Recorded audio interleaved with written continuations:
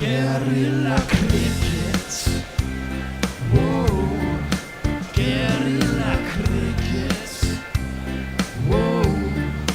Guerrilla. Take guard, man the barricades, patrol the cover boundary. At last the time has come, this is a cricketing emergency. Hear this call to arms for every cricket revolutionary. Take up your bats and stumps for the test match insurgency. At first they tried to silence us, but we would not be silenced. They threatened us with lies, so we threatened them with violence. Che Guevara, Sangakkara, Joseph Stalin, Douglas Jardine, Robespierre, Darrell Hare, Vladimir Lenin. Morning, missus. O'Brien Kevin. G'day, Steve. Guerrilla cricket.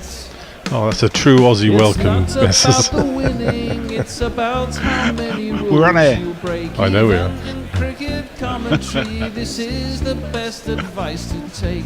Pick guerrilla cricket, it's the finest choice you'll ever make. There's so much more to cricket than rev counters and a slice of cake. At first they tried to sanitize us and clean up our act, but people like it filthy, and we know that for a fact.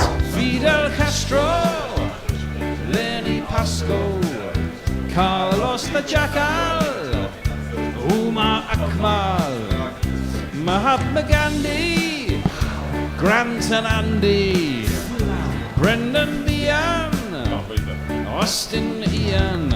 Guerrilla cricket. Stick with us, cause you know we're not the kind of thing that you see on the TV and the radio. So vive la revolution. First they tried to buy us, but we would not be bought. Okay, we were, but then we ran away, and we will not be caught. We would not give up the ghost when they left us all for dead. They decapitated us, but we just grew another head. Chairman Mao, Jamie Howe, Ho Chi Minh, Asif Din, Tony, Steve's not in the YouTube shot. Graham Saville, No Surrender, Percy Fender, Che Guevara, Sangakkara, Joseph Stalin, Douglas Jardine, Robespierre, Darrell Hare, Vladimir Lenin, O'Brien Kevin. Guerrilla cricket. Welcome again to Guerrilla Cricket, and we are back at the Aaron Jaitley Stadium in Delhi for England versus Afghanistan. England got a rude awakening against New Zealand in Ahmedabad, but found some serenity at the home of the Dalai Lama against Bangladesh in Dharamsala. No Dharamsala karma for Afghanistan though. They lost to Bangladesh there and then got thumped by India here in Delhi. England and Afghanistan have met twice in ODIs, in the last 2 World Cups in fact, and both of those games went resoundingly to England. Remember Owen Morgan's 17 sixes at Old Trafford? But this World Cup will throw a banana skin in the path of a big team at some point. England will be hoping that it isn't today. Will Ben Stokes be unleashed following his niggly hip? Well, let's give you, most importantly, the toss and team news. The toss was won by Jos Buttler, who chose to field. And as for the teams, well, England, they're going to be unchanged, so it's Butler, Malan, Root, Bairstow, Brooke, Livingston, Wokes, Curran, Rashid, Mark Wood and Reece Topley. One change for Afghanistan, and Najib out, which was probably not so a surprise, and Ikram in. So Rahmatullah Gabaz, Ibrahim Zadran, Ramat Shah, Hashmatullah Shahidi, Mohammed Nabi, Ikram Ali Kil, who is wicketkeeper, Azmatullah Amarzai, Rashid Khan, Mujib, and I've lost the last two. Here we go. Naveem Al Haq and quick bowler Fazal Haq Faruqi. Well, now I am with two men blinking at the light from his weather cave. Is none other than the venerable Messrs. Well, hello, Tony. Hello to you, hello, Steve. It's warm, 31.2 degrees and 47% humidity in Delhi.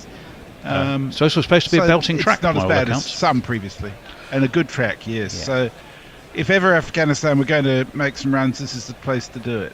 Well, and with me in the studio, one is the bear who's going around. He's like a fly poster. He's sticking up bits of paper with instructions on. Of course, they're all too small for any of us with our old eyesight to read, but nonetheless, they're there. They all say push the fucking button, Tony. And the basic, it's got an awful lot of words on. If all it says is push the fucking button, there's a lot of words to say it. This, I swear to God, if this was an optician's, and I mean that would be like the bottom row, where you get to the bit that everyone pretends they can read, but nobody can. What about here? Welcome to episode 742 of the Bear and the Bishop self-abuse. Anyway, also with me is a man who's very tall, even when he's sitting down. It's Steve Jones. Hello, Bones. Even tall when I'm sitting down. That's new. Even Okay. tall. Good morning, everybody. Good morning. I swear I will run out of things to say when I'm doing these intros at some point, but I haven't done yet. Right, so chaps, That's perfect. First question: Joss Buttler. England haven't chosen to put him into the fray, even though they say he's fit. Bones, what are your thoughts on that one?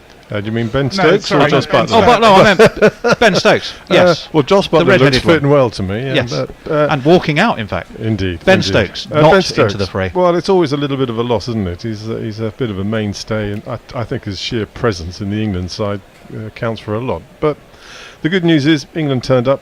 Okay, game 2, not game 1, and played well against Bangladesh. Let's hope they sort of repeat that performance and things like Ben Stokes become not relevant. And fit we think is Ben Stokes, but just He's been in the nets. Saved for apparently. later in the Yeah. tournament, I think is He netted the well thinking there. according to Root this morning. So. Yeah, fit in Ben Stokes' parlance is different to fit for anybody else. Basically, it means if he can walk, He he's can fit. hobble. Yeah. well, he was hobbling, Yeah. but that's what we're not playing. But anyway, one quick question for you: a tale of two Rashids, Messrs. Rashid Khan, Adil Rashid. Neither of them, I don't think, are top of their game at the moment. Where's your thinking on those two? Well, I really do think Rashid Khan is a huge weapon in T20s, not so much so in ODIs. I think the record shows that. And, you know, it's much easier to see him off if he is a threat, but he's actually been taken to quite a few times in ODIs recently. Rashid Khan, I think, will come good. I just think he's too good a bowler not to come good at some stage. So I'm looking forward to when that happens. Well, Not today, I hope. he is the only bowler, is Rashid Khan, who's taken 2 wickets for Afghanistan in this tournament so far, but they were at a cost of 105. Anyway, the players are out in the middle, so we shall start to jingle them up. I think let's start with England's bowler, because we normally do the bowler last. It's this man. He's taken some tap, but he's also taken some wickets, and they do tend to say India is not his favourite country. He'll be hoping to prove different today. When Broad and Bresnan have a rest, it's Chris Wookes Day, it's Chris Wookes Day. If their names are not on the list, it's Chris Wookes Day in the morning. Well, I think the reference to Broad and Bresnan probably slightly gives you the provenance of that that particular jingle. But there we go. It's been dredged out of the capacious jingle archives that we have. Just one of many for your delight and delectation. It's a beautiful day. Probably a quarter full, do we think, in Delhi? Yeah, I think that's a generous. third is I might third be is being generous. Yeah. We're enjoying one of those Aerial what's shots. the names? Droney Droney things. swoops to the ground. It looks like it's I think it's Rod Tucker and Shafadullah are our 2 umpires for the day. And Chris Woakes is going to get us underway, bowling to Gurbaz, who we will jingle up in You got just time to now. a moment. Oh, well, I Go. need to find him first. Where is he? Gurbaz, where are you, lad? I don't think he's here. You Shahidi. keep saying that, and it turns out to be there. You know Oh, he's that, here. I've got him. Yeah, I right at found the him. bottom. Right at the bottom.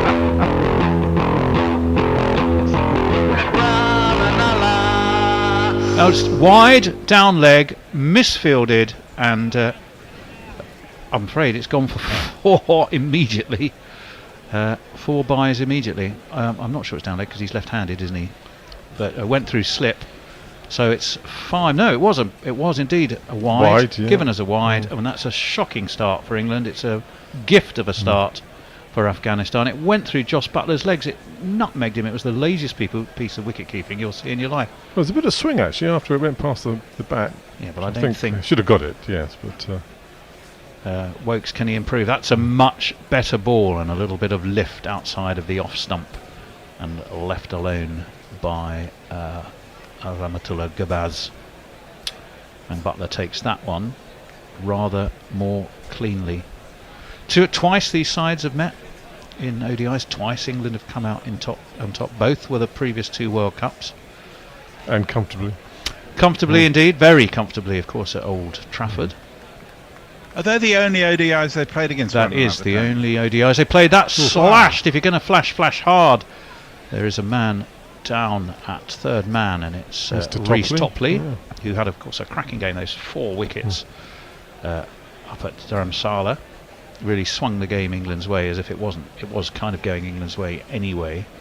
Although there was a bit of a concern possibly that they didn't build on such a fantastic platform up there. That was a big old swing from Rahmatullah, but Topley was sharp about his work. Still 6 off this first over, and it has been a bit of a theme for Wokes, I think, Steve, that he's not really hit his straps early on, has he? Not at all, and comes back to that. That issue. he doesn't 2 like, slips for him India. though. That one swings in. That's a good ball. Ibrahim defends. Ibrahim Zadran, which means we give a quick chance to say a musical hello to him.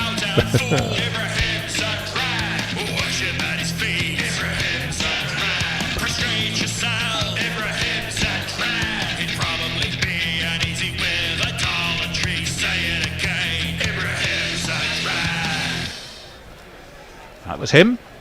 He's yet to get off the mark.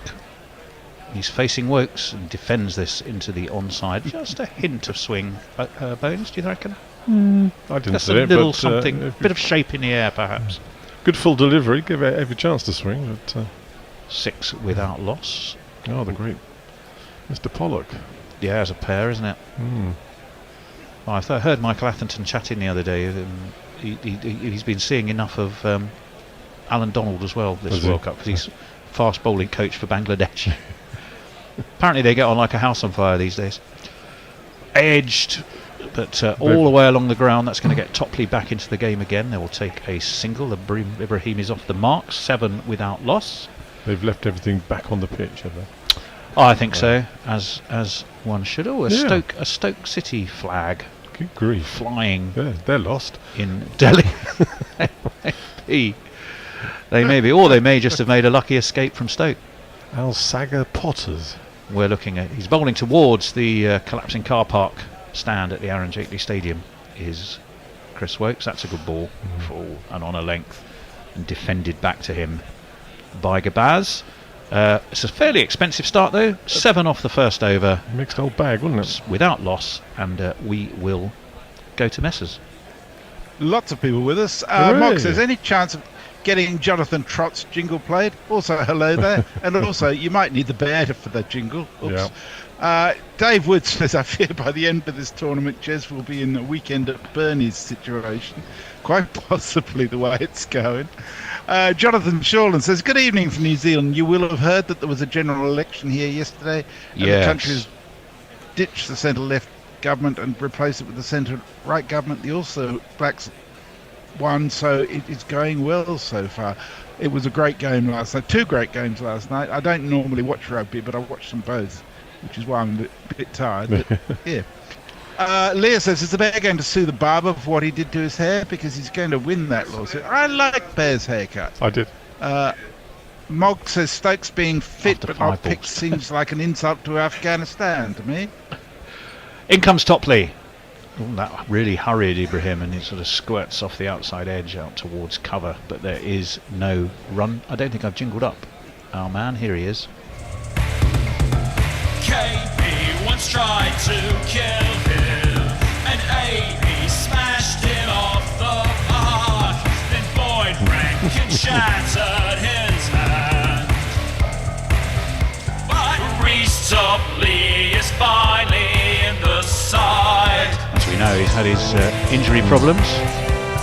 Defended into the onside by Ibrahim. No run. His 443, I think the third best figures so far behind Bumrah, and I think Mitchell Santner is top of the pops as far as best bowling figures in this World Cup. But his 443 lying in third place. Reece Topley, it certainly was a Good performance, wasn't it? excellent, excellent performance. His first two balls have been much more interesting than all of Wokes' though. haven't they? Well, yes, Dawid Malan, of course, the other hero of the foothills of the Himalayas, defended into the offside to Malan, right on cue. No run. Dharamsala, I forgot the name, the name of the place. Dharamsala. Did you know that was going to go to Milan in the field? That was quite. I didn't. No, it was purely luck. I sadly have the gift of. You've got second. I've got to say, you've got the crystal ball in the corner there. No, crystal ball, glass eye, wooden leg. I've got the full. I've got the full set. Where's the parrot? That's what I want. Topley in again, left arm over, out into the offside to backward point. No run again. This is a good, sharp, tight over from the tall Topley. Appreciated by Mark Wood in the deep. It was indeed. Big old number 33 on his. It can't be far from his age, actually, is it? Not that that's the reason for having the number on his Max shirt. Verstappen's Formula 1 number, I think. Good Lord, you see, I would never, ever have He's number one now, of course, because never he's have world champ. known that. Okay. Well, there is that as well, of course, yes. Says the voice from down under. He is That one indeed 33. forces, yeah, I thought so. That forces Ibrahim Zadran onto the back foot. Again, no run. 5 dot balls. It's almost like Topley. It's right, Butler throws in the ball and says, right, Chris has had another dodgy one. So can you haul it back for us a bit, Well, Reece? after his last performance, if he's not going to be bowling with his tail up now, he's never going to be, is he, Topley? Well, so, you would certainly think so. his So Gautam confidence Gambhir must be stand high. is the Is that what it's called? is the collapsing car park named after, well, obviously Gautam Gambhir. It says Aaron. Oh, that's a stadium, though. That's the Aaron Jaitley Stadium. Who's not a cricketer, he's an administrator. That's another fine delivery, just too quick Good maiden. for Ibrahim, and who couldn't swing it away to leg, which is what I think he was trying to do. So it is, as Bones quite rightly said, a maiden start for Topley. Afghanistan remain on 7. Good comeback. Will they stick with Wokes? We'll wait and see and go to Messers in the meantime. More a politician than an administrator, Aaron Jaitley. He's also dead. He died in 2019. Wildlife Pond says, morning, put on YouTube and just got the bear's ass. Not what I needed on a Sunday morning. Matthew Callan says, good morning, gorillas. I'm on a run and it's cold and I don't want to be here and I'm tweeting this so I can have a rest. Up the England. Farong says, greetings all. Hope everyone's well. So England elect to bowl. Still no place for Stokes or Duckett. Cheers. Bugger, let the cat out of the bag. Duckett will destroy India with the ball in the Test series. Don't tell anyone. Rum is good with Gunja. That may be true. It is going to be Lazy Chris son. Wokes continuing. In he comes, and that was a slower ball. And Gurbaz shaped Bones as if he was going to look to cut, and then thought better of it, didn't he? Yes, that certainly wafted the bat at it, and with an intention which didn't come off. This World Cup, 47 against Bangladesh for Gurbaz. Yeah, he was caught by Hassan bowled Rahman. 21 against India, caught Thakur and bowled by Hardik Pandya. So he's got some starts. He's got started, yeah. Down the track he comes. He's launched this. It's high in the air. It should have cleared the outfield, who will of course all be in the circle, and it does. He certainly didn't get all of it that he was looking to, and he was looking for that big lofted drive up over extra. Yeah, went Sam up more Curran than- was temporarily interested, but not really, and it plugged plenty of yards behind him. Yeah, went was- up more than long, didn't it? Cray. Went You a get the long, long sense. way. I mean, the advantage of I suppose, you've got the right hand, left hand combination with Wokes and Topley. B, if Wokes is, looks, if Topley builds the pressure, they're going to feel that Wokes is the man they need to get after. which ultimately sometimes, of course, can work in your favour. And he comes. Oh. He's got after this. He's hauled him high and handsome, and it's the first maximum of this tournament, of this game, high over mid-wicket for one of these. I have to jingle it first, Bones. Oh. Have you already done it? Yes. Oh well, there you go. Can't be too trigger happy. I don't want the Rother bear falling on me again. Well, it will now. Let's talk about six. Let's talk about six. But thank you for doing it. Let's talk about six. Let's talk about six. Wokes in again. That's down leg, and it's beaten Butler again, who's looking distinctly miffed. If Josh Butler was a There's a bit of school bat on teacher, there. and it's given as wide Wide, yeah. by umpire Tucker, Josh Butler, honestly, if he were a school teacher, he'd be looking at Chris Wokes going, I'm really disappointed in you. Because I expect better, Chris. Well, he's been loose, but yeah, having been pummeled high over mid-wicket for the match's first six, the 144th of the tournament, by the way. I think Wokes was looking to try and perhaps push it a little bit fuller, and well, it didn't work. In That's comes pretty Wokes gross, again. Tony. That's a much better ball. That's the line he needs. Not necessarily particularly quick. In fact, it was only 140 kilometres, something like that. But right on off stump, giving Ibrahim no room to work. I do like I'm the loving the graphics of these international sixes. flavour of our YouTube audience. We've Oh, got yes. Leah in Hanover, is it Leah, I think? Brian in Brisbane, who's actually in Northampton. Oh, Fidelma Carroll, who's on the Emerald Isle. that one's wide of off stump. Slapped past backward point. I thought it had gone on the bounce to backward point. It's Johnny Bairstow who dived, but it is I'll wait going for to the be. No, jingle. you don't need to do them for Oh, fours. right, okay. And that is one of these. And if you kids can't listen, then you bound to see the way you get shot for crossing a boundary, crossing a boundary. First four of the innings. Look, he's even written it down here. With this list of instructions we got from Bear, I think I just think it's well, it's quite interesting that he's done it. List of things to remember. I think it's Good entitled. on him. Yeah. Very organised. First four of the innings, first six of the innings. Wasn't very Score well and state of play at the end of the power play. Absolutely, this one steered away towards cover. There is no run. It is the end of the over. It's another expensive one from Wokes. It's gone for All 12, 21. 13, I think. He's gone for 21 off 2. And it's 21. Well, all the runs so far have resulted from a Wokes over. 21 without loss for Afghanistan. Back to you, Messrs. I'll keep going with our YouTube people. Fidelma Carroll says, good morning from the beautiful Emerald Isle. Investing Hike says, which English fast bowler was being compared to a horse in one jingle? That's Mark Wood, who himself said that he imagined a horse with him when he was bowling, and of course he got a jingle to remind him of that. Neil Hillard, who says, morning gents from Basel in Switzerland, thanks for the company of today's game. Stephen Kelk says, morning all. Where are you, Stephen? I can't remember. Don Diego, the Silly Pants, morning all from Taichung in Taiwan. David Hutchinson, good morning from Enkoping in Sweden.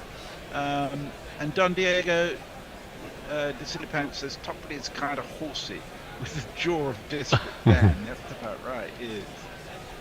And Mog, of course, is in Melbourne. Did I call that Mog? Well, he So most definitely all is. over the place Oh, well, in the nicest possible way. all of our listeners are. Not Mog personally. He's not all over the place, although he might be. In comes Topley. Defended again. It was full. Now, Chris Wokes, I mean, I know you're not a left armour and you're not quite as tall as Topley, but the line that Topley is attacking is quite full, speared towards off stump predominantly, and he's giving neither Gurbaz nor Ibrahim room to swing their arms, is he, Bones? No, not at all. In fact, off stump and just slightly outside it, but he's certainly pitching it up. Whereas I think to try and get some movement on what looks like a fabulous batting track, Wokes is bowling fuller. There it was again, that's extra bounce, forces a defensive push into the offside. But I did notice a little bit of swing in that previous ball, though. So There, well, good. A little bit, not a lot. It does look a good track, though. It's not doing anything terribly exciting, is it? Which, well, we have a deep third, backward point, cover mid-off, mid-on, mid-wicket, short fine leg, a deep square leg. The deep third man and the deep square leg, the two men outside the ring. Gurbaz stands ready to face, and Topley has conceded a run because it's dabbed to short third. Liam Livingstone is the fielder. He seems to have enjoyed it, getting himself in the game. Oh, wonderful. We have another one. Katie is with us, my twin. She says, more international listeners were listening from a game reserved in the Eastern Cape. I presume you're with John Lowe and Benjamina Stokesett as well there.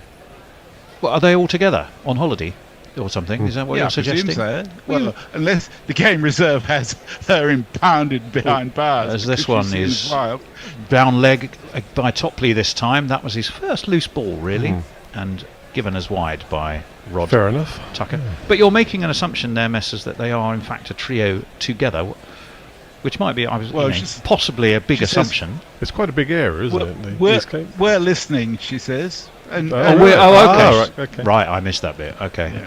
Yeah. We bow to your greater knowledge, Messrs. He's a pro. He's a social media pro. One of life's. He's an influencer. As up onto his toes goes Ibrahim. Does that mean he's very, very wealthy as well? Away to cover. No, not. I don't suppose we're going to see him in a boxing ring taking on KSI or Tommy Fury any time soon. Or in fact, Elon Musk maybe. Having met Messrs, I'd back him against either of those two. Mark Zuckerberg. Trip over him and flatten him. I might, possibly speed on his feet isn't necessarily his greatest asset, but he's got the weight to pack a punch. Would be my guess. His follow through will be very impressive. In comes Topley. Defended back to him, in fact, just past him. That's sharp running, and Ibrahim will get himself a single.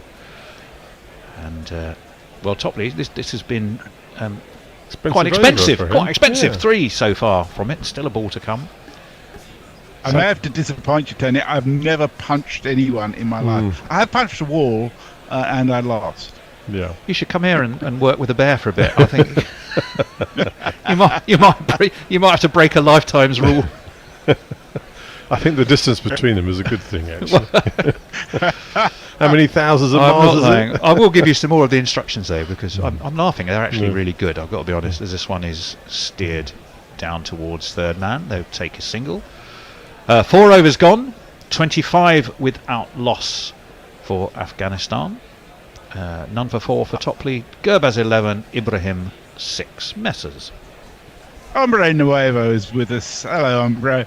Morning, fantastic GC. Do we know the number of Pakistan fans that made it into the toiletless dome yesterday? I think about 3, from what Mickey Arthur was saying. Yeah, not a lot. But there are toilets, but they're just none of them on the top tier. That's the fundamental issue. Well, what are you supposed to do in your top tier? Sort of dangle yourself over the top tier and no, you know, sprinkle the people beneath. So you don't drink beer. It's why it's a dry state. Oh dear. Oh, well, you know, each to their own. To say Wokes is going to continue. So there's no respite. Dear. But that's a better ball again. Let's hope he has, from an England perspective, found his range, because that was on what sort of push towards leg and middle, but noticeably fuller bones. Indeed. Probably just going over the top of the stumps, but it was in that general direction, which is better than most of the stuff he's sent down before. So England's mentality, of course, is whatever any opposition sets them, they are comfortable to chase. But I don't think Messrs is due a factor here in Delhi. It's potentially possible. Isn't it? Yeah. Yep. It is possible. That's full and wide and smashed away by Gurbaz through cover for one of these, and Chris Wokes is having a severe radar problem, I think, this morning. You ask where I live, is the address I give, the phone. I think that was an attempted slower ball, wasn't it?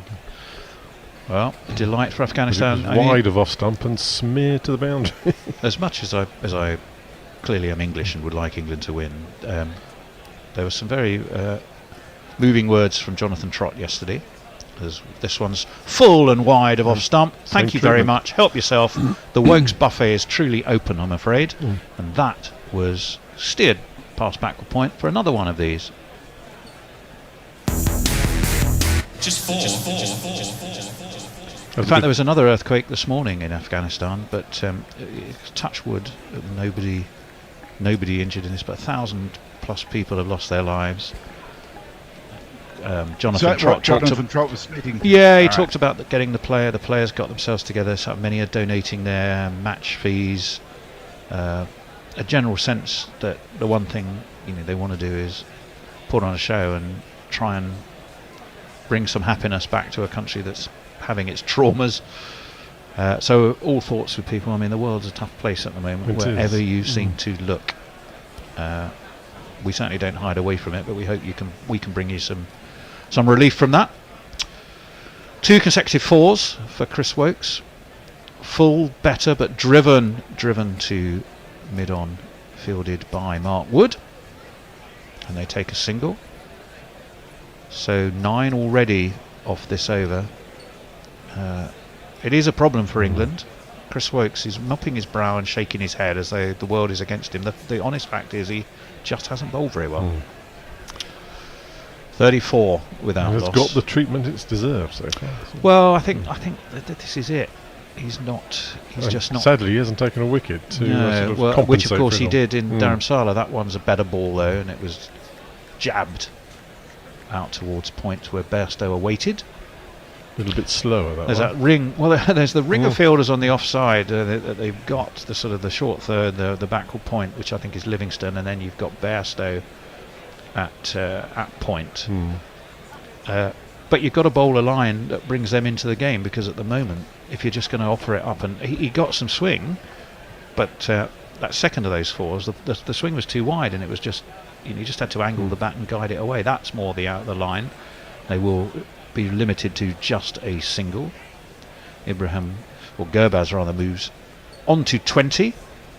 Ibrahim on 7. So 3 for 31 so far. Yeah, 4 overs. It has not been good at all, I'm afraid. Out of the 35 for naught. Ibrahim 22 against Bangladesh. 20. Oh, these nice symmetrical numbers. 22 against Bangladesh. 22 against India. One of Jasprit Bumrah's victims against India. Shakib Al Hassan got him against Bangladesh in Dharamsala. Played 21 ODIs, averages 50 though. Today's milestone. Umbrado Over says, can the mighty jinglers turn that list into a tune called Things to Remember by the Bear? Things to Remember by the Bear. It's one of Perco's specialties. There's plenty more to come. Jingles.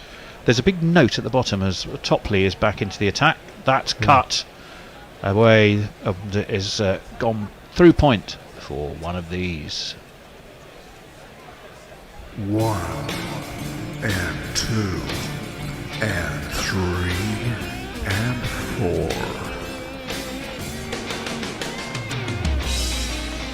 4. Again, we're just not quite as full. Just trying to angle across the left-hander, and he doesn't bowl as well, I don't think, to left-handers as he does to right-handers, does Rhys Topley. The Bear is off on his way, doing football duties. That's down leg, I think. Yes, says umpire Shafadullah. And it's 1 more to the Afghanistan score, who are going along, I have to say, very nicely here.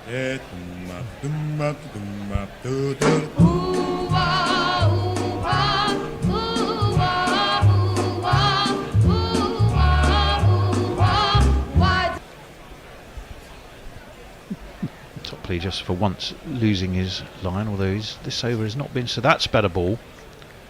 Quicker, fuller, and pushed towards Milan, who's at short cover. And there was no run. There's a football match going on there. Oh, there is. Well, that's interesting. That must be warm day to play football. Well, the grass doesn't look too good on the pitch, does it? But hey, No. that's right next door. Look at that. Delhi, do you know Delhi is the 2nd most populated city in the world? I knew it was very, Really? very populated. It doesn't surprise me. In comes Topley, Oh, shut. flicked beautifully, but there is a man down at deep mid-wicket. It's Harry Brook, who was very sanguine when he was interviewed about the prospect of Ben Stokes coming back. He trots out the same line, which is, well, he's undroppable. He's magnificent. If it's me that has to make way, c'est la vie. Whether he really thinks that, I don't know. I'm sure he'd rather it was someone else. But He's got two. I think he's got 20. Got into the 20s twice, hasn't he? Yeah, Not hasn't gone really on. kicked Yeah. on. Yeah. In comes Topley, smashed away through cover again. Josh Butler looks frustrated, but it's 4 more for Afghanistan, and England are finding the going quite tough here. 1 and 2 and 3 and 4. But all the indications were that this was going to be a That's back good or batting track, wasn't it? And so far, It's certainly I don't proving that. Yeah, you can't bowl anything poor on here. It's You going to do get wonder if dispatched. it's probably time for a change and see what Josh Butler can come up with. That's a better, fuller ball. He has Rooty noticeably batting. been more effective when he has bowled fuller, as Reece Topley. But whether when England choose to turn to spin, we shall see. They see as soon as he was short, which he was on that one, Gurbaz was able to get up on top of it and It wasn't cut that it far away. from being catchable. But, No, it was just wide of Livingston. He was diving to his left, but seemed safe enough. Defended by Gurbaz back to Topley. certainly going to be a 4 in the scorebook, not a W. So Well, 45 off 6. They're going at 7.5. Are Afghanistan, and Quite we can go comfortably as to well. Messers 45 without loss. Messers. Mog says, I'm not all over the place, but I'm in a bit of a bad mood. But will anybody be able to tell? And he says, you really should add punching some grab into your bucket list, Messi. I've got news for you. I don't actually have a bucket list. I'm quite happy with what I got. Dave Wood says, weather-based influences is a much underrepresented field. And Josie Oak says, someone tell Wokes to stop being shit. Well, I think the best way to tell and, him might be to take him off and maybe better Sam Curran, even if it means Neil 2 left Harris armers. says, compared to the Bishop, Messi is a computer expert. Just that's the bear. Well, one, many would argue that's a fairly low bar, but nonetheless. true. I've done it again. I foresaw the arrival of Milan into the fielding fray, and sure enough, England have made the change, and replacing Chris Wokes is another left armer, Sam Curran, who is immediately driven sweetly away through between cover and extra cover for 4 runs. Nothing changing then.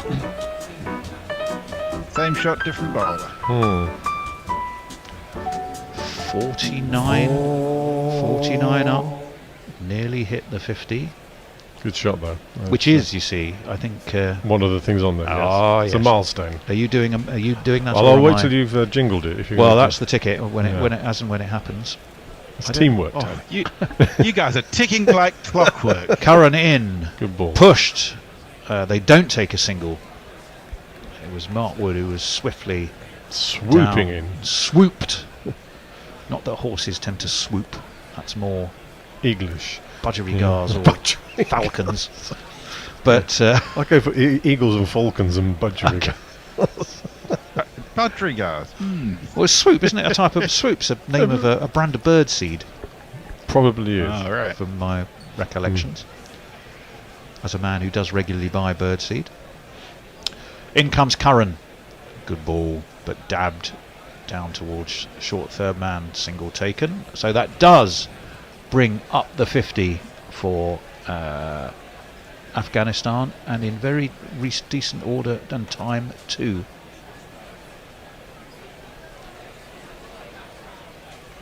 Somebody's pushing a button. I should add. Yep, you got it. You can do that. There is Give no it. jingle for it. Not only personal 50s. Oh, right.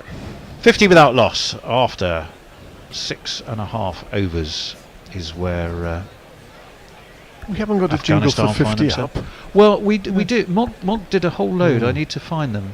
Maybe- I've got 150, 200. Bear hasn't put it on there. There's a 250. Noticeably, we don't think, Mog, if you're listening, there's a 300. We're not quite sure why, but I think the Bear may have communicated that. This one's a quick single taken into the inside, into the offside. Livingston quick to field. So 6 for Curran. He's not quite The first ball was been, poor. The others have been better, haven't they? laying Much more out on the pork pies, quiche and other comestibles of the buffet that Chris Wokes was doing, but there's been enough to nibble at. enough to I think nibble we at, could say, yeah. can't we? The, For, the peanuts are out, are they? Yes. Curran in. That's a good ball. Much again, noticeably fuller. Just enough lift to Ibrahim, who then plays the shot again in his head. Well, obviously I wouldn't know any. He sort of shadow played it. What the shot he meant. So score predictor saying 289. Oh, I think that's low. I think that so feels as well. really low. You're galloping along. You've already got at a but best part they've 7.5. got a very, very concentrated batting order in the top three. Beyond that, they're 10 Makes to a 4 away breakthrough very important quickly. for England. That is a much better ball by Curran. It was an attempted drive by Ibrahim, full and just a hint of movement. You wouldn't call it swing, but you'd just see a shade Inside of edge the onto ball his coming in. pad. It wasn't It beat him. an inside edge. Was that, I thought there was a ball F1 left of this over. Maybe not. I thought there was as well, actually. Yeah. Sorry, Masters. F1 World Racing Channel says if I was at the game, I'd take a 2-litre Pepsi bottle for peeing into. I suspect a lot of people do, and I also suspect a lot of people pee around the back when nobody's looking. I have a controversial view in relation to Curran, by the way. Go on. It may be related to the fact I can't stand him, but I acknowledge that he's a very, very effective bowler in T20s. But I have my doubts about his effectiveness in ODIs as an all-rounder, to be honest. That'll almost certainly guarantee he gets 5 wickets, makes the ton, but never mind. Farong says, does I have a factor on batting second in Delhi as opposed to cities further south or near the coast? Afghan tartan is good. Is that a booze or is that... Well, Topley, gin. just hold that thought. Oh, And lovely that's shot. wide of the off stump. Gurbaz says, thank you very much, Reese, and slaps it away for yet another boundary. It's Nissan She. It's Nissan She. Again, as soon as there's just enough width. Yep. There's been the one big hauled 6 off Wokes over mid-wicket. But most of these Afghanistan runs, which are coming at quite a lick, That back was a point position. They have must been backward point, driven through cover. I mean, they've all been classic cricket shots because England have been giving them the width or length to work with, haven't they? Indeed, it's good batting actually, quite Topley, frankly. what's he got now? That's a much Better better ball. ball. Yeah. Noticeably arched his back and put a little bit more into that. 137 kilometres an hour if you work in the metric measurements. No What's that in snarl. miles an I don't know. I wasn't listening. You were an accountant. You must know this stuff. 55 without loss. Gurbaz going very, very sweetly on 29. 17 for Ibrahim. Well, I think the positive here for England is that the batsmen are looking at this pitch thinking, oh, I'm looking forward to my go on this. Topley. Oh. He's beaten him with a clever, slower ball, I think. That looked to me like he... I don't think it was a knuckleball, but I think he ran his fingers across it and it foxed Gurbaz all up, completely. It did, and it was through him. We'll have another look. Yeah, well, it just beat the outside edge. Gurbaz kind of had moved inside it. It also beat the off stump by enough. And was one bounce to Butler. England have moved mid-off a little bit wider. They're trying to protect that offside, but no matter how much they packed it, Afghanistan at the moment have been finding ways through. This has been a fine start by Gurbaz and Ibrahim. Backing up decent starts for the tournament, certainly for Gurbaz. Down the track he comes, but can only push this to short cover. And on this occasion, it's another dot ball, so just the one boundary off this Topley over. 55. Posted route on the loss. boundary down there now. They have. Sort of loitering between third man and point. We also have a slip for Topley, which I think is probably reasonable, particularly to the right-hander, which would explain. No, it's not. It's Mark Wood, and he was standing next to Butler, but he's on the ring. Pushed himself back to short third man. Really, I would describe that. Defended by Gurbaz. Milan comes in, tries a nifty little bit of footwork. flicks the ball up and throws it back to Rhys Topley. We're looking at Ben Stokes, who's sat there in his high-vis With his new hairstyle. smock. He's got his hair slicked back, his trendy funk sunglasses. He looks pretty chilled. You're in the wrong place, Ben. Well, we shall Not that see. he'd been bowling, but This does have banana skin potentially written on it for England. Defended to short cover again. Milan is the man there. It's a decent over, just 4 off it, 55 without loss for Afghanistan, Oh, boy. 8 completed. And we can go back to the lair of the weather cave. Matthew Cullen says, tweeting again as an excuse for a rest. Give yourself a break, Matthew. You don't have to jog. You really don't. Whoever said drop Wokes and bowl Duckett may have been onto something. Butley's with us. He says, Wolf, morning primate, snacks ready. Hopefully England can get themselves a decent net run rate with this match. Well, I mean, they've got to win it first. Well, they've got to restrict the score of the team, of the batting team, as well as pile quick runs on themselves, especially when they're chasing. Yeah, I want to see a good total from Afghanistan to give England's batters. Sam something Curran's going to chase. continue. Pushed out towards short mid-wicket, they'll take a sharp single. Good running, they've run well, they've played some nice cricket shots, and they're looking a very assured pairing at the top of this Afghanistan order of Gurbaz and Ibrahim. The run rate has dipped though since they closed the Wokesian buffet. It's at least under 7. Wokesian buffet. The Wokesian buffet. Gurbaz 47, 21 and 29 not out here in his World Cup so far. In comes Curran. That was a bit more width, guided really down towards third man. They'll take an easy single. You want an interesting and meaningless fact? Go on then. Go on. We always like them. Gurbaz is ranked 37, exactly equal with No Ishan ball. Kishan. Oh Lord. And, Sam Curran's bowled and a no above- ball. And it's a free hit. and just above Mohammed Rizwan. So he's got form then. He's He's batting well here. He's good to watch too, isn't he? Yeah, he's a good batter. That was, by the way, quite a big overstep by Yeah. Sam Curran on that occasion.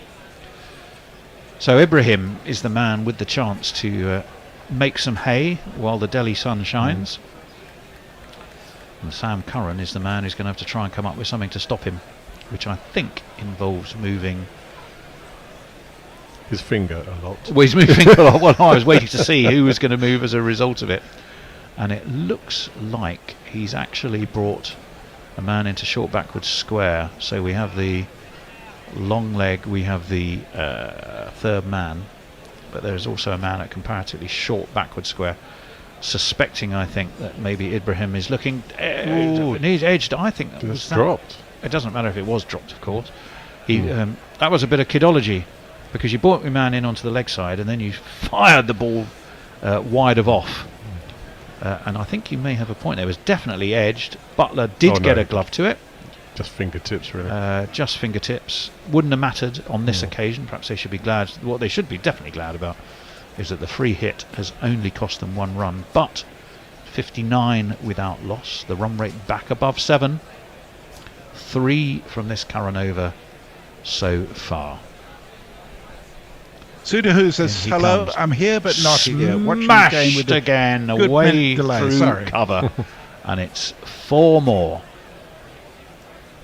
Whoa. You ask where I live, is the address I give, the phone.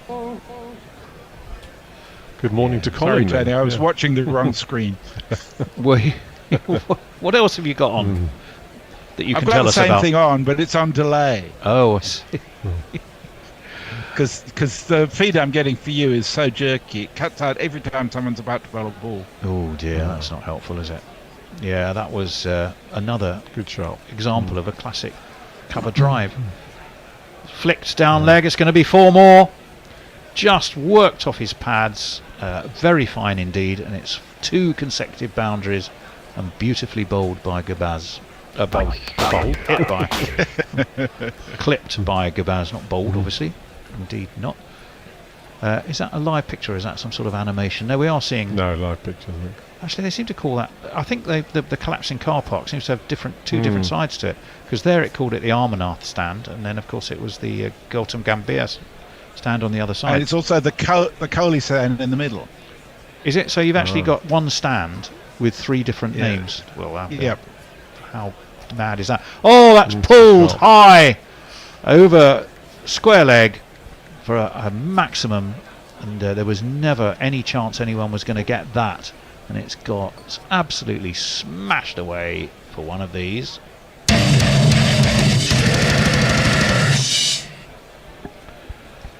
What a shot that was. What a shot that was. Curran giving it, and pace of any kind doesn't seem to be really working for England today.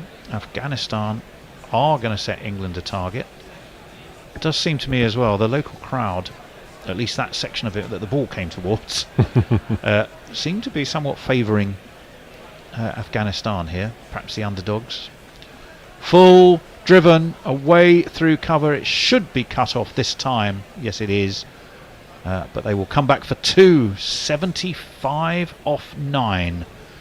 This has been a terrific power play so far for Afghanistan. They will be happy as you like.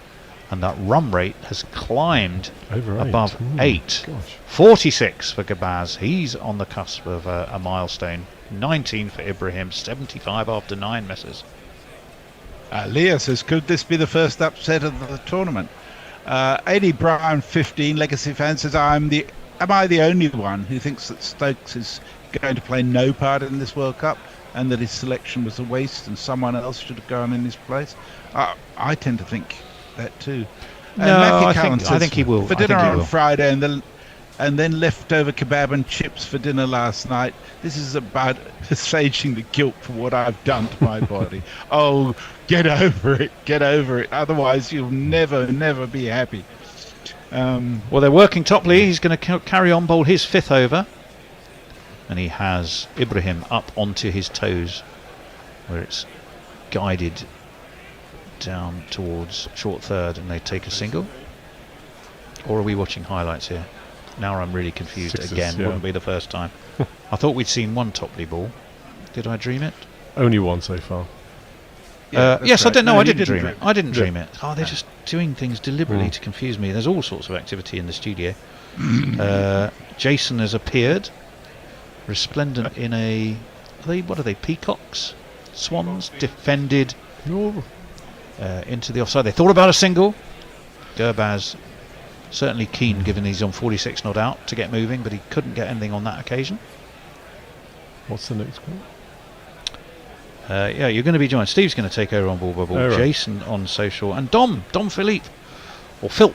I always call him Dom Philippe. I always call him because there's one of my favourite restaurants near Waterloo is called Maison Dom Felipe, and then for some reason I always want to call you that, even though you're obviously not Spanish. Well, at least I don't think you are. This one flicked, but there's a man on the 45, so it will just be a single. Topley started off magnificently. First 2 overs were tight as you like. He's still bowling, well, considerably better than perhaps Stokes or Curran, but he's just gone for a couple more. He's gone for 19 now off his 4.5. Afghanistan are racing along on 77 without loss, and the banana skin that we feared this might be is just starting to look like a banana, quite banana-y. As this one is defended back to the bowler by Ibrahim. Now Tony, I've got something for you. Oh yes. In your battle with the bear that might be useful. Oh hello, go on then. You can't see it, but the backdrop behind you on the green screen is a very, very low resolution picture of the stadium, which really looks pretty shit. So I think you should have a go at the bear about that. Possibly. One has to balance, you know, not being too petty when you do know you need things done. As this one is guided down to deep backward point. Joe Root it is who comes skipping across in his sprightly way, but it will net them 2 more. 79 without loss. Gurbaz still on 46. It's Ibrahim who is on strike on 22. We're on the cusp of the end of the power play. So I'll just get this in.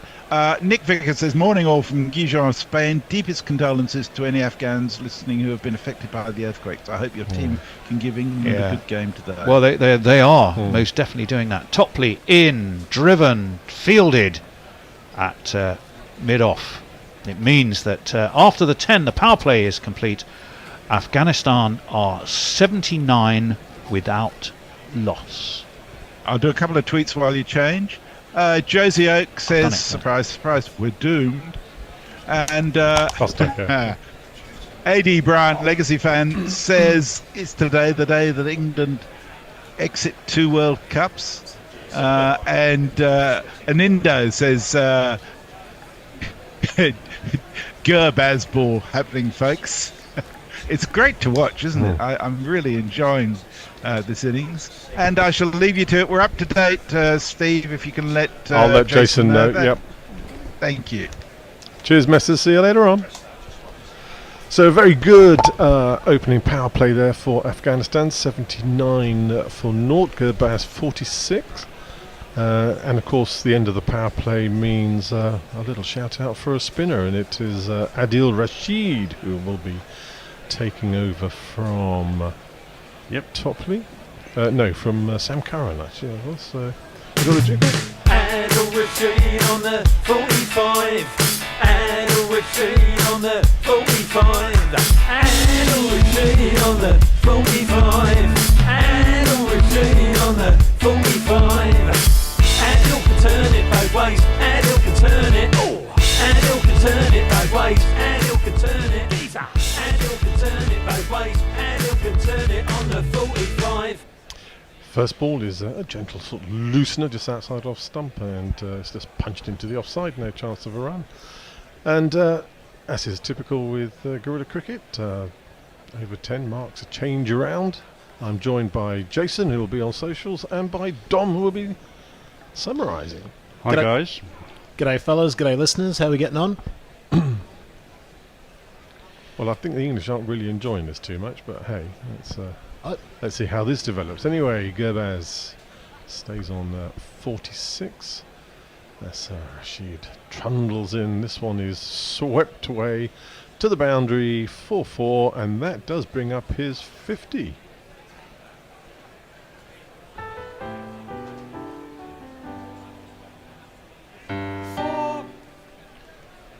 50 for Gurbaz. I know he's been in good nick over the last probably 18 months or so for Afghanistan, rising up the batting rankings on the ICC ladder. I think that sweep shot was probably one of his first runs that wasn't behind square on the offside due to wide half volleys. What do you reckon? Yeah, he's like that position behind point, but good shot that, wasn't it? Good way to bring up your 50. Next ball is slightly short of a length from Rashid, and Gurbaz just rocks back and punches it through mid-on to where Joe Root is now fielding to add a single to his score as Afghanistan move on to 84 without loss in the 11th over. Well, I didn't think this was going to be a... Rashid in again. This is one that's on the stumps, and Ibrahim gives it a lot of respect, just defends it back down the track. Sorry, Jason. I was going to say, I didn't think this was going to be a banana skin like you people were alluding to, but well, Tony it's starting to look more like it, but because of the fragile England batting. Rashid again slightly short of a length, and Ibrahim can only punch it into the onside, and the England fielder makes a right hash of it. Gives them the opportunity to take the single. That one from Rashid was at the front of the hand, that quick one that he tries to push through. He dragged that one down, but I have noticed in the first 10 overs and now sort of 11, England, they really seem to be going through all the tricks very early. No one's given it a chance to swing. 2 new balls in these games. No one's really pitched it up. This one is much fuller, right in on his pads for Gurbaz, but he punches it away to a deepish mid-on area, can jog through comfortably for a single. That's the end of Rashid's first over. 7 runs from it. Afghanistan have moved on to 86 without loss. Jason, any messages? Yeah, where were we up to? I'll go from the top. Dave Wood says, what time does the GPL close today? It's probably, I think, 15 overs or so. So halfway through the next stint of 10, I think, probably, so about 20 minutes. So actually I've been corrected by our producer. It's 90 minutes, first hour and a half of the game, so 11 o'clock UK time. So that'd be about over 12. And Mog says, what were you saying about missing a swank new 300 jingle, Tony? Well, Tony's off air now, so he can... Yes, he does require a 300 jingle, please. And AD Bryant says, is this today the day that England exit 2 World Cups? Yes, that was the last one, actually, so you are up to date now. Yeah, well, it was very sad for Ireland yesterday. Well, yes, I must have. I called a Northern Hemisphere shutout for the semi-finals, but that went well. That went wrong, didn't it? Well, never bet against the All Blacks. Always bet on black, as Wesley Snipes said. Yes. He's a good actor, isn't he? Mark Wood is into the attack for England. A little bit of pace and steam, and first ball slightly back of a length, but rises into Gurbaz's side, but he gets the bat in front of it, just plods it back down on the ground. Nice to see Woody in, steaming in. Start jingling him up whilst he takes the long walk yeah, he'll be a while. Do you know Mark Wood? Yes, he is an England bowler, quite good and pretty quick. So just a normal guy. Of course. Except for just one thing. What? He thinks that he's a horse. So, again, just slightly back of the length, and Gurbaz having to rock back to place it defensively. So they just put up a screen showing Mark Wood as the fastest bowler at this ICC at 154k. So yeah, he looks it already, doesn't he? I mean, he's really steaming in. Yeah, first 2 deliveries from Wood bowling that hard length just around a 4th stump have cannoned into the splice of the bat. It's a similar length to what Chris Wokes was trying to bowl earlier, and the Afghan batters were able to rock back and pull over cow corner or flay the hands outside off stump. Obviously, if they get a hold of Wood, it's going to fly, but it doesn't seem quite as easy from that hard length at 150 plus. Here's Wood again. In past the umpire. Again, this one is wide off stump, and Gurbaz has just helped it over the rope, sitting in the front row of the stand. Now the ball, and here is the jingle.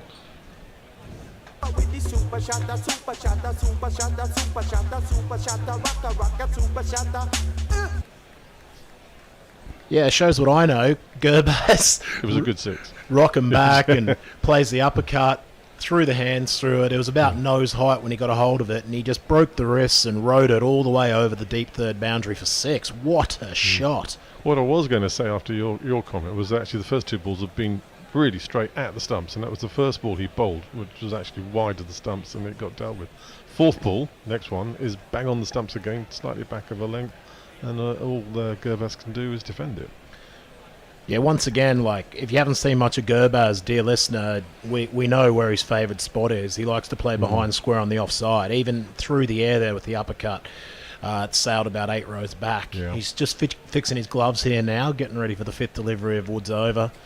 Be interesting to see his wagon wheel. It'll be about 90% of his runs from behind square to the wicketkeeper. Yeah, I don't think there'd be a lot of surprise. But he has played beautifully. Only 33 deliveries for his 50, which is one of the quickest of the World Cup so far. And what's he got now? Almost 60 out of 92, I think. Wood sets off. 58 he's on. Wood in, and again just slightly back of the length, and this one again is just outside off stump, and he's able to punch it into that favoured area of his behind point to add a single to the score.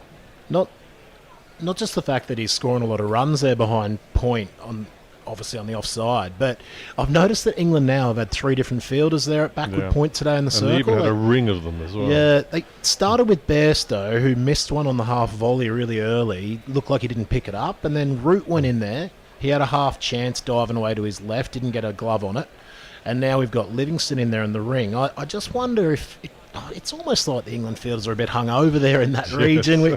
They don't quite have the buzz that what we would expect. And then it got me thinking, who are the crack fielders in this England team now? Well, Livingston should have been there from the start. I don't know why they put Root in there once Bairstow had shelled a chance, because he's not a point fielder. That one is right in on off stump, and again defended.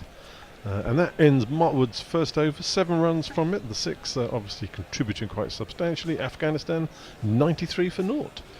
Jonathan Shawland says, I'm English and I'm not enjoying this. No. Join And the club. And there's a lovely picture from Katie Scott, saying current listening location. Nice picture of her in her Airbnb on the garden route in South Africa. Very nice. Off to another safari drive in a few hours. So Enjoy the wildlife. Indeed. My wife is in Valencia at the moment, sending me pictures of a beautiful swimming pool and blue skies as well. So just have a quick look on YouTube. Boycott with 20-ish runs in 80 overs or something, says someone Vickers. I can't see 'cause it's covered by the clipper. Oh, the Faroe Shark Cotler, it's really odd. You look at it and you think, first of all, you think it's collapsed in the middle. yes. Oh, there's a big appeal here. Rashid to continue. This one has thumped into the pads, or has there been back in the way? Really. Butler certainly got excited there, didn't he? Yeah, really full in length that one, but I think it struck him just outside the line of off stump. That's why Rashid stopped his wasn't call. interested, yeah. And the timer has timed out. Well, that was the first inkling of an appeal that England have had. It came on the first ball of the 13th over. So more out of hope than anything, I think, on this occasion. He hit his hand first. Yeah, a little under edge onto the boot, but outside off stump nonetheless. Rashid, again, just slightly back of a length, and this enables Gurbaz to just rock back and punch it deep cover, and they add a single to the score. Moves Gurbaz onto a very, very accomplished 59 so far from 30-odd balls. Batted very, very well. Punished the bad balls that England have thrown his way. The Woxian buffet, as Tony referred to it. This one is flighted and just drops in front of the bat, and Ibrahim just strokes it through to a deep mid-off. Add a single. Harry Brooks, the fielder, and his dark, dark sunglasses.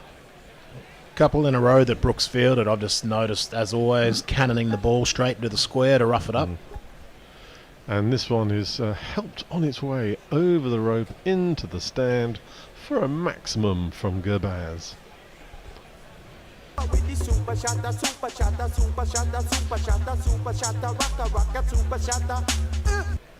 Maybe the most... And that brings up the 100. Sorry, Dom, just to let them know they're 101 without loss. Maybe the most polite call, Steve, of a mow over cow corner I've ever heard. Just stroked politely into about Rose's head.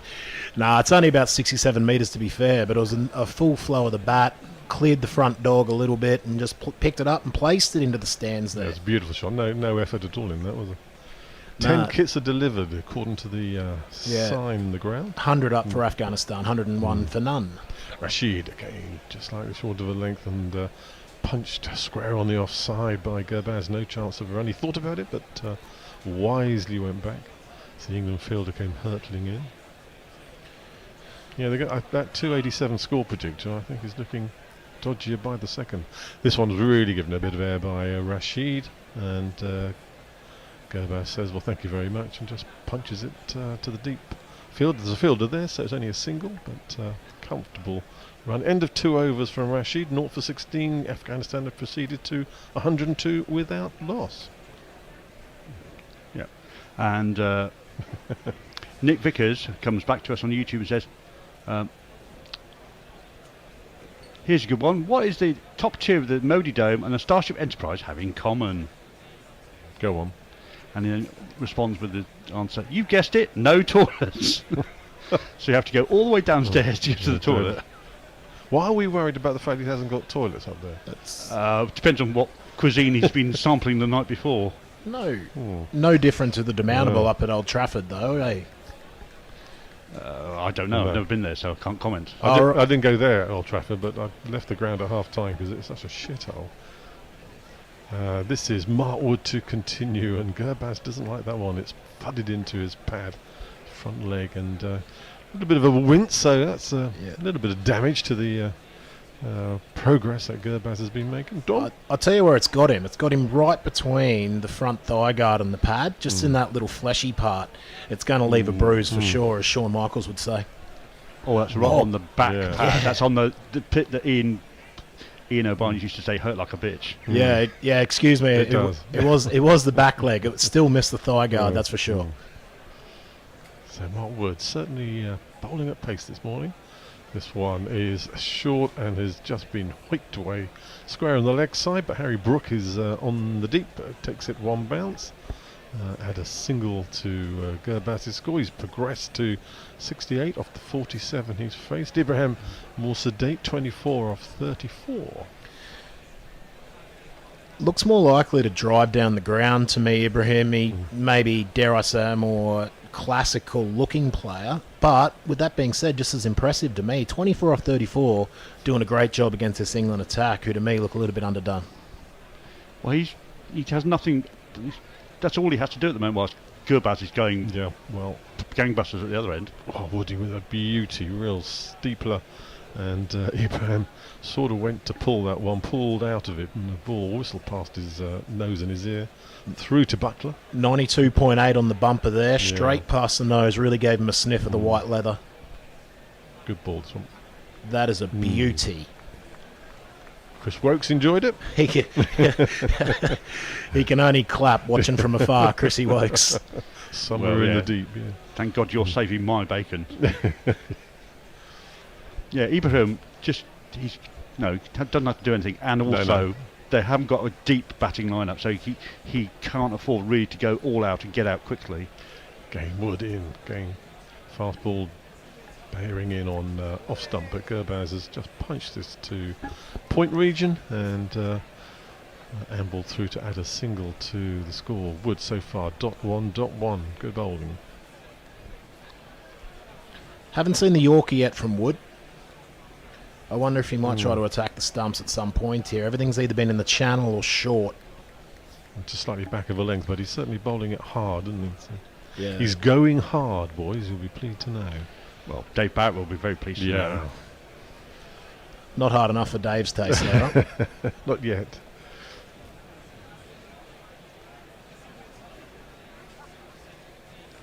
Wood in again. This is short of a length, and Gurbaz has rocked back and pulled it square.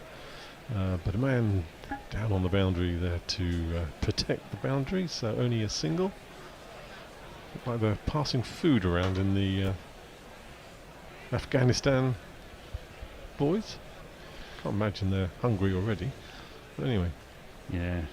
Just stay on the bottled water, boys. You don't want the nasty surprises from anything else. Just ironically, look like a tray of bananas to me. So I think Afghan are getting in on the extended metaphor that you guys are trying to build today. Maybe they're just getting the banana skins ready. What a beautiful mullet from the topless man in the crowd. Oh my word, that is stunningly bad. That is sensual. That is 1970s, 1980s all over, isn't it? Mark Wood, thank God, back to the cricket.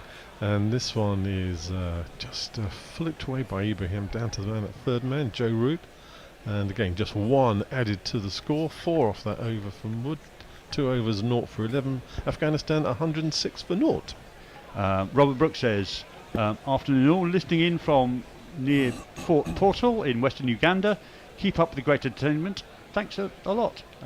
And English by the grace of God says, Milan's going to lose us the game with this slow start. Well, he's the only one.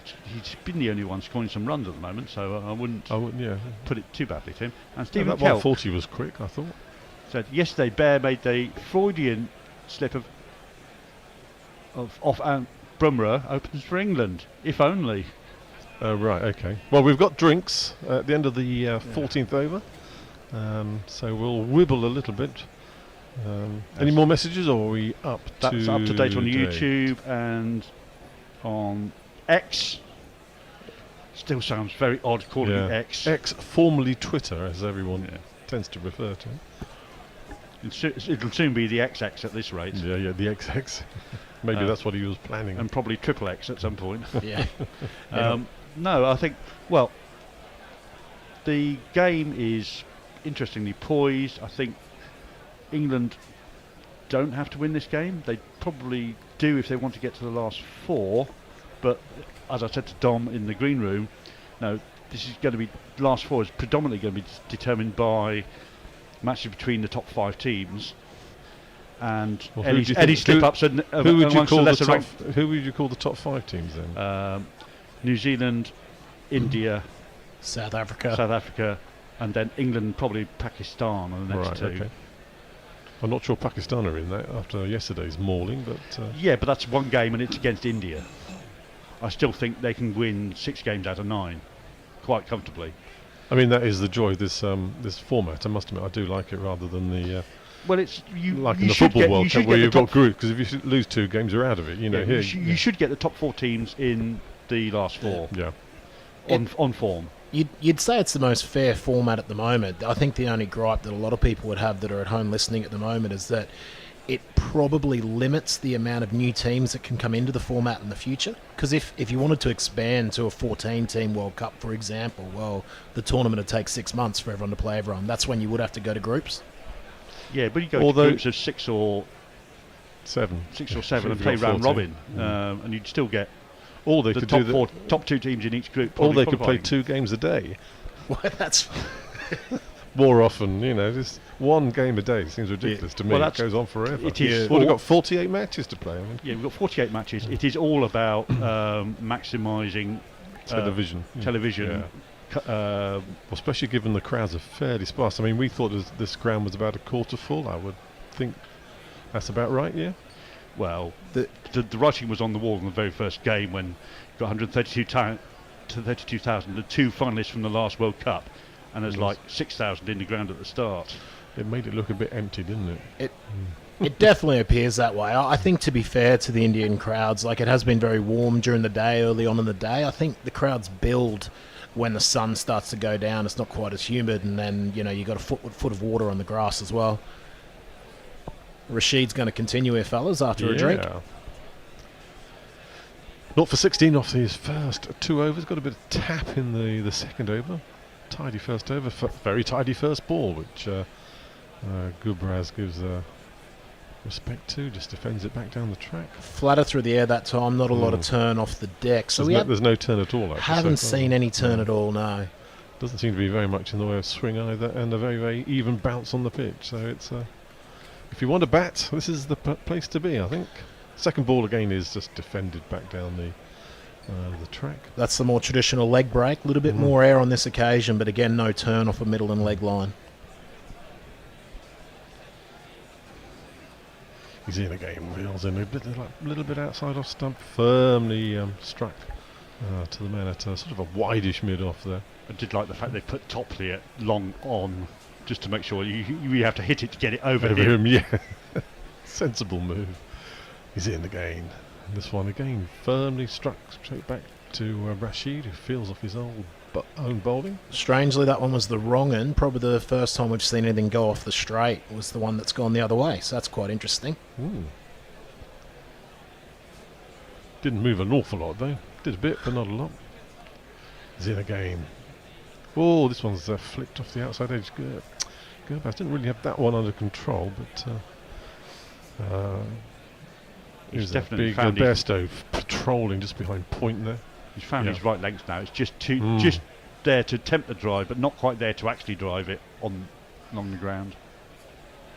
And the final ball is pitched into his legs and flicked into the offside. That's a maiden from Rashid, and that was a much, much better over. Not just that, it's the best over of the day so far.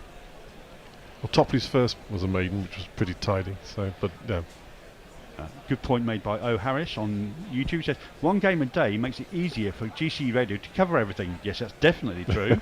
Otherwise we'd be fighting for the same bandwidth and people. Some of the money palms teams have been losing their minds commentating into the wee hours. Yeah, you've done very well. Anybody who's from who's doing the Australian focused set of games that Mooney Ponds are hosting. And the good news is Mark Wood is to continue, and he's herring in already, past the umpire. And this one is much fuller length this time, and again punched firmly by Gubraz down the track. No chance of a run. Woke's first 3 overs, ICC men's cricket versus New Zealand, Bangladesh, and then today. All pretty random. Short. Yeah, I mean all over the place. quick tweet from Muttley. He says, why doesn't everyone just say fuck it and keep calling it Twitter? Yeah. We don't have to call it X or X formerly Twitter. Time for the peasant to write up and show mush for the snivelling, pestilent child he really is. Go on, tell us what you really feel, Muttley. Yeah. Well put, Muttley. Wood in again, and this one is short, and Gerbaz has rocked back, tried to pull it away. It's gone down to the fine leg boundary. I think that has beaten Reese Topley. He's waving and saying, "Oh no, he's injured himself." Oh no, here we go. I think they're going to have a look and see if that has. Here is the inevitable Reese Topley injury that ruins his World Cup. He's done something to his right knee there. He's hobbling very, very gingerly. I think he's just. No, they were all worried about the HPCA stadium at Dharamsala on the ground. Nothing happened. And nothing happened. Now he's come to Delhi and I think he's fairly insignificant dive, and he seems to have jarred it straight into the turf. Well, to call it a dive would probably be a bit of a compliment. Yeah. He went straight down on the left knee, almost like he was genuflecting on entering a church pew. Knee, it hasn't quite dug in, dear listener, but it's left a little bit of a divot, and unfortunately Topley's gone straight off. The hand went up immediately. It's definitely going to be a 4 anyway, because he's touching the sponge as he's pushing the ball back, so there's no argument with that. And there indeed goes the signal. He's with the trainer now, got a bit of a limp on his right leg, isn't it? You can only really hope for the best here, but for someone who has had such a history of injuries... Woody is continuing, and that's a beauty. Outside off stump, rises a bit off a length, and Ibrahim is only able to sort of fend it away down to third man. There is a fielder there, so it's only 1 to the score. Back to Reese Topley. Yeah. Genuflecting and trying to... I don't think we're going to be seeing him back on the pitch. I think we might, just depends on how it is perceived by the fitness team, and whether or not they can do anything about it in the game itself. No, that's it'd be a bit of a blow. That's a ginger walk. It'd be a bit of a blow if he does go off. Because it means someone's you've got lost to come your in 5 overs. Lost your spare bowler now. No, someone's going to bowl 5 or 6 overs that they didn't have to bowl before. It's going to be 5 because he did 5 on the trot, didn't he, at the beginning? Anyway, Wood, legs pumping, steaming in. This one's right in on the stumps, and Ibrahim has punched it back, and Mark Wood has managed to stick out a hand and stop it, so no chance of a run. Just on the overs, sorry guys, production note, we're down on the website and on TuneIn. Does anyone know what we do?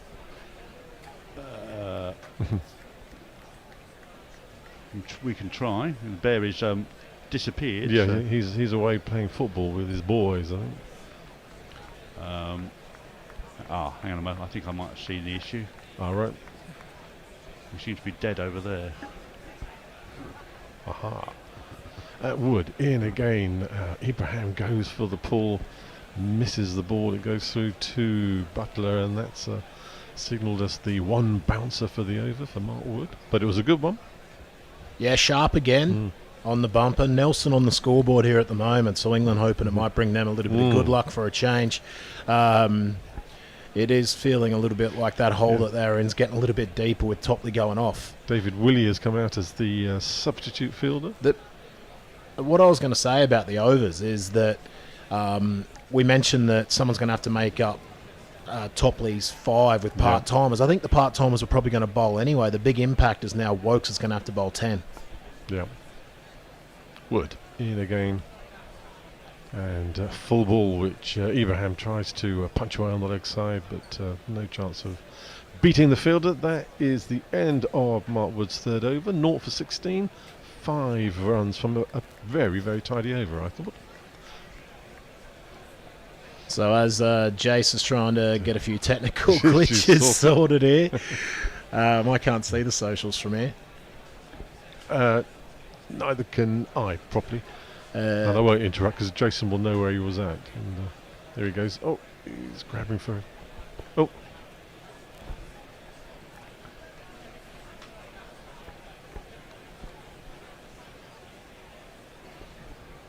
Tony's making a move, is he? Good man. Leah Lavender Gorilla's been in touch. Says that calling X Twitter is the only dead naming that I approve of. My problem with the socials is I don't always get the jokes. Gary Naylor 85 tells us that Kevin O'Brien territory's in sight. Good. Anyway, Rashid to continue whirring away, and Gurbaz again defends it very stoutly. Marine Ali is tucking into some food.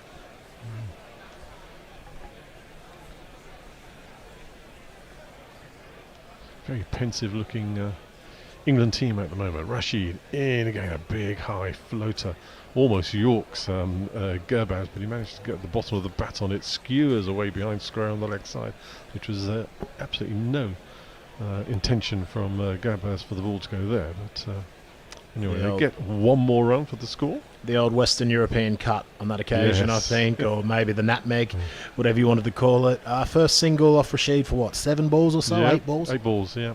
Had a maiden the previous over, but bowling well at the moment, a good rhythm. This one is outside off stump, does cut back a little bit from off, and punched away. There's a fielder out there, yes there is, who jogs a long way around. Plenty of time for them to come through for 2.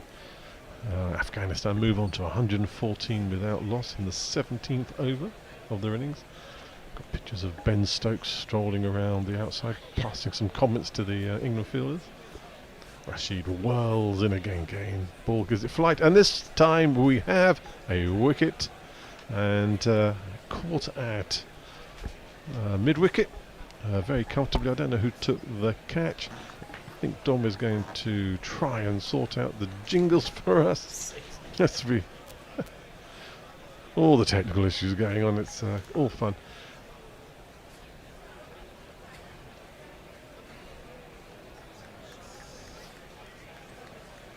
Well bowled by Rashid.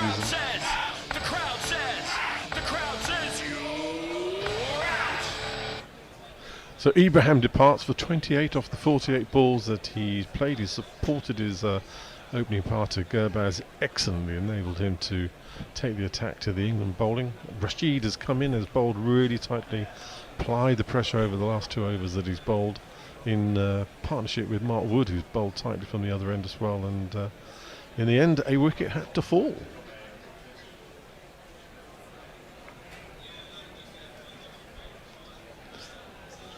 Pardon? Yes, they do. Yes, there's an Afghanistan list there somewhere at the top. Should be. Yeah. So the new batsman Ramat Shah is in at number 3 for Afghanistan. Have we got the jingle? Here we go. All are watching Ramat Shah. He's not quite Sangakkar, yeah. As long as he can survive, he'll average round 35.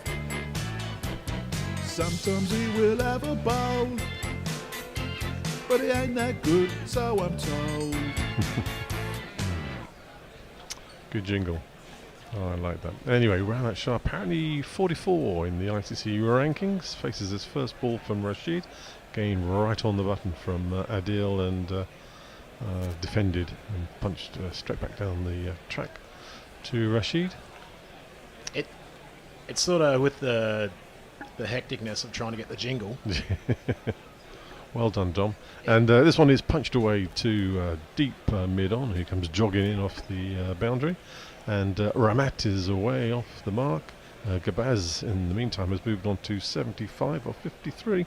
115 for 1 off 17 overs, Afghanistan. I think, Jason, are we reconnected? Are we back out in the world? Just while we're about to get Chase on the socials. Yes. We were, and we are. And we are. And well I was right, it was that machine over there. It was that machine, well done. Yeah. So the bear told us how to fix it. Right. In a fairly gruff tone, because I think he didn't enjoy being interrupted. No, from shouting at his kid playing football. He's at the football today, so I hope it's going well, Bear, if you're listening in. Obviously you're not. Anyway, Afghanistan moving comfortably on to 115 for 1. They're certainly slowing down on the run rate at the moment, aren't they, Dom? Where did we get up to? Rashid just trying to turn the game a little bit with this spell. 1 for 20 off his 4 overs now, and with that very important wicket in the last over, you can just see that he's trying to get a little bit of a handle on this, as Wood will continue for his 4th over. Wood in again, just outside off stump, and Ramat has just jabbed it down into the ground in the offside, and they've been able to take a single. Do you want to let him know where you got to? I only did about one, I think. Okay. Pretty much anything. I think the last one I remember seeing was someone talking about they couldn't see us on YouTube. Yeah, it's fine. Hombre Nuevo, something like that.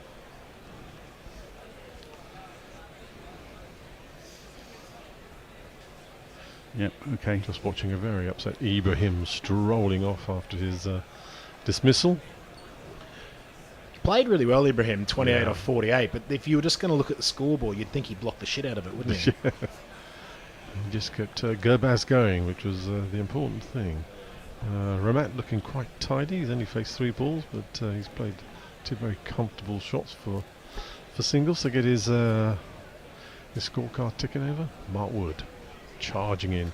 This one again, he's outside off stump, gives Gurbaz some width, and in his favourite area behind square on the offside, well stopped by Joe Root down on the boundary. Saves 2 runs there. Young Joe Root belying his senior status and scampering around the outfield like a young buck.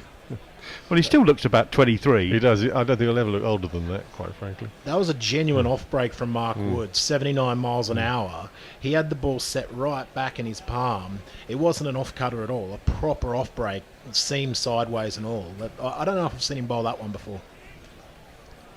Well, I think it suggests that there's not a lot in this pitch if you go full seam proud and prominent, and the scramble seam or off-seam ball is maybe starting to grip a bit. Wood in again short. This one's a bit more on the leg side, and Gurbaz has helped it round the corner, pulled it down to the deep square leg boundary, but they've taken a second run, and they've got in quite comfortably in the end, because neither Butler took the ball and it didn't hit the stumps, but they were slow on the first one, and then had to hurry their way through for the second, but it was comfortable in the end. Butler didn't glove it, but he was doing that one where he tries to take the ball in front of the stumps and backhand it on in one motion. Almost like when you palm away a volleyball. Go on, get! Even England think it's a banana skin. Banana skin, yeah. Joe Root doesn't like that banana. He's just spat it out. Too much potassium in that one. Probably. Anyway, Mark Wood. Very aggressive run up he has. This one again just outside off stump. Dabbed into the offside behind point by Gurbaz, but there's a fielder in on the ring there who's stopped it. That's the third choice backward point, Liam Livingston. Should be the second choice though. Anyway, though, we're looking looking at replays of Reese Topley. Yeah. Is this the end of the over? So no. It's just Woody's got quite a long run up, so they're filling in the time while he gets back to his mark. He's troughing some oats, ready to replenish himself. Yes, he's still going. In fact, Mark Wood. He's probably trying to find the toilets on the top deck of that. Oh stand. no! Don't tell me that he's got a problem as well. That would really make don't think our so. day. But he's here he comes. Running in, and this one is right in on the stumps, and Gurbaz has stepped away to leg and cut it again down to that arc behind square on the offside, and got a single, but He's played the late cut pretty much off bail there. That's incredible. The old adage, too close to cut, doesn't seem to count when it's Mark Wood bowling thunderbolts. Yeah, and we're seeing Topley again sort of hobbling gingerly round the outside of the pitch. I think he's not looking well. No, and you wonder if the World Stream's got a bit more info on Topley's injury straight away than we have. Yeah, and Sky. Anyway, here comes Wood to complete his fourth over, again a fuller length ball on Ramat's pads. Just flicks it away round the corner. Adds the single to the score. Afghanistan 122 for 1 off 18. Jason. Our Antipodean colleague Anthony Condon has sent in a flurry of tweets saying, I've just tuned in, and is it a road or have Afghanistan actually turned up? No, it's not. England have not turned up, I think, so far. And he also likes Twitter, formerly X, and only losers call it X. And continuing, Nikki, Somerset Bagpuss, says, sunbathing by the pool wearing jeans isn't quite the win it might be, but hope you're having a fab time. Talking to to our Dr. and Dr. Katie on the garden route in South Africa. And Message S reminds us that the GPL is about to close. Get in there now. Get in there. Well, I think England have actually turned up for the last 6 overs since Rashid and Wood came on. The bowling has been much better. I mean, the run rate is now down under 7 at 6.78. They were going about 8.44 in the power play. Here goes Rashid again. This one's outside leg stump, comes back a little bit, but Ramat just jabs it into the leg side. Butler runs round from behind the stumps to field. Dot ball. Really starting to bowl well, Rashid. Probably what's notable there is the drift into leg stump. I mean, he's trying to bowl the big side spinner. It hasn't turned much, but it has drifted. Yeah, again, this one's outside off stump. Cuts back a little bit against the batsman who was putting. Oh, actually, Topley's wandering around on the outer ring. Is he making a move to come back on? Still got his going for water. This is a good sign. Still got his bowling boots on, which is a good sign. Well, energy drink, not water. That one's 90% sugar and 10% water. I wouldn't know. I've never tried it. Rashid again. This is nicely floated right on middle stump, and Ramat comes forward. Big step. Forward defensive shot. Well, it's the stuff they tell diabetics to drink when you feel a bit low. Let's put it that way. I'm not a diabetic. For the reasons I described earlier. I meant I'd never tried water. I drink a lot of that shit. Don't worry. I wonder if... hang on. Rashid in again. This one does turn. He's beaten the outside edge. Butler has whipped the bails off. He's looking very confident in this appeal. He thinks he's got him. We're taking it upstairs to the third umpire. There's a lot of confidence about the England fielders here, so decision pending, folks. Nice bit of stumping if he has got him. Quick hands from Butler, but the ball actually turned. It was a ripper, wasn't it? Yeah. First one we've seen do that. It was slower through the air again from Rashid. I'll walk you through it a little bit. The seam was prominent towards first slip, and it just gripped, beat the outside edge. He's missed that by a good 2 inches. The question is whether he's overbalanced or not, and we'll only see that from square leg. Butler, such a Cleve Gloveman, has absolutely destroyed all 3 stumps. Well, this is Gurbaz, isn't it? So it doesn't. It is. Ram out of this, I think. Yeah. So, here we go. Oh, he's miles out of his crease there. Got the side on view, and he's a long way out, and that's out. He's gonna. That's nothing gone. behind the line. That's a definite out. Paul Rifle, who is the third umpire, we're advised. He's going to call that one. That's not going to be difficult. So, the second Afghanistan wicket about to fall. Decision pending, and indeed confirmed as out. You silly little boy! What on earth were you playing at? Oh! And it was 122 for 2 at that point. And still is. In the 19th over, Ramat Shah departs for just 3 runs off the 8 balls that he faced. Does this open up the slightly weaker Afghanistan batting? You feel like you've got an end open here if you're England now. I think Rashid has really turned this game. I wouldn't go so far to say on its head, but he, with 2 wickets pretty quickly in consecutive overs from him, as well as really turning the screw like Henry James, he's managed to really change this one up in England's favour. Afghanistan, though, still with a good platform if they are good enough. Still, 32 overs remaining? 30. And let's not forget that they've also got 3 good spinners. They've got Rashid Khan, Mujib and Mohammed Nabi. So they've got a lot of... If the pitch is turning a bit, then there's a lot to potentially... I believe Nabi is playing his 150th ODI match today. So must be close to him. This must be his last tournament, surely. So, Hashmutala Shahidi, my apologies, doesn't show his world ranking there, probably because it's a little bit low. Would you like the jingle? Yes, please. Look out for Hashmutala. He'll be part of your future. He's lurking like some deadly virus, bringing humiliation to your Hashmutala's watching, waiting. Didn't think that would ever end up being a jingle somehow. Yeah. Well, for those people that know the original.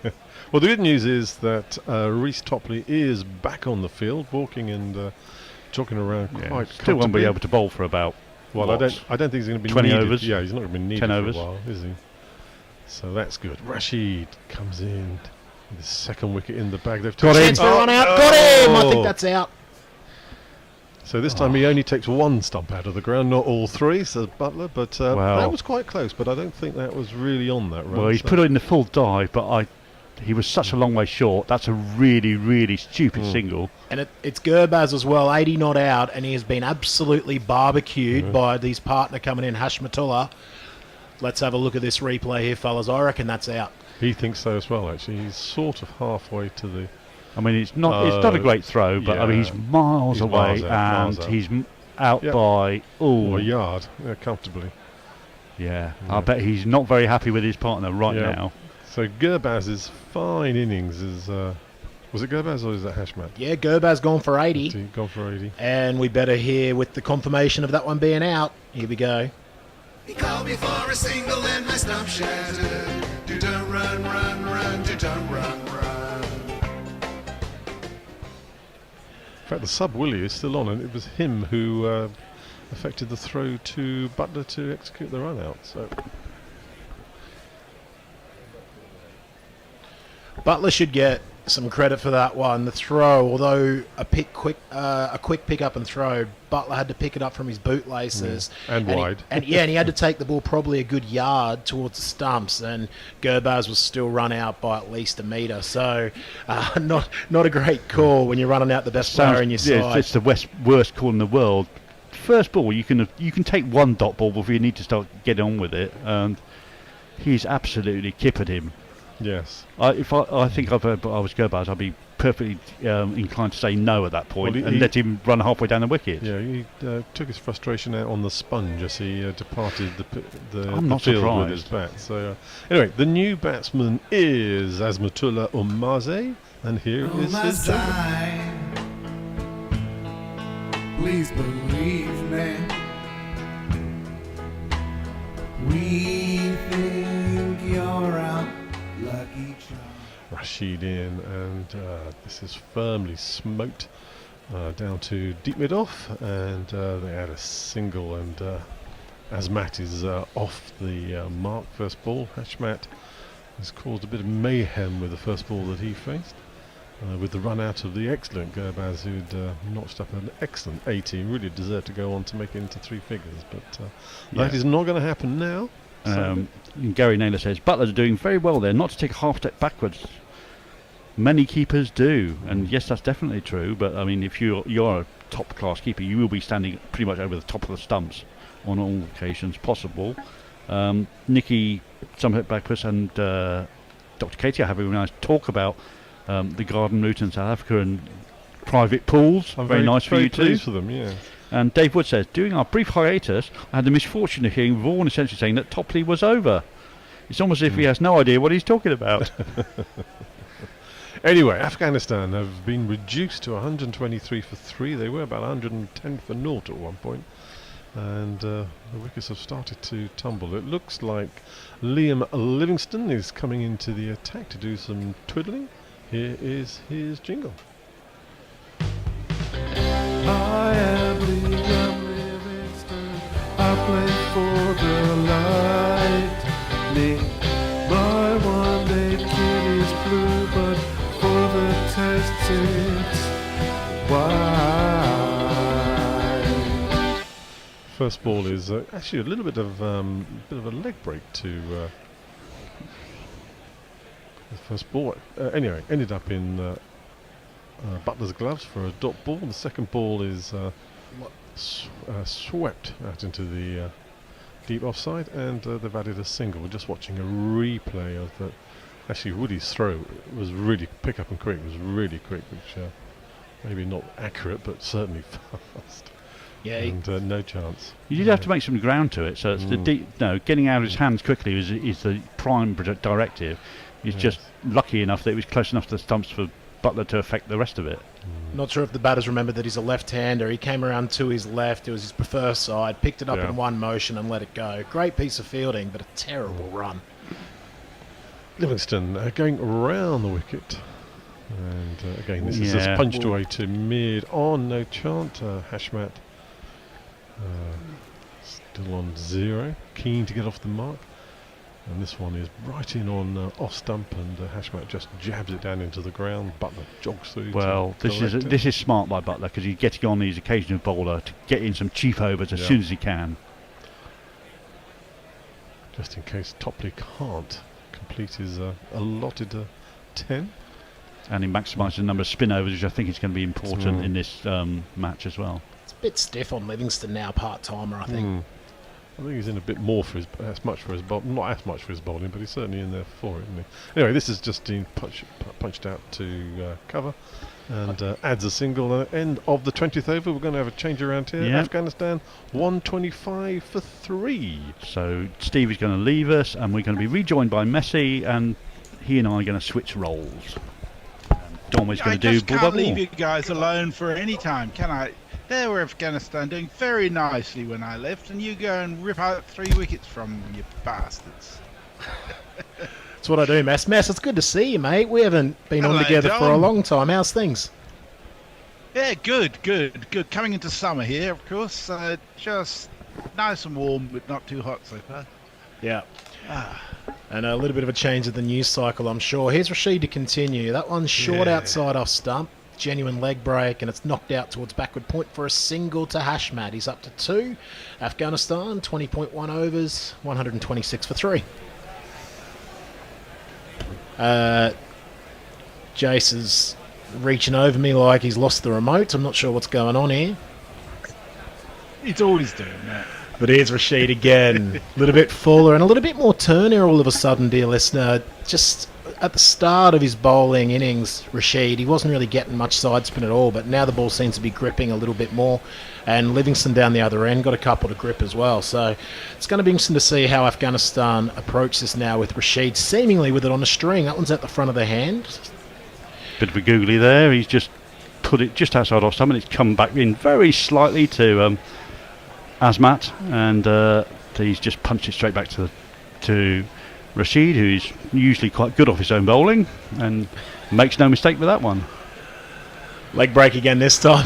I tell you what, that seemed to go backwards once it hit the pitch. No pace through it at all. It didn't have a lot of air in it, but it was almost like the air's been let out of the ball there, like a beach ball. It seemed to... Yeah, it died in the pitch, didn't it? It really did, but it turned a little bit, which is probably the important thing for Rashid. Well, he's pushing through quickly. Flight this time, stroked through the covers with no real timing, but it's going to be enough for a single out to the sweeper. That's Harry Brook out there. Yeah, what Rashid is doing really well is he's mixing up his pace. He's bowling his very flaty ball that turns away, which is how he got the stumping, and he's also occasionally pushing through one just to keep them honest. And they don't know, they can't set themselves for whatever he's going to bowl. They're just working out what he's going to bowl as it comes out the hand almost. One slip for the left-hander. That's another dot delivery. Bat and pad close together in defence from Hashmat. At the end of the 21st over, Afghanistan, after being sent in earlier today, are 127 for 3. Let's do some socials, Mess. Not quite sure where we're up to on them, Jason. Dave Wood says, during your brief hiatus... Yeah, that was the last one we did. Okay, well, that seems to be the most recent tweet we've got. Over on YouTube, Neil Harris says, Jason knows what he's doing. The bear must be proud. Nick Vickers says he was 20 runs short of his Gurbaz ball headline. That was such a waste, wasn't it? The textbook definition of a kippering. I mean, Gurbaz should have sent him back. Livingston bowling leg breaks to the right hand. That's pushed out to deep point for a single, and the ball again cannoned into the square to try to rough it up even further. 128 for 3. Because he was absolutely flying. He was 80 off 57 balls. No, you're totally entitled at that point to play the senior batsman and say no. Yeah. Livingston around the wicket to the left-hander. Off break on this occasion. Hits high up on the bat. Dribbles out to Milan at cover for no run. You sound surprised it's an off break. Livingston's the archetypal, I'll turn the ball away from the batsman. No, he'll bowl off breaks to left-handers and leg spin to right-handers. Quick single this time, down to mid-on. And he's home safely, even with the direct hit from deep mid-on to the left-hander. That was Wokes down there, tidy piece of fielding. So 1.1 this over so far, 129 for 3. I would be tempted to potentially bring Wokes on and get some cheap overs out of him as well. during this sort of lull period and save some overs from Rashid potentially. Yeah, it's going to be interesting to see whether Rashid keeps bowling. He's bowled 6 now on the bounce. England feel like they're just getting back into this game, but Afghanistan's still scoring it bang on a run of ball here. A little bit of a false start from Livingston. He does push through the overs quickly, Livingston, doesn't he? That's one benefit that he brings to the side. There's no thinking about what he's going to bowl. He goes up and bowls. And, he's got a very determined mind. That's a drag down from him on this occasion to the right-hander, but he gets away with it. Ball just sticks in the pitch, and Azamat just knocks it out to cover for no run. You say drag down. I'm wondering if he tried to bowl a top spinner there. I think it was a toppy for sure, mate, but I think it was still short. That's a much better delivery. A little bit of air, genuine side spinning leg break, and again, Azmat up to the task in defence. 129 for 3 with 1 remaining in this over. Yeah, the last 10 overs have really put the brakes on. 46 for 3 wickets compared to 79 for no wickets in the first 10 overs. Attractive leg break from Livingston to finish the over. That's going to be another dot off a leg stump line turning away from the right-hander. None for 4 from his 2. Mess. Nick Vickers points out that these two batted very well against India. Yeah, they saved it from being a car crash, didn't they? So hopefully they can put something together here. Twitter seems to have gone very quiet at the moment. So, in terms of where you see this going, what's your prediction as to where we go from here? Because I know originally there was some suggestion that their prediction of 280 odd was conservative. I suspect they'd be happy to get 280 from here. First ball from the Rashid over is a big leading edge, but it balloons out just in front of backward point, and it's safe enough for a dot. He's definitely into a rhythm now. Here he is again. That's a full toss, and it's whipped through mid-wicket. There's going to be cover out there, and it's just going to be an easy long single out to cow corner. This is a very interesting field to the left-hander because they've got a leg slip and no slip. I know because Rashid's danger ball to the left-hander is normally the googly that goes across him. And yeah.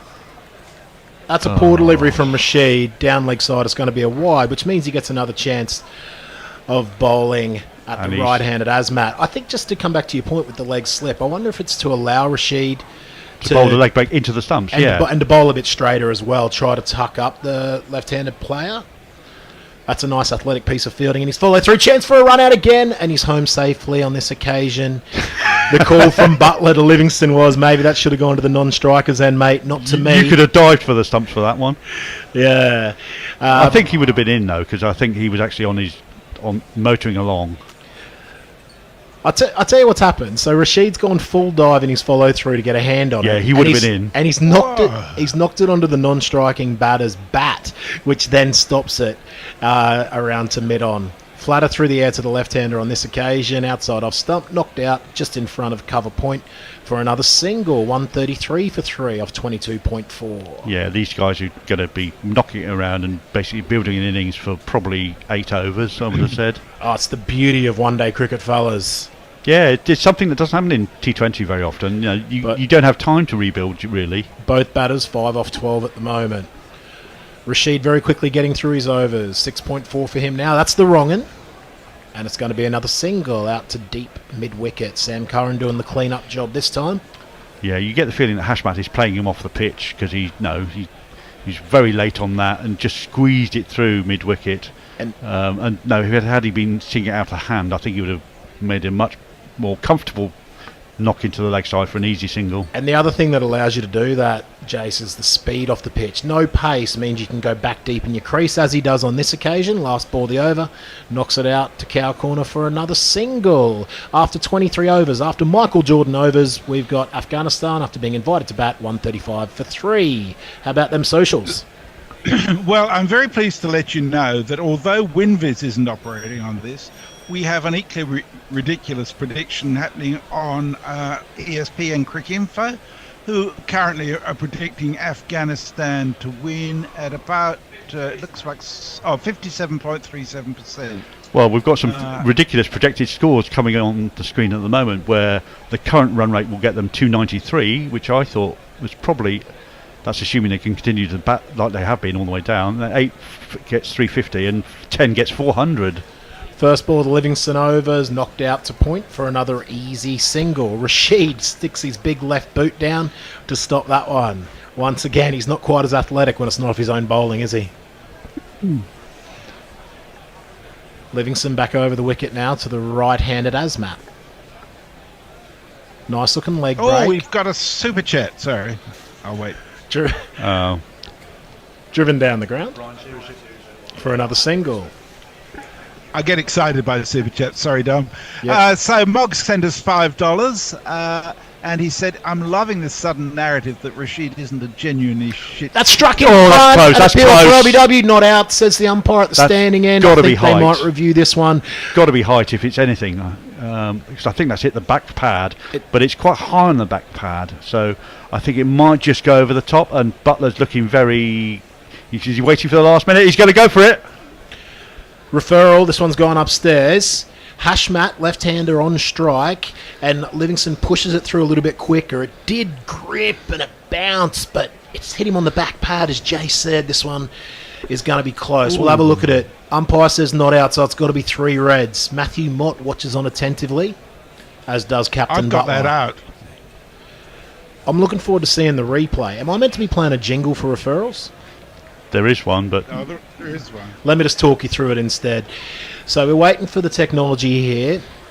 here comes the slow-mo. We'll check to make sure no bat first. It's definitely pitching in line. Not a whole lot of turn. It beats the bat. It struck him almost on the back thigh guard, so it's very high, but he's crouched over, and it's beaten him all ends up. I think it's going to be height, fellas. What are we saying? Oh, I said it I'm was saying height. it's going to be hitting on top of middle. Yeah. I mean, there's enough height distance that it might just creep over the top. It might be a bell trimmer. I think it might be clipping. Here we go. We're going to find out. That's 1 red, 2 reds. Here comes the ball, and it's just missing over the top. Review loss from England, so it was just that bounce. And I tell you, dear listener, if you can't see the footage, it's going straight over by a bee's dick over the top of middle stump. Can I say bee's dick on this? Yeah. Certainly fucking can. Maybe I should say whisker next time. Maybe you're more comfortable with that metaphor at home, dear listener. 137 for 3 with a little bit of excitement. I think that, does the Bear want us to split for reviews like that? We'll do one, just so he's happy. He's got plenty of work. Okay. So, lucky to still be 3 down. Better to split than not. You can be a splitter for the Monty Python people amongst us. Here's Livingston again. A similar delivery, just a little bit fuller on this occasion. It's driven down to Topley at long off. Good to see him moving relatively freely, you would say, after... Still a bit gingerly leaning down to pick the ball up, and a fairly lackadaisical throw in. I think he's like that all the time, Topley. He's about 6'5", so, he's only a short fella in my money. Sorry, son, got to be 6'6" to talk to me, maybe next year. 138 for 3. Afghanistan, 23.4 overs. Just in that holding pattern of the game here at the moment. Lots of singles available. And that's a nice piece of fielding, but not enough to stop the single. Joe Root, full-length dive off the full-blooded cover drive. This time, 139 for 3. Yeah, he's come into the cover position, but and he's given it the full best effort, but that's really tattooed along the pitch. And he's done well to get a hand on that. I think otherwise that might be past him for 4. One of my favourite verbs, tattooed. I love that. Nice delivery again from Livingston, just tucking up Hashmat. He couldn't free his arms on the back foot drive, and that means just the 4 singles off the over. Livingston, none for 8 off his 3, and I've missed the score. What was 139 for 3. 139 for 3. These ad breaks are killing me when I'm trying to do the scores. Mess. Yeah. I'll go back to Mog's tweet. So he said, "I'm loving this sudden narrative that Rashid isn't a genuinely shit kicker of a bowler, basking in the glory of the past 10 minutes. And Pokey Bumfingers says, Adil takes wickets, but I never feel like he takes control in his spells. And Don Diego, De Silly Pants, and Pokey are really keen to get Afghanistan out for a small score as soon as possible. Out, says Don Diego, but it wasn't. I'm keen for to be a good contest myself. I'd love. Well, I to think it'd see be a good contest England because chase the score. England's fragile batting means that anything over 225, I think, is going to be a real contest against the Afghani spin bowlers. Three-prong spin attack, and you got your wish, Jace. We've got Wokesy coming back for a few of the dig-out overs here. I should be a captain. This is the... I captained my whole life, and I probably wouldn't have brought Wokes back on at this stage. But here's the wizard. I guess I could probably give him a little jingle if I can find it quickly. Yeah. Here he is. When Broad and Bresnan have a rest, it's Chris Wookes Day, it's Chris Wookes Day. If their names are not on the list, it's Chris Wookes Day in the morning. Just short of a length and off stump to start from Chris Wokes, and that one is defended politely straight back to him in his very handsome follow-through, might I say. None for 31 off his 3.1 now. Afghanistan, 139 for 3. It's all about managing your precious resources. You have to know when to recoup your precious resources. It's like Kerrs in Formula 1. No, you've got so much time. That's the off cutter, and it is picked up straight into the crowd over long on. That's going to be a maximum. He waited on it, and he stroked it all the way down about 10 rows back. Azmat's here, 14 off 17 for him now, and that's the 148th one of these for the tournament.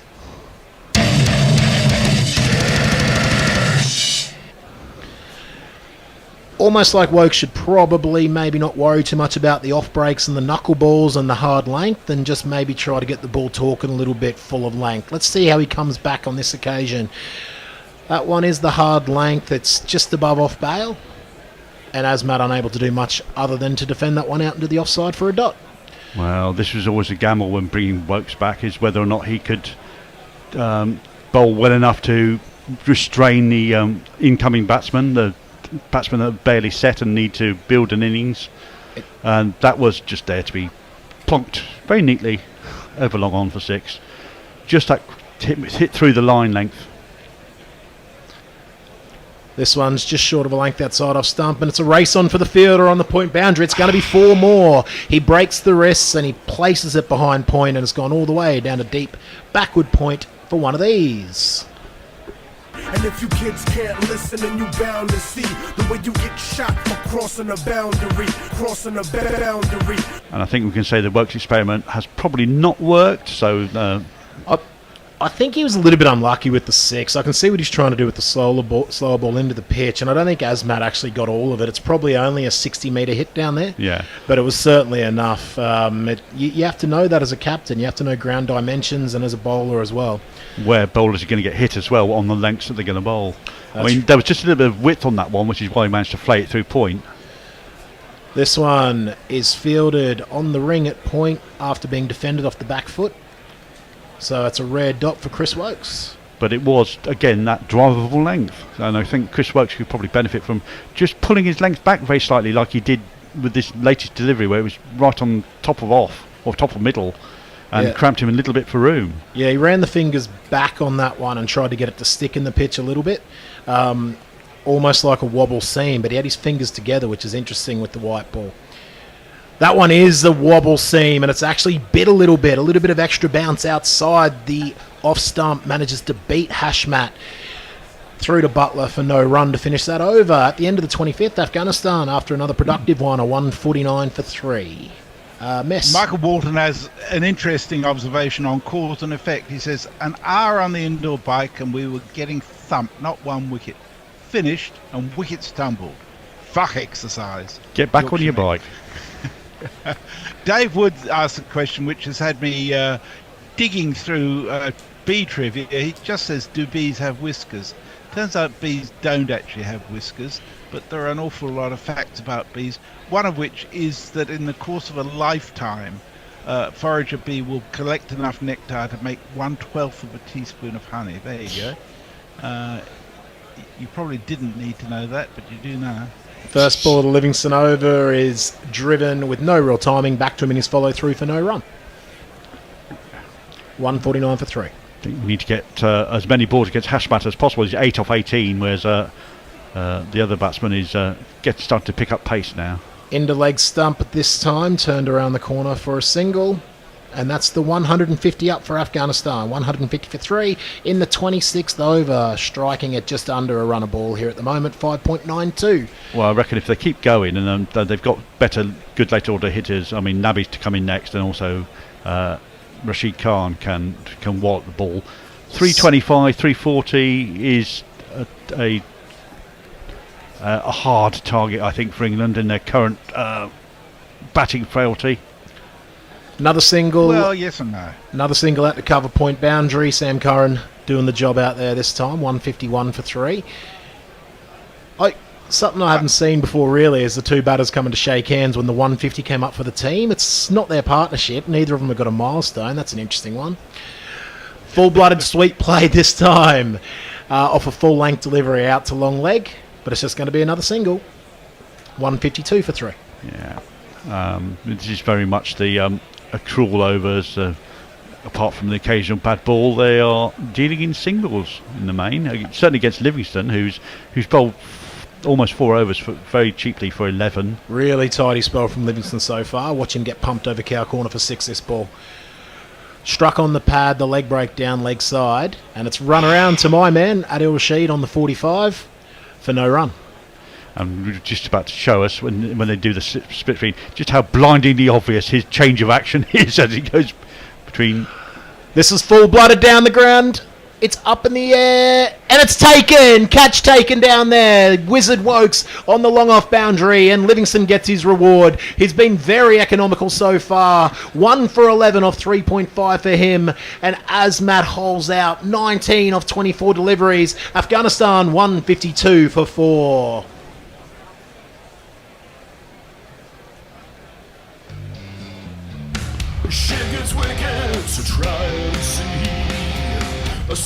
Oh, that's harsh. That was an accident. That is very harsh.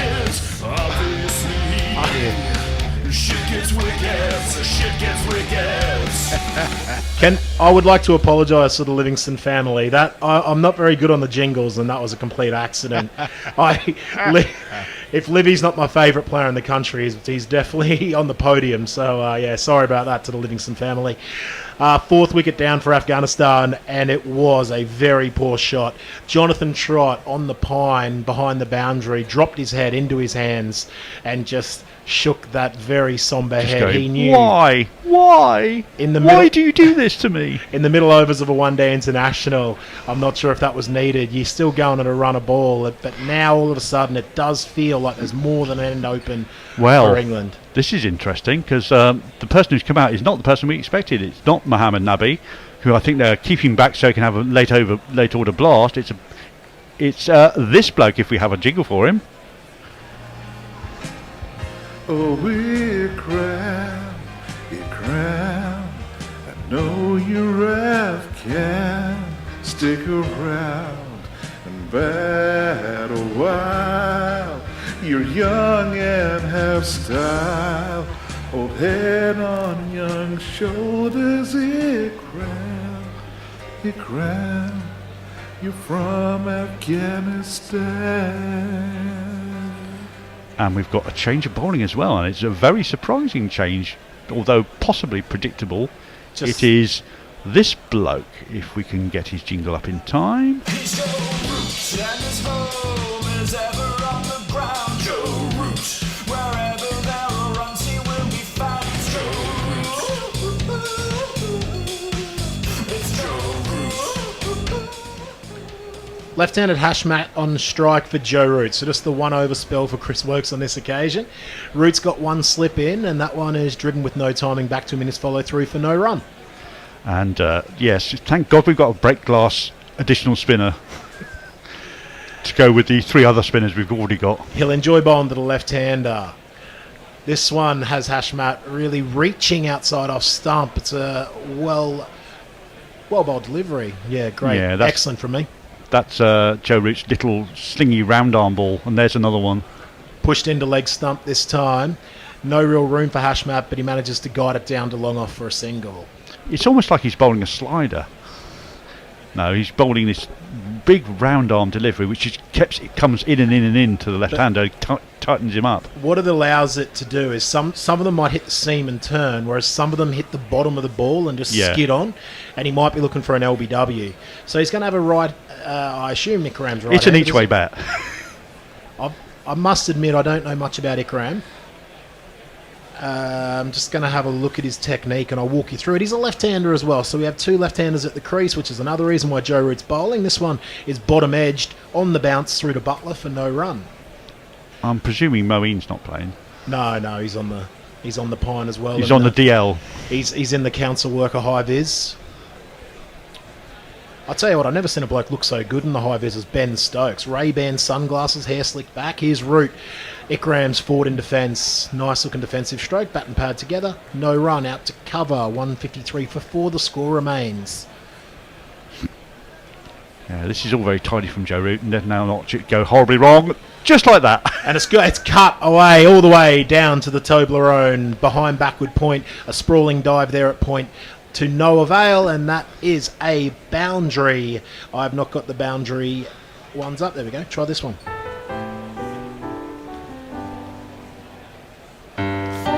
Yes, commentators curse a bit there, but there's also the fact the occasional bowler's curse that you can't bowl 6 good balls in a row.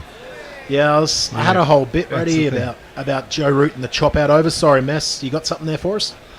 Yeah, bag of cans says late start for me after a rather extended celebration last night. I see Wokes is still taking some tap, not sure what he brings to the side currently. Well, he did catch that one at deep long off, didn't he? So that's something. He'll probably get 28 not out in a chase later to get him home as well, I reckon, batting at 7. Livingston's first delivery of this over is shortish outside off stump, but unable to beat the field for no run. That's a good piece of work by whoever's at backward point. Fuller in length from Livingston on this occasion, bowling that Xavier Doherty length at the crease, almost spinning Yorkers, and it's punched down to long off for a single. Is a spinning Yorker anything other than just a Yorker? Because it's not going to have any distance to turn. I had to explain why I made a reference to Xavier Doherty. 1 for 12 for Livingston off his 4.2. 158 for 4, and he'll get a go at the new batter to the crease, Ikram. Score predictor now has Afghanistan at 278. I think that England will be looking to restrict them to a couple of runs fewer than that. Easy for me to say. As this one cannons into the pad, it should be a leg by. Down behind square on the leg side. Yeah, Ikram, he's steady start. Hashmat is steady throughout and probably England's saviour at the moment. Given his runs that last one, by the way, Ikram up to 5. This one will be another dot down to backward point off a little glide. Can't beat the Hashmat field. having a very stodgy 12 off 25 at the moment. No, he's going to have to. He's building himself a hole from which he's going to have to dig himself out of. Hashmat's an interesting player. No extravagant foot movement. This one again is just played off the crease with a straight bat. And he's also very in debt for getting Gurbaz out, I think. That one he does try to take half a skip down the track, and Livingston athletically fields it in his follow through and manages to stop another single. So just the 2 runs off this Livingston over. His 5th. 1 for 13 for him. Afghanistan up to 28, or 159 for 4. They're boring through them. Dave Wood says, is Hashmat suited to this format? I'll get the coat. You should get his brother, hashtag. Sorry, someone had to say it. I think Hashmat's what you use when you're having a few spliffs, isn't it? It may well be. I wouldn't know. Maybe bag of cans can help us out. Yeah. Neil Harris before that last week said the batters are really managing the resources. And Don Diego de Silly Pants says, I'd love to see Stokesy batting on this pitch, but looking forward to seeing both Bairstow, Butler and Brook as 3Bs. Well, Brooks got a lot to... Butler needs a bit of a run, really, doesn't he? A serious one. As does Brook. Middle and leg line for Root's first delivery of his second over is pushed down the track in defence for no run. Yeah, Brook owes a lot of runs to this team based on his potential. I mean, Oh, yes, no is the call after this one is defended out towards cover. No run. He's sent back. Maybe cleverly from Hashmat. I think Hashmat is being ultra-conservative, having run out the major player now. Doesn't want to be done to him what he did to somebody else. Rumour has it Gurbaz might have did a bit of damage in the changing room after he went off.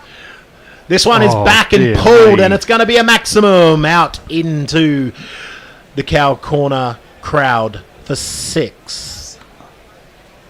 Nice. You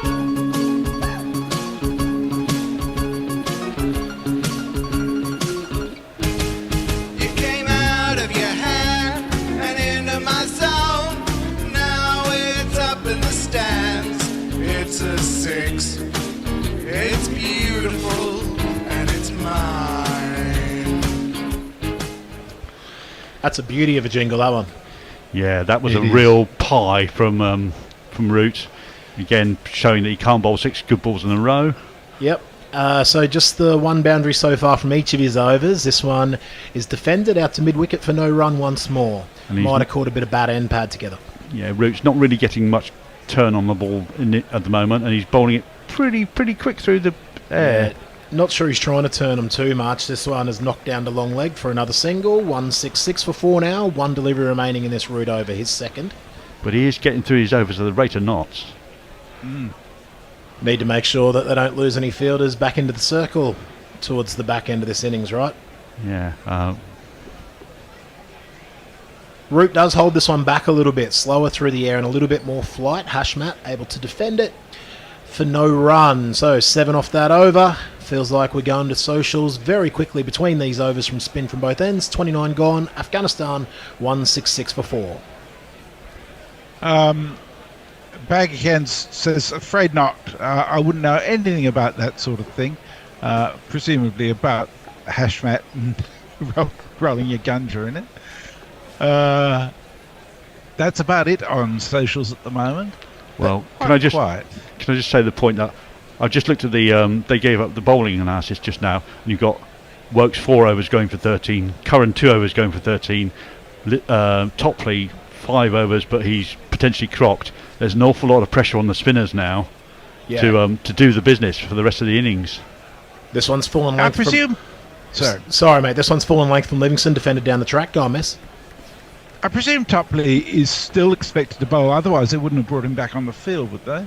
Yes, I think so. But that one beats him outside off stump. A little bit of turn this time, just enough to go off the straight.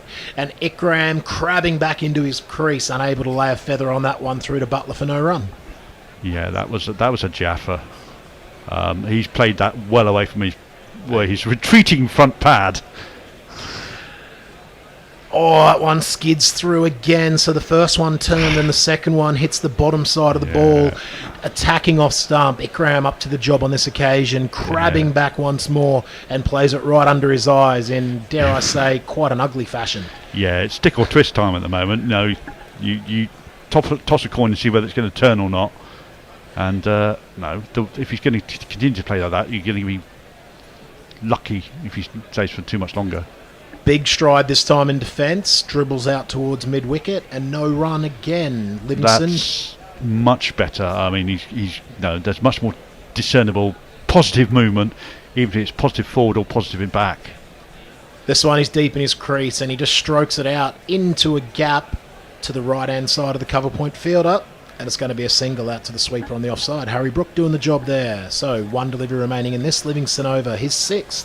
I hope Brook is looking at this and working out how to bat so that he doesn't go too big too soon like he has done for half the last delivery of the Livingston over is defended by Hashmat.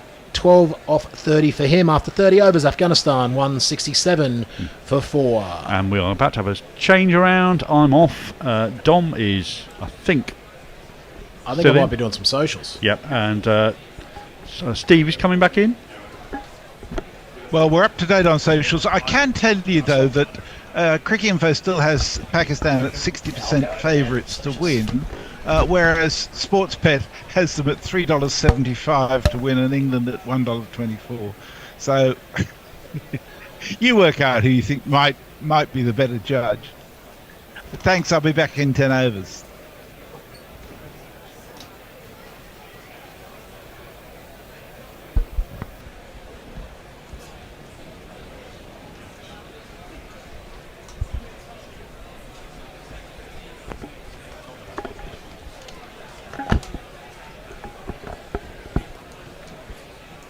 There is, of course, the comedy changing of chairs going on at Guerrilla Towers at the moment, which is why you're hearing nothing.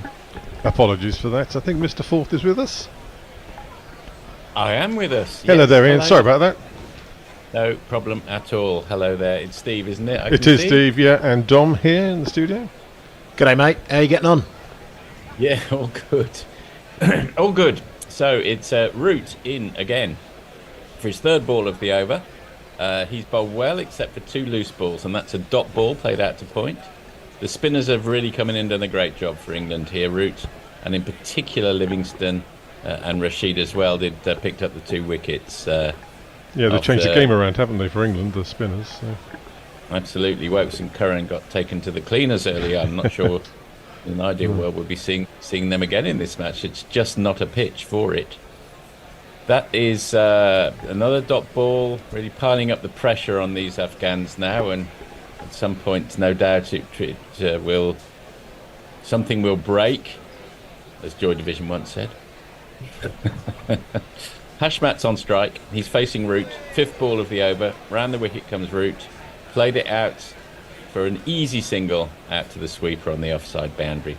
It's quite difficult, sorry, to get experts' comments in here because... He's so quick, isn't he?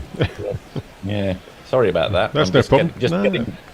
Just getting my line and length as well. I'll try and do better next over. 1 ball of the over. You look like you've just slotted in 4th. So.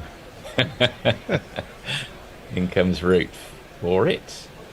Well, he's managed to get through and over now. That's just a single place to the gap. No 4 or 6 ball off that his 3rd over. He's none for 15. Afghanistan 174 at the end of the 31st. Any socials? Either I can't work the socials or there's not too many, but Mog says hello, Forthy. Hello, Mog. Lovely to hear from you. Mog's also given a big shout out to Taylor S, or Taylors, who I think has sent a real care package here to the studio.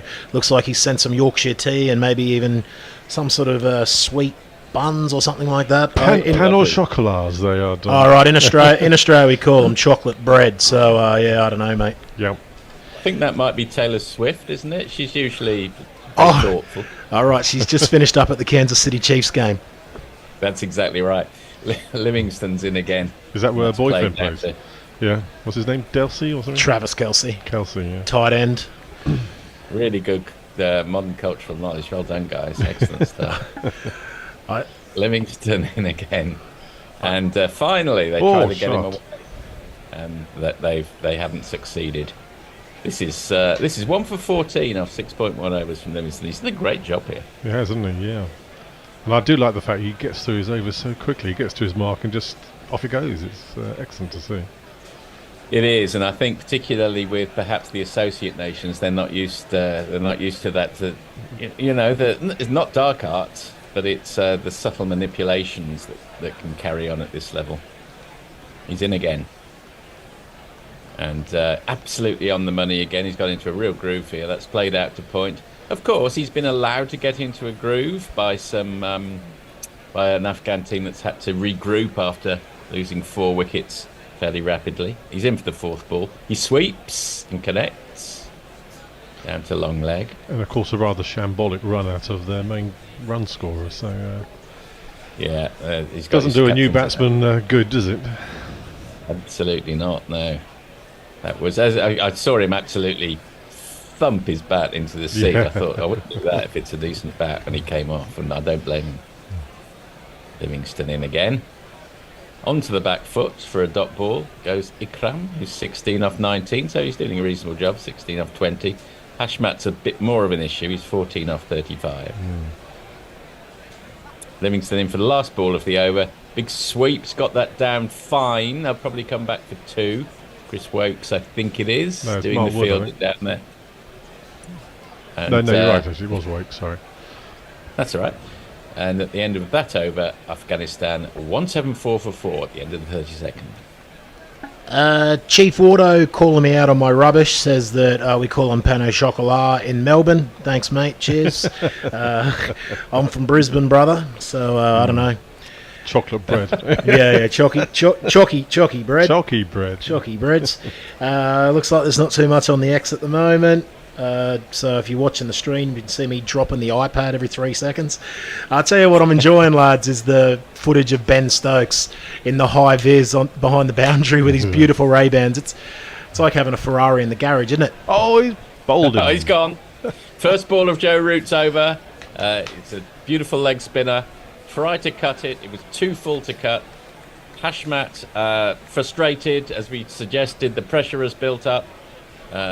Through to the top of the off stump, and there goes the wicket. 174 for 5, Afghanistan. The crowd says, the crowd says, the crowd says you're out. And we've got the split.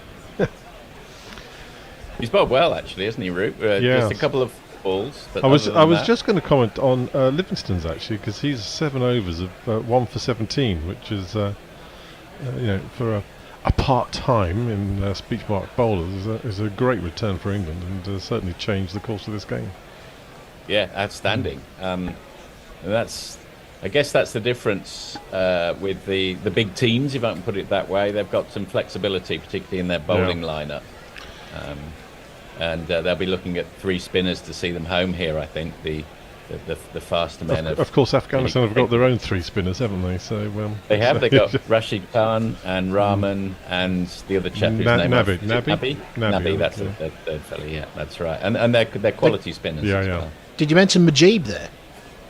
Majib's playing as well, so must be 4 spinners for Afghanistan. Yeah, right? I think it's Majib Rahman, isn't it? I referred to. Oh, sorry. Perhaps I should have. No. I think my mistake. I think he's more usually referred to as Majib, isn't he?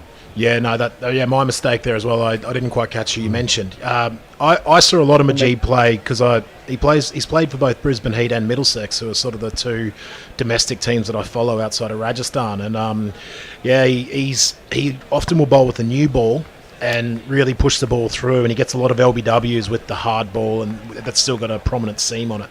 So I look forward to watching him bowl later on today.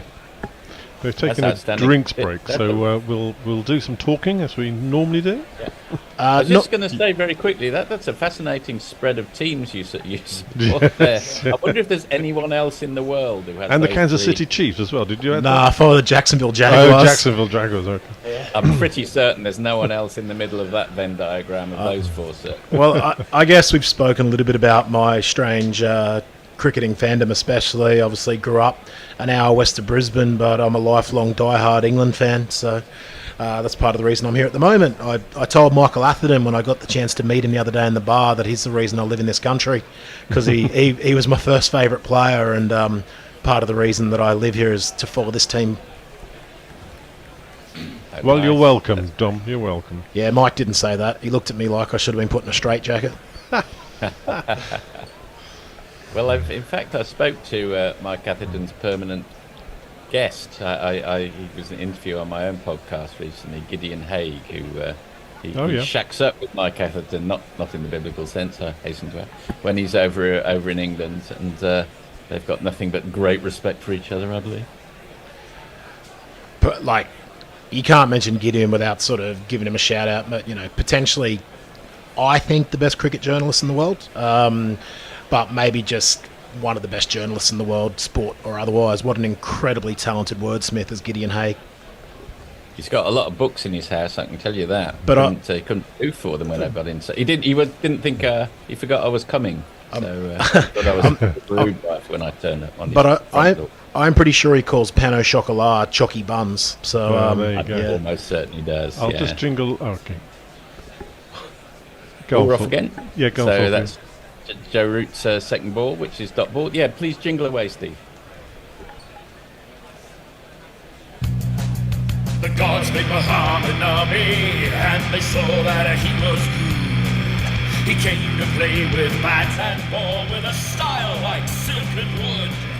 When he loses Seychelles house, well, you know that it's a lie.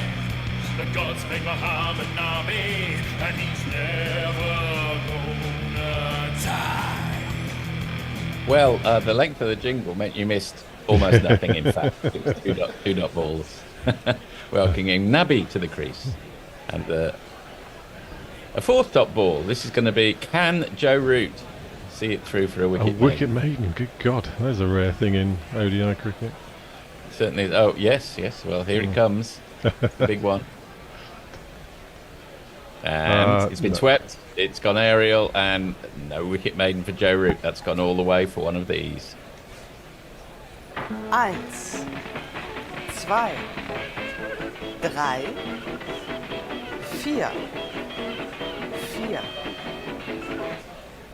4 off the last ball, but the wicket was the crucial element of that over, and Afghanistan 178 for 5 at the end of the 33rd. Dom. Most of the socials at the moment are just probably things that could just be direct message to me. Chief Auto says he respects it. Can't be easy at times being an Australian who supports England. I tell you what, it's not just not easy, mate. It's bloody difficult sometimes.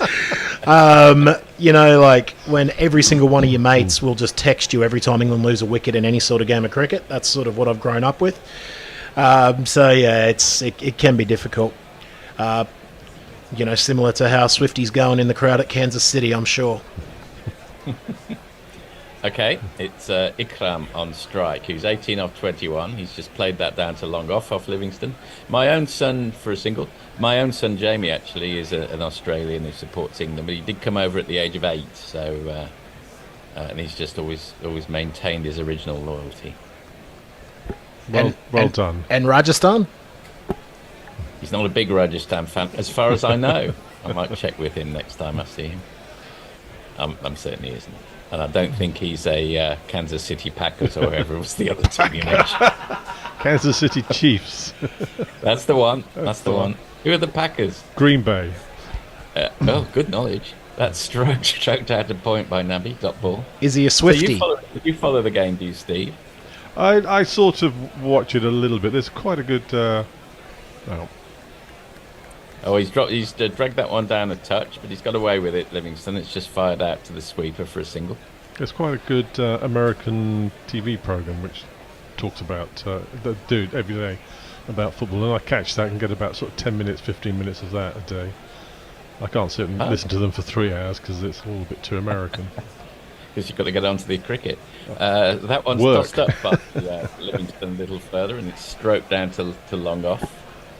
He's dealing almost entirely in singles, which will suit England very well. Livingston 1 for 21 off 7.4. This is a superb spell from him. A big contribution. I hope he does it with the bat as well if he's called upon. Oh yes. Well, he'll, and that was the leg spinner. He's got this unique quality of being able to bowl leg spinners. And I don't think they're necessarily incredibly disguised, but it's a great skill nonetheless. Anyway, shoveled out on the leg side for a single. I think he got a congratulations from Nabi for that. Did he? I think so. That's They're nice. expressing warm words. They certainly weren't aggressive, big smiles going on. So Nabi obviously picked it. The Worldwide League of Spinners Union, and that's played down to the man at long off for a single to complete the over. As you say, Stevie whistles through them 5 off that one, so he's the most expensive today. He's 1 for 23 off 8. Afghanistan 183 for 5 at the end of the 34. Mark Cork says that I never knew Yorkshire made tea. I'm sure that's funnier than I understand it to be. Alexander Sutcliffe's had a little pop at me. He's champed me. For fuck's sake. They're called Pano Chocolat in my house. Champ! ! I'm a Sydney cider in Berlin, though, and you would get away with Schockerbrotchen here. But I think slightly less of you, Guerrilla Cricket. Sorry, Alexander Sutcliffe. I've let you down there. Championship, Champ Elise. So, question for you, Dom. There's the subtle differences between being called champ, mate, and buddy in Australia. Perhaps a comment on how you would distinguish the three. In cricket circles, champ is the worst of those as far as patronising. So, if you're to go out for a toss as the captain, you want to be the first person to get champ in to the opposition captain. Stuck the hand out. Oh, nice one, champ. Nice one, champ. Mark Wood's back. Fires that one in at the toes of Ikram, who hurries through for a quick single, but no problems there, really. I think Livingston doing the fielding. Mate's more about how you deliver it. Oh, nice one, mate. If you have the hard T. Oh, yeah, have another beer, mate. Eight. Yeah. And then Buddy is probably more American, but I think it's probably creeping in now, just Bud. Okay, Bud. Yeah, I think Buddy and Champ sort of harbour pejorative associations. You don't want to be called Buddy or Champ. I've got Mark Wood's jingle ready for when he's got through the second ball. So since he's back on, I think he's at the top of his mark. Sometimes I forget whether we jingle bowlers when they come back. Mark Wood comes wide with a wicket, always through. Just beaten for pace there, Nabby. I think it just held his line. Dot ball. Here we go. Now we're jingle. Do you know Mark Wood? Yes, he is an England bowler, quite good. And pretty quick. So just a normal guy. Of course. Except for just one thing. What? He thinks that he's a horse. Right. What? It's always worth listening to that one again. Sure is. It's one of those balls, actually, where maybe if it had been bowled a touch slower, it might have got the edge, but it was through him before he knew it. Or maybe a better batsman. Or maybe a better batsman than that, but yeah, because we're down to number 7 in the Afghan order now. Oh, and he's miles away from that. He just has a schoolboy swoop at that one, and he's nowhere near it. Really inelegant looking shot. He's looking a bit too quick for Nabby, isn't he, Mark Wood? Although I don't think he's quite as quick as he was when he was in his first phase. He was really steaming in at the beginning. So. Absolutely rapid, yeah, that's right. But it's good to get the... One imagines that this will be the last World Cup for a few of these, your Woods and your Rashids and so forth, and maybe even for your Butlers and your Roots. Don't know why I'm putting them into the plural. There's only one of them each, but... but it sounds good. Yeah. Mark Wood in again, touch wider on the crease, comes back to Nabby, who defends off the back foot, dot ball. So just one off the over so far. And the Afghan scoring machine has mostly dried up. It has. They just put a shot up of their performance in World Cups. They've played 17, won 1, lost 16, or as the Americans would say, 1 and 16. 1 and 16. I think the win was against Scotland from memory. About 8 years ago, but I stand to be corrected. Mark Wood, top of his mark. Long run, steams in, and Nabby manages to get a bat on that. Propels it down to third man on the angle, and so just 2 runs off the over so far. Hopefully, from an England point of view, Mark Wood can finish in style.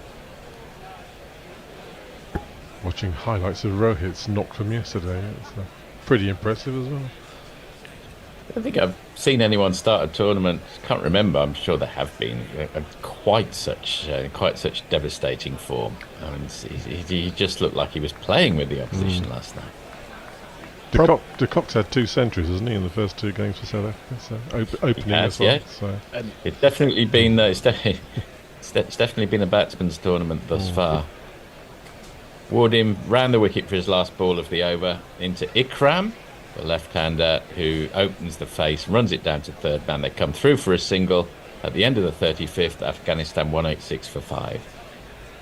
Yeah, I was going to say Rohit, probably no one's been as good a touch as that except him in the 2019 tournament. Didn't he get about 4 or 500s? On the socials, Leah Lavender Guerrilla says she doesn't like hand egg. It's quite boring, and the players have had so many concussions, the coaches have to basically remote control every play. Hand egg is a very clever play on words, not football. I get it. Mog has called me a traitor. How does it feel to be a traitor, Dom? It's bloody hard, Mog, I'll tell you that much. And he also says, Australia, I'm going to say the C word twice here, guys, where you call your mates cunt and cunt's mate. Yeah. Yeah, that's right. Clear. Thank you. Slightly taking me. That's usually the one word that we do edit out. It's all right. Livingston in again. Back foot from Ikram. Dot ball. In again. God, it's rapid. Oh, yes. And he's completely missed it. He's beat him on the outside edge, but has whipped the bails off. Did he get back in time? I think he did, yeah. They're not appealing anyway. So. Little bobble from Butler, I think, gave him a chance to get back. I think you're right. Let's have a look at that one again. Yeah, I just fumbled it for a second. Oh, well. It's a shame, because it was a good ball. Yeah, great ball. Having a look at that one again. Umpire Rod Tucker, I think, isn't it? Okay, we're back with the action. That one's forced away just for the single by Ikram. He would have been miles out. He made a bit of a dog's dinner of that, truth to tell, Butler. A life for an Afghanistan batsman. Went straight through his gloves, into his stomach, rebounded, and by the time that he'd got it back into his gloves, the batsman had regained his ground. That's the leg spinner over the wicket from Livingston to Nabi, who sees it all the way and negotiates it down to long on.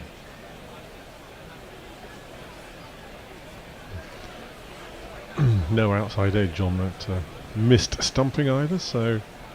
Nope.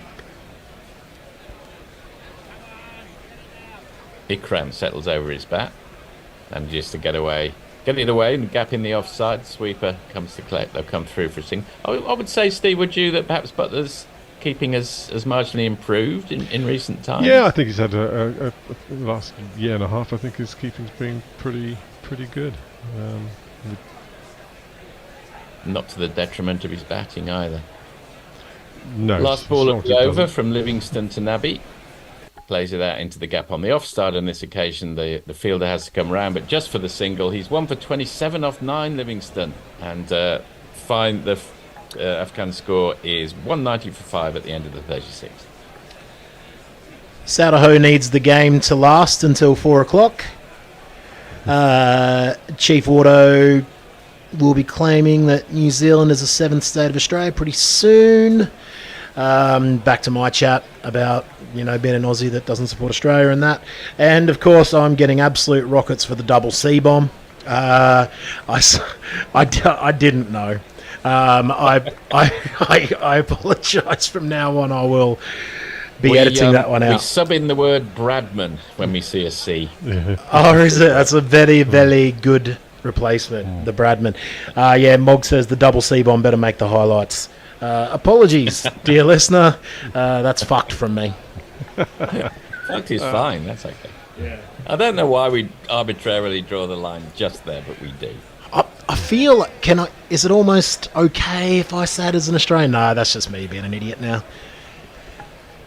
It's certainly, I think it's definitely more acceptable from an Australian because it's more part of the culture. Australian the culture. The culture, indeed. Nabi facing Wood. Ooh, and thinks that it would, and it flicked off the face of his bat as he tried to avoid it. It's dollied up to root in the gully. The 6th wicket has fallen. Afghanistan are 190 for 6 with Nabi out for 9. You silly little boy, what on earth were you playing at?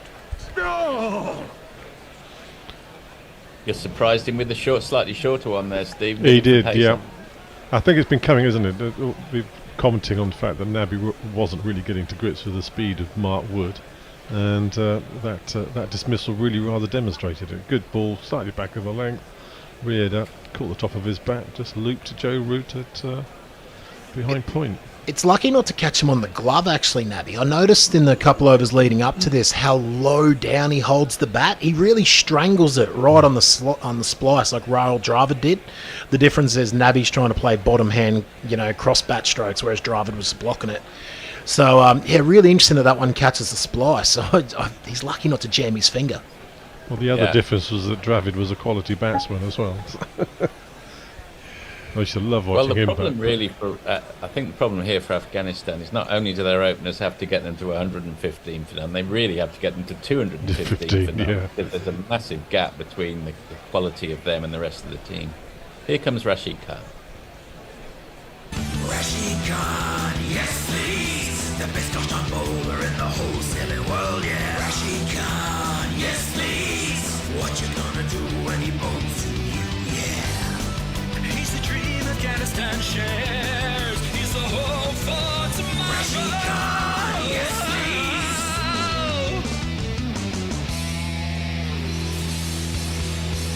Well, he has a strike rate of above a run a ball at 105, but his average is just 19. That said, he usually comes in swinging. Yeah. He's in now in the 37th over, far earlier than Afghanistan would have liked. Wood comes in. He plays a beautiful textbook covered drive, which he unfurls. First ball for one of these.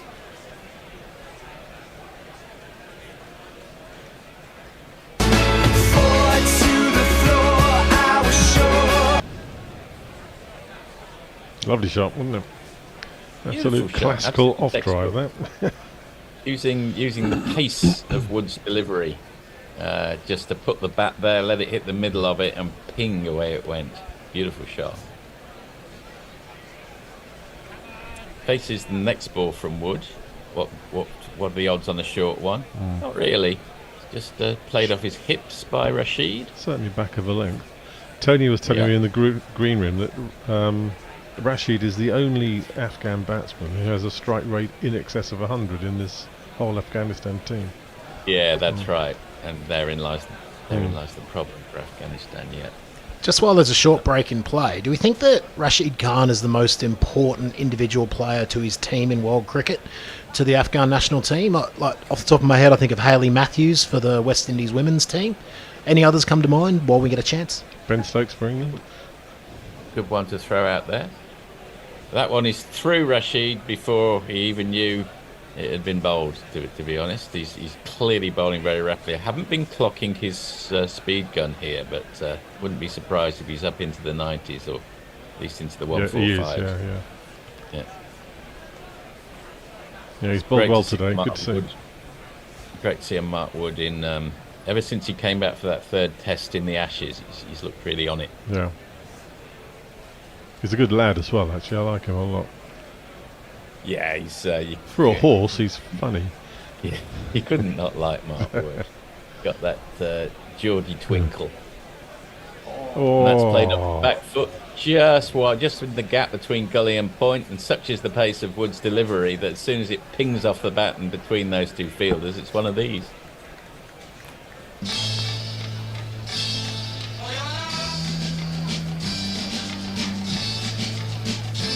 And the jingle's gone. Rashid Khan really has just put his bat there he's put his bat in exactly the right place, don't get me wrong, but he's used Mark Wood's pace against him effectively. It's quite a tight ring of fielders there behind square on that offside, and he managed to pierce it quite... He did. It was a good shot. I'm probably doing him a slight disservice. He angled the bat very nicely. It was in the air, but it was exactly between gully and point. Comes Wood for the last ball of the over. It's played off the back foot by Rashid. Stop ball. End of the 37th. Afghanistan 198 for 6. Saudaho reminds us that the Scottish are also allowed to use the Bradman phrase, or just swear in general. Triple DSP, my biggest fan. He's excited about the wicket. O Harris, are we watching Pakistan in disguise?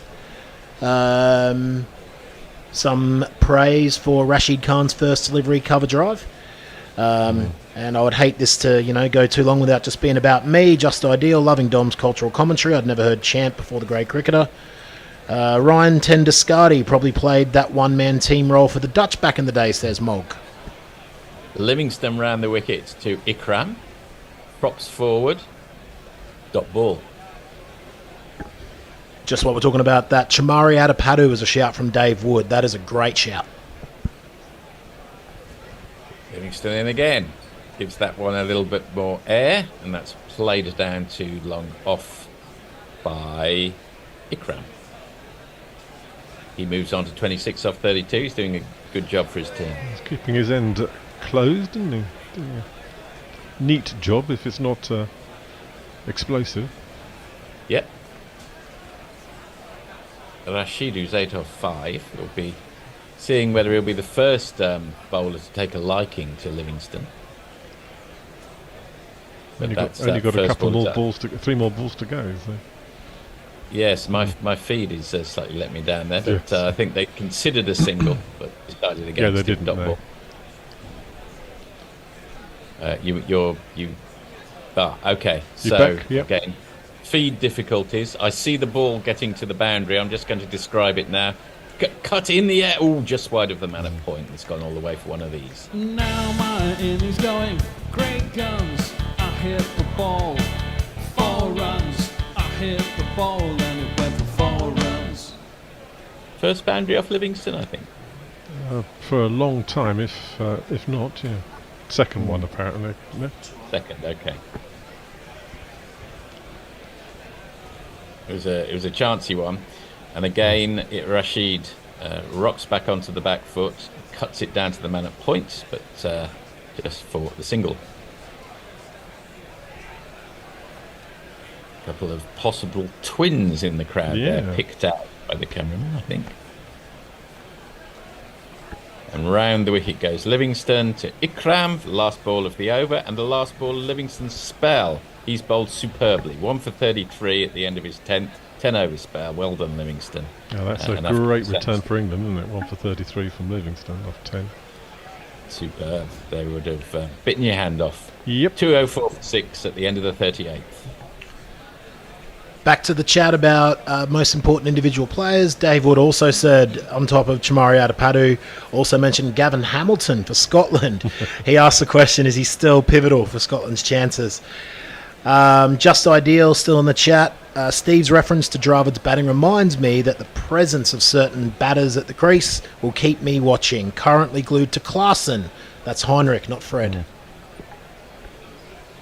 Yeah, he's having a tournament as well, isn't he? Klaassen at the moment. Oh. I think there's an argument that he's the best white ball player in the world at the moment. Well, take up the argument on Twitter. See whether you agree. What's the strategy for Afghanistan from here, would you say, Steve? We'll just get back into maybe get back to that after Mark Wood's first ball. He's in and defended off the back foot. What should be their strategy, would you say? I think they've just got to try and bat out the remaining 12 overs, get as many balls as they can do, and just keep that scoreboard ticking over. I mean, Rashid, I think if he gets his eye in, will start swinging and going for the boundary.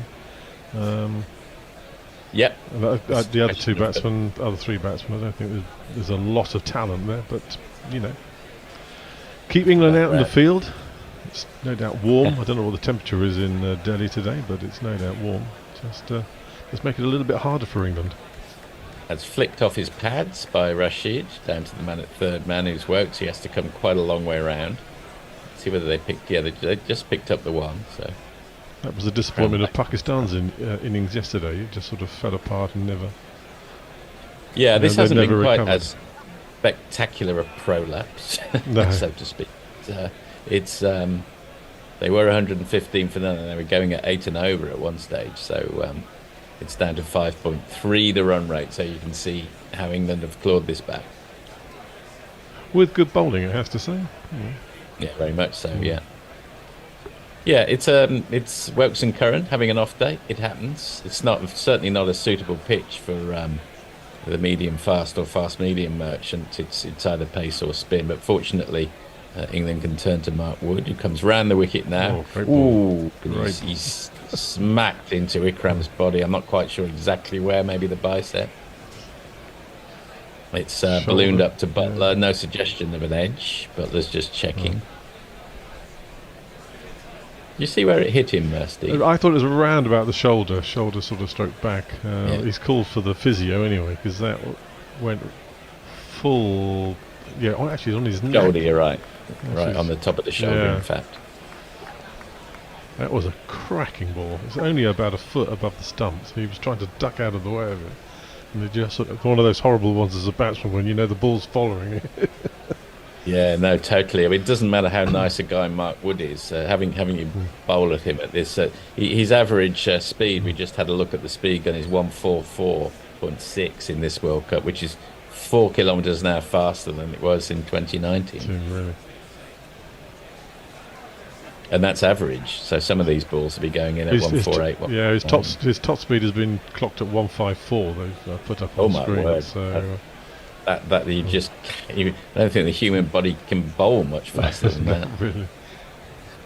Anything happening, Dom? There's a bit going on. I was just thinking about that blow for Ikram. It's rough there. It's like right on the bone of the shoulder, isn't it? There's no flesh there to absorb the blow. He's going to be in a fair bit of pain.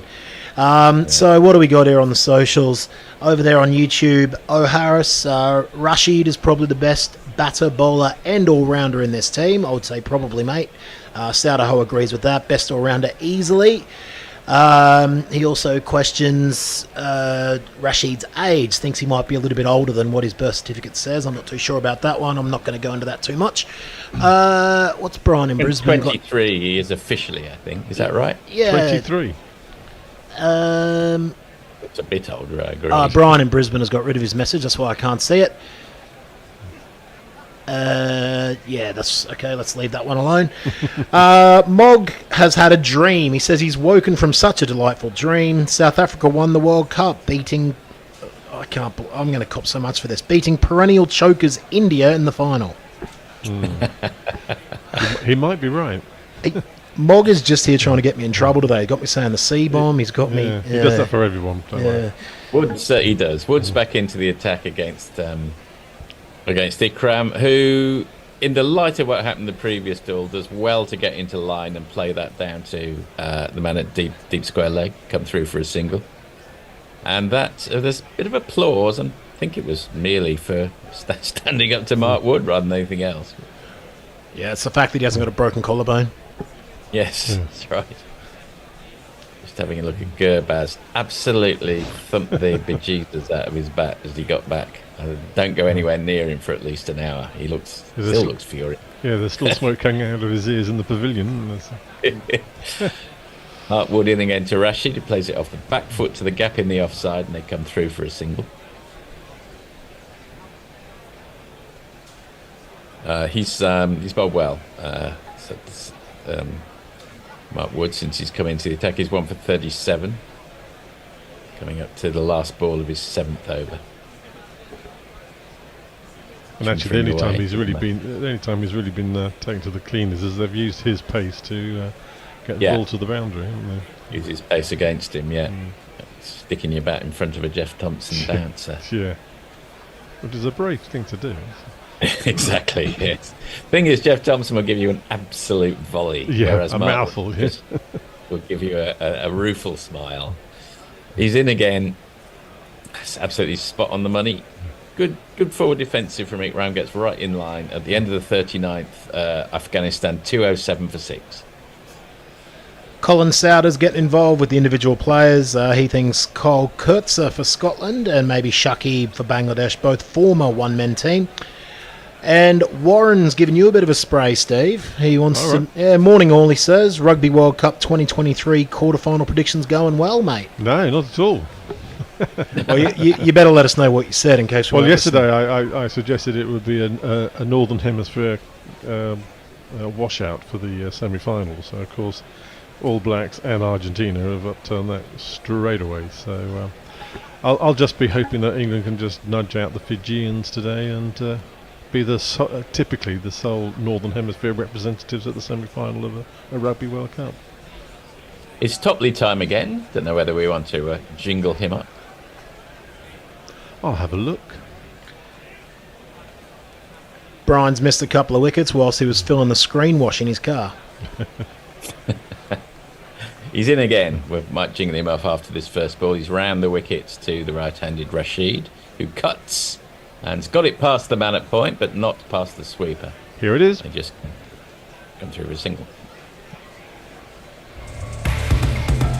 KB once tried to kill him, and AB smashed him off the park. Then Boyd Rankin shattered his hand.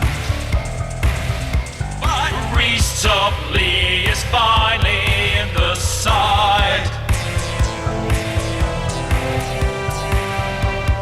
Good to see him back, actually, because we're having a look at when he limped off earlier, and he looked to be in a great deal of trouble. But I wasn't expecting to see him back, I must admit. So. Yeah, someone's worked the magic. He's over the wicket this time to the left-handed Ikram, who pulls all the way down to deep square leg just for the single. I get the impression maybe some of these singles, not that one, but the previous one, they're maybe missing out on scampering a quick 2. But anyway... probably won't make too much difference. I suppose after the run out, they're all a bit cautious. Yeah. Their running between the wickets has been a bit of a weakness, actually. They've been looking for singles and not going and all sorts. So I think they've left a couple of runs in the hutch by not doing it.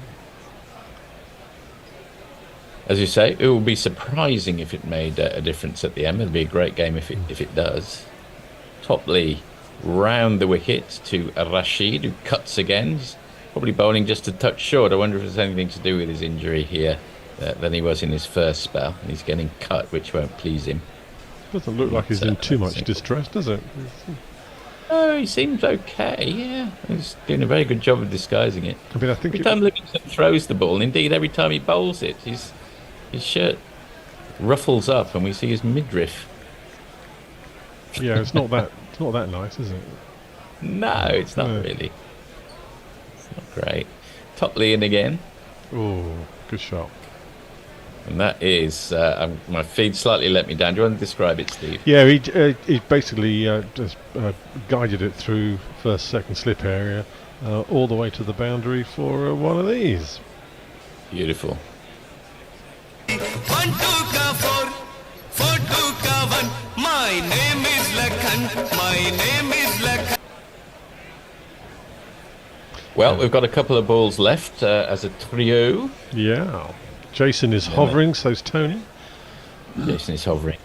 Tony is hovering. It's Ikram. Oh, I think it's going to be another ball. Yeah. Well, in fact, there's going to be 3 balls because that first of those putative 2 balls is a wide. Here's a jingle.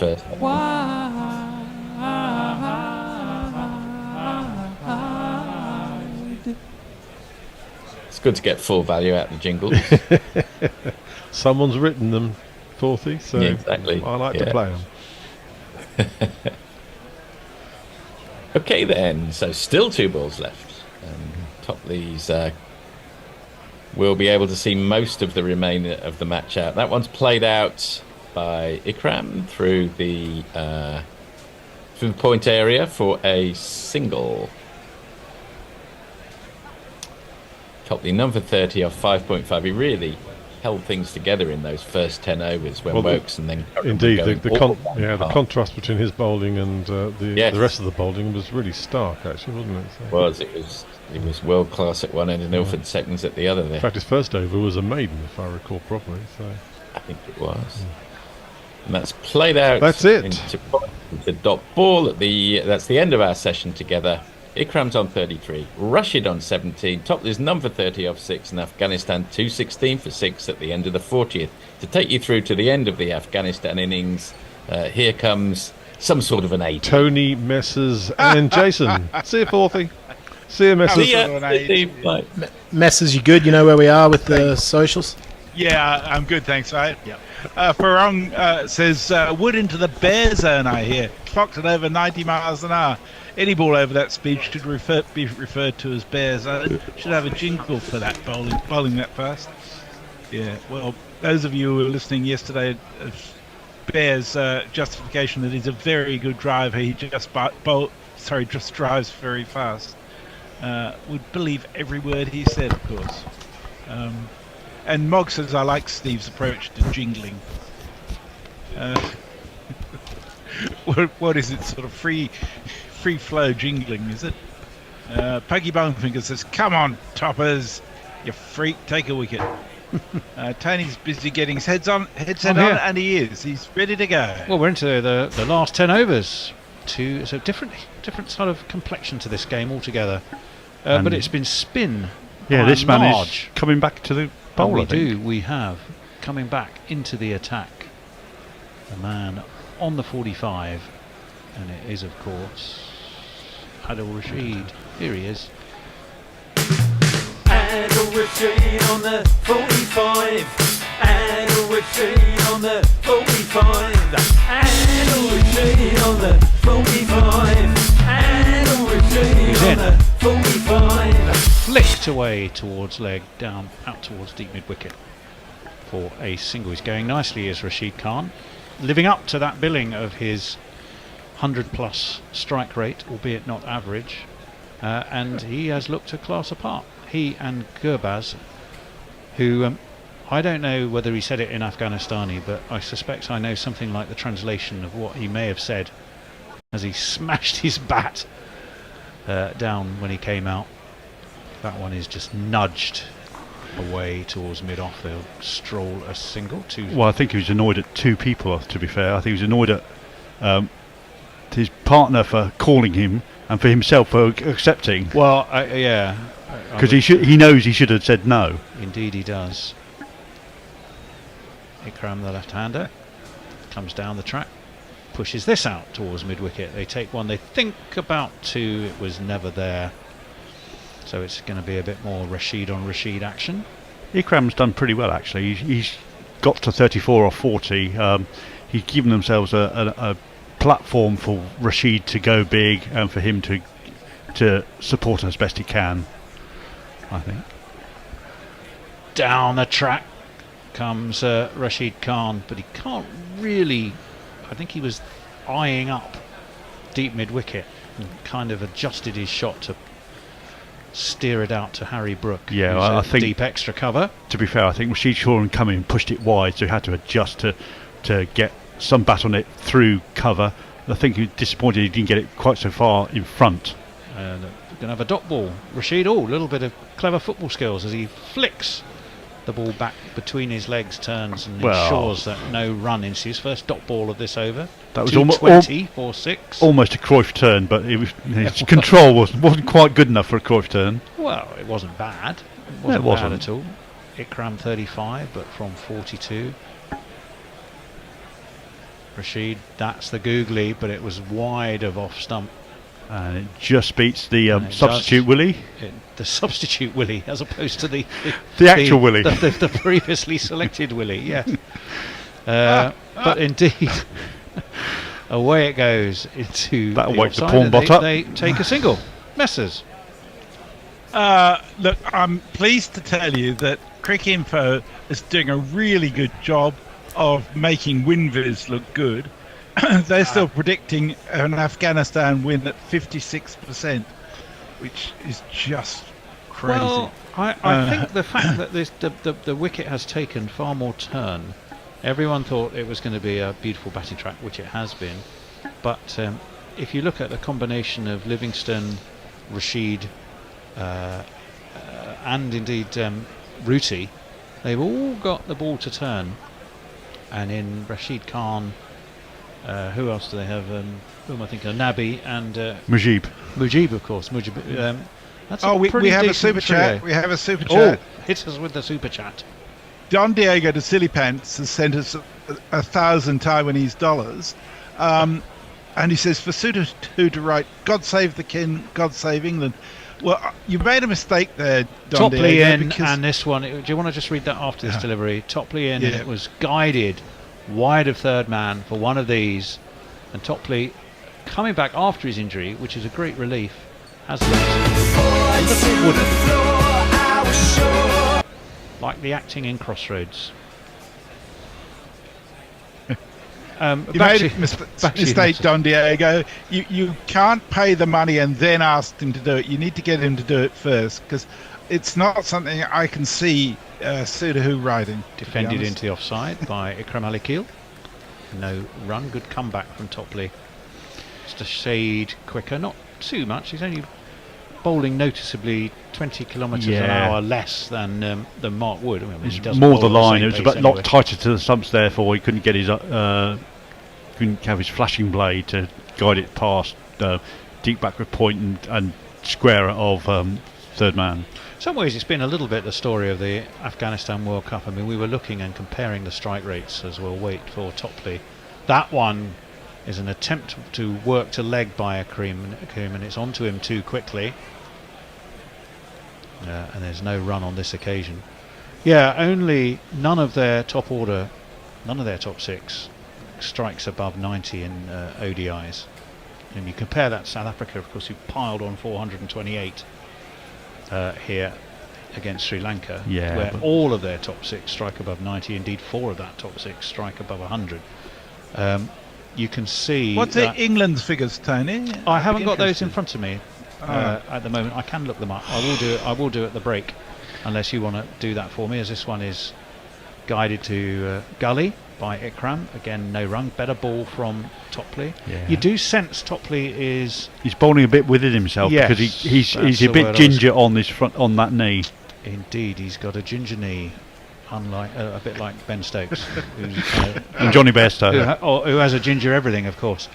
We have a mid-on and mid-off. Mid-off's being pushed back, mid-on slightly forward. Something is making Messrs chuckle as ever. Oh, no, and your reference to gingers and Ben Stokes is... that one's full and defended by Ikram. Again to Gully. And I think that's David Willey. Do we know, have we worked out who Willey is on for? Wokes, I know, has had that stomach. I think you're right. I think it must be Wokes. So he, and runs of a different kind were his problem today, because he bowled like an absolute drain. And perhaps you could give him the benefit of the doubt if he's still not feeling fully on colour. Twins, Basil. Those two young ladies in the crowd are being alighted upon by the camera, although they are sort of sitting on... I'll have to be careful. I was going to say on Willie's shoulder, which I suppose is fair enough, as this one's defended into the onside, but they're going to take two. It's good running. Good, sharp running by these two.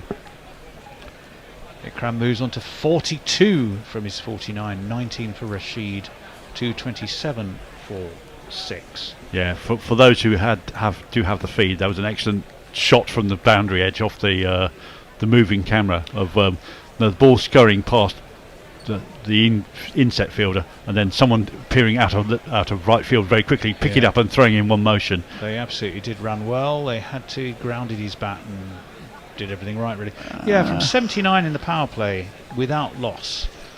So, and then they moved to considerably above 8. It was the change to spin and the introduction of Rashid and Livingston that seemed to make the difference. Well, first 10 overs was all pace pretty much. Mark Wood's pace was effective by and large, in that he was just too quick to get away by one towering 6. Chris Wokes really struggled. He went for 10 and over. 2 overs of Curran went for 26, so 13 and over each. Given that they are well stocked with capable spin, and we know Rashid and Majib are a terrific combination. I wouldn't say this is straightforward for England. Rashid it is who's going to start another over. I think I've completely taken away Messrs'.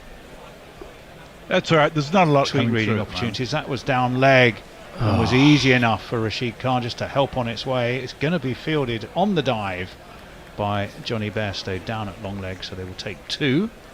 It was a bad start from Rashid. He's taken those 2 wickets. 2 for 36. You do wonder whether or not it would have been more beneficial to take the wide and then wait for the next ball, because I think I saw that he'd been bowling noticeably slower up in Dharamsala. Well, he bowled quite slowly, but it was... I think he's done well in changing his pace on this pitch to... Occasionally there's a quick ball to keep him honest, but most of the time it's floated up and he's allowing the ball to turn as a result. Can I announce that the GPL is officially in play? That's the googly. That is the googly, and it was a terrific delivery too that really hurried Rashid right in front of his middle stump. You can, Messrs. The lowest pick is 457, which they've gone past. Yeah.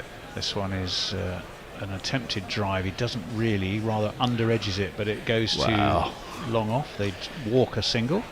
It's like a smear and a swat. It's a splot. It's a splot. Up to long on. It was a splot. Long off, sorry. Brings Ikram back onto strike. I think that's an we're excellent looking word, at Jason. The splot.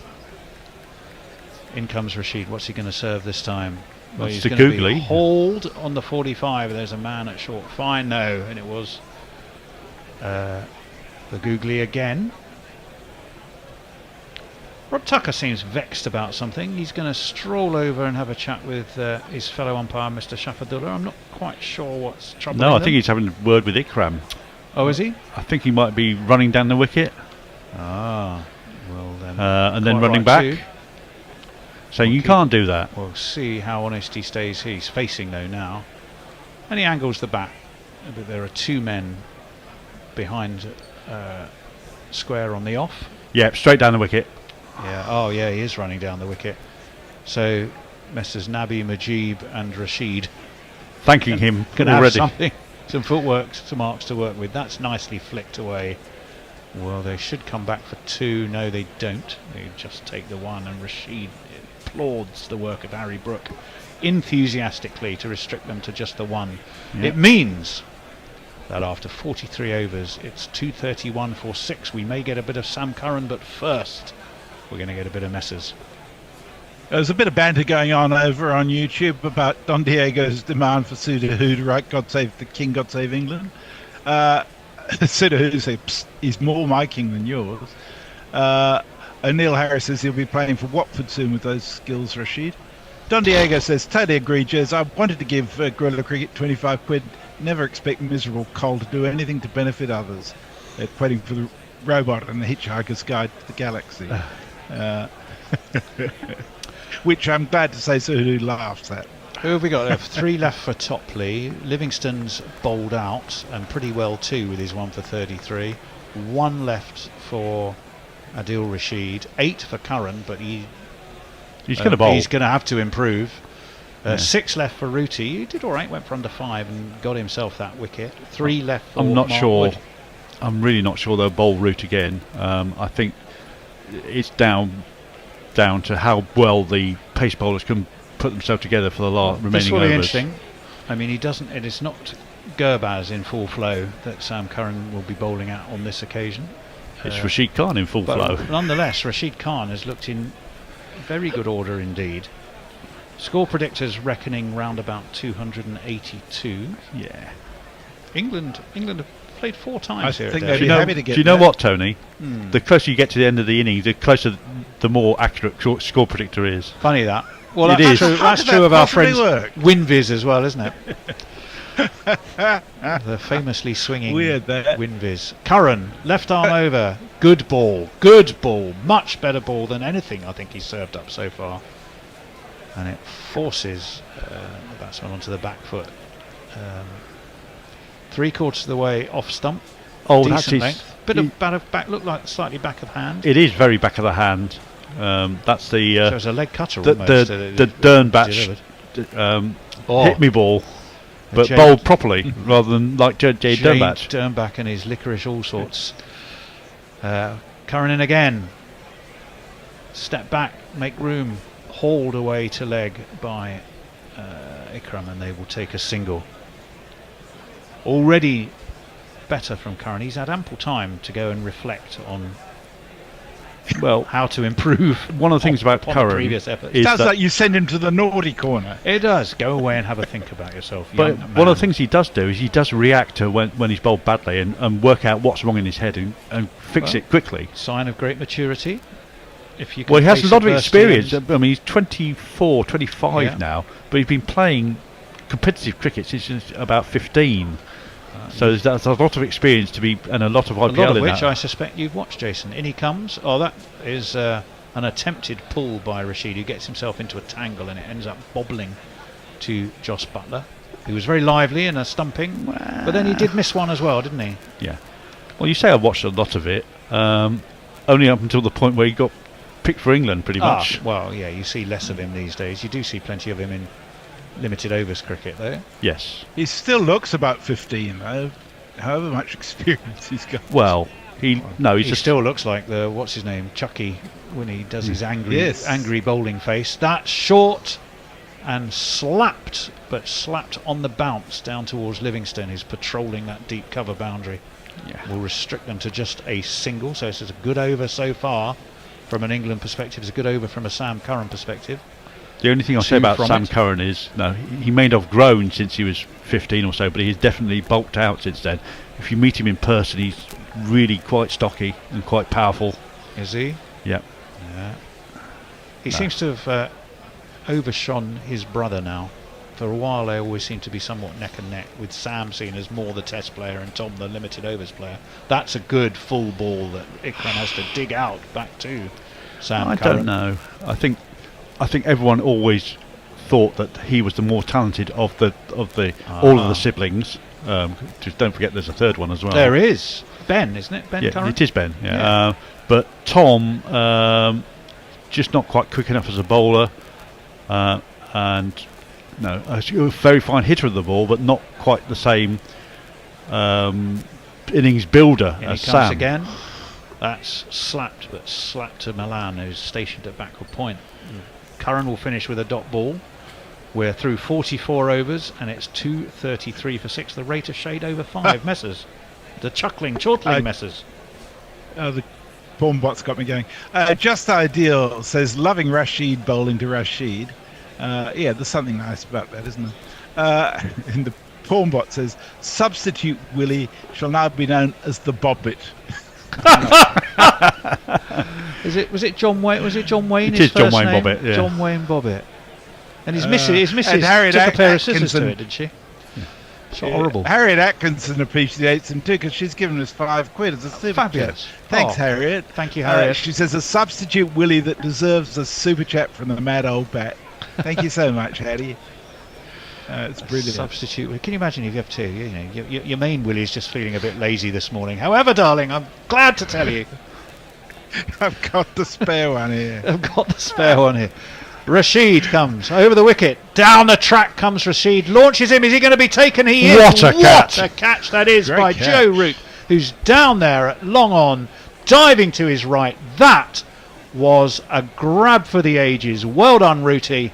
A vital, vital wicket for England. Let's just celebrate that fact because it was a superb catch.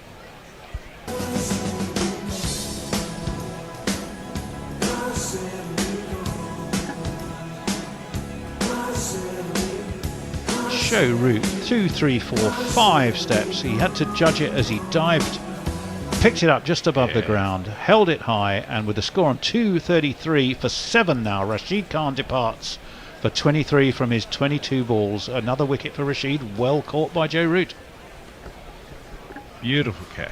And Absolutely Jason and I beautiful. watching, working seamlessly in tandem, with Jason poised over the highlights button for me to finish blathering at just the right moment, with the right amount of information, as per the Bears' written instructions in front of us. It's like he was in the room, only there's no swearing on the instructions, I notice. Yes. You want the Makes odd you wonder whether it's actually the bear or you not. Want the, did he get someone to write this for him? Because surely he'd have dropped a few profanities in, even in writing, but there you go. No, Bear doesn't like to waste time writing words that aren't necessary. He's quite happy to speak them, but actual writing's a pain in the ass, so he wants to make it as quick as possible. Well, that is true. Mujib is the new batsman. Mujib Rahman. We had him at Middlesex for a couple of seasons in T20s. He is, without doubt, a talented spinner, a class act and a talented spinner. So let's celebrate him. Less so a batsman. If you can't play spin, you're shit out of luck against this guy. Mujibur Rahman makes your bow liquefy. All of your flaws he'll magnify. Mujibur Rahman. Once again, spin has done the trick. It's been all spin bar the run out and Mark Wood. That was all spinner. That was all spinner as well. Was it Nabby Mark Wood got? Yeah, it was just too it was. quick for Nabby, wasn't it? Reverse sweep by Mujib, but doesn't quite work. That looked very clunky Fielded by indeed. Milan. That did look clunky. And you know, they say sometimes somebody in football, if someone goes down in instalments, that was Yeah. a reverse sweep in instalments from Mujib. And he did toe end it off the end of the bat almost to mid off. Rashid flicking the ball from hand. He's now in. That's the leg break, and it's punched into the onside. Yeah. And will get a single, and Mujib will be off the mark. Rashid didn't really need to do that. I mean, he's there to play until the end of the innings pretty much, and no, he didn't need to go down the wicket and try to force the pace. This is Rashid's last over. It is, and that to a certain extent. He's bowled well again. The fact he's got 3 wickets now for his 39 will make him feel a lot happier, for sure. Probably is the end of his ODI career, this World Cup, we suspect, and that one is another leg break that cuts back into Ikram, who pushes it into the onside for a single. You do wonder whether he's going to play any more after the World Cup, or just to allow someone like Rian Ahmed to bed in, bowling alongside him. I'm not sure he'll think that way necessarily. I've got a feeling he's I think England are pretty ruthless. This one's shorter and pulled by Mujib, but he doesn't really get hold of it as much as he wants to, and Livingston is out on the deep square boundary and will field. So again, just a single. The wicket and 3 singles mean 3 off the over. 236 for 7. I mean, I can see Livingston playing for the foreseeable, and then Rayan Ahmed is a long-term option to replace him, I Livingston think. will just wait for Rashid. That's a good leg break. Cuts quite sharply, and Ikram works it away around the corner again for a single. It means that Rashid's come to the end of his 10. He's taken 3 vital wickets for 42, as England had to haul things back after a torrid start as far as they were concerned. But they've done so, and we can go to Messers. Brown in Brisbane says, hey, look, we're back to my 280 prediction ages ago. And Sudahu says, Rashid's figures are very complimentary to what he's bowling. I think he's bowled pretty well. I think he's judged the pace of the pitch pretty well. Don Diego says, yeah, they're excellent figures and probably deserved. He has really mixed it up. Well, those figures, that's 3 enough. for 42 off his 10, and the wickets he's taken have all been pretty crucial wickets. And getting rid of Zadran, who was going nicely with Gurbaz, albeit the junior member of that partnership. Ramat Shah very early, and then of course Rashid Khan when he threatened to look to pile on some runs that England didn't want to bleed it later in the day. So well bowled Adil Rashid. And they are his best World Cup figures. They are indeed. 46, a strike rate of nearly 80. Well, no, it's about 79.3 for Ikram Ali Keel. He is going to be facing the Demon Boy Child. Demon Boy Child, who's looking quite thoughtful. He does look very thoughtful and quite almost cherubic until he starts to run in. And then this sort of facial transformation takes place. In he comes, it's quick and it's on full. And it's dug out. And dug out down towards Chris Wokes, who did have a horrible time. He was at mid-on. They take a single. Yeah, he gets his bowling face on. His bowling face, it's a sort of what it is. It's a grimace. It's a grimace, not a grimace. A grimace. Grimace. Ooh, Yes. a grimace. I shall be grimacing. Yeah. 238 for 7. What? There's a chortle from the weather. You never know whether the chortling from the weather cave is something I've said, something you've said, or something that's been read. Yeah. Who knows? Leah's trying to get me to swear. Oh. in our inimitable way. Full and defended by Majib into the offside. No run. Well, like the bear, you don't need much encouragement. No, that's true. I think, profanity and the bear are comfortable bedfellows, let's just put it like that. 238 for 7. A run rate a shade over 5. It really did look for a while as though Afghanistan were going to absolutely rip the derriere out of England. Hauled away. That's Smashed. A shocking ball from Curran, having said how much well they'd recovered. That was short. He tried to dig it in, pulled away beautifully for one of these. Just four. Yeah, but it was flogged to the boundary really, because it really was short, slow. He was probably trying maybe was he trying a slower ball bouncer? It's back of the hand, slower bouncer, Yeah. but I mean, it really came out just too short and too slow, and it's just easy picking. And he comes around. Oh, he's now gone for a Yorker, which he's completely got hideously wrong. It was high and wide of off stump on the full, and it's going to be a free hit, and it's 4 runs as well. Oh, come on, Sammy, you were going so nicely. We need to deal with these things one at a time. Firstly, it's one of these. 1 and 2 and 3 and 4. 2, it was well above waist height, wide of off stump. So I'm afraid it's going to be a free hit. So it was a no ball, wasn't it? Yep. And the free hit is launched enormously away, not missed at all by Majib for 6. So that has been a very, very, very costly passage of play as it went for one of these.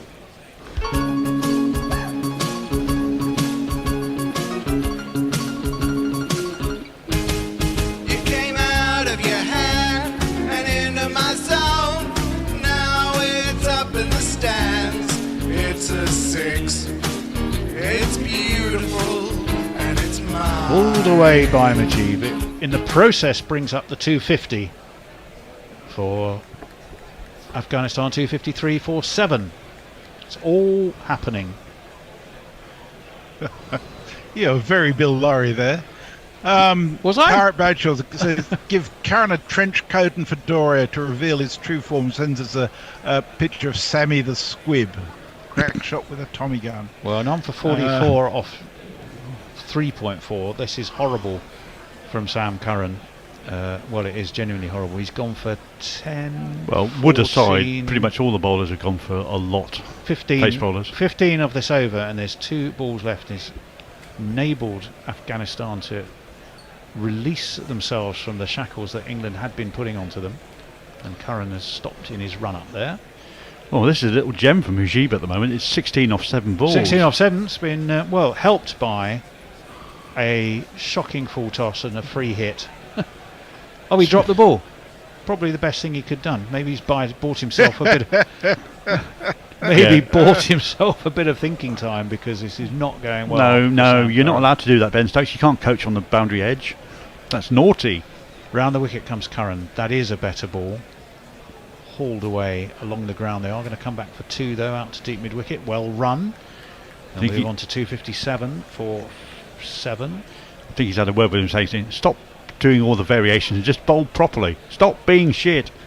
Well, 255 for 7. I do beg your pardon. Yeah, it was poor old Sam Curran. 17 metres, that last 6 from Mujib. 17 metres height, 77 metres distance.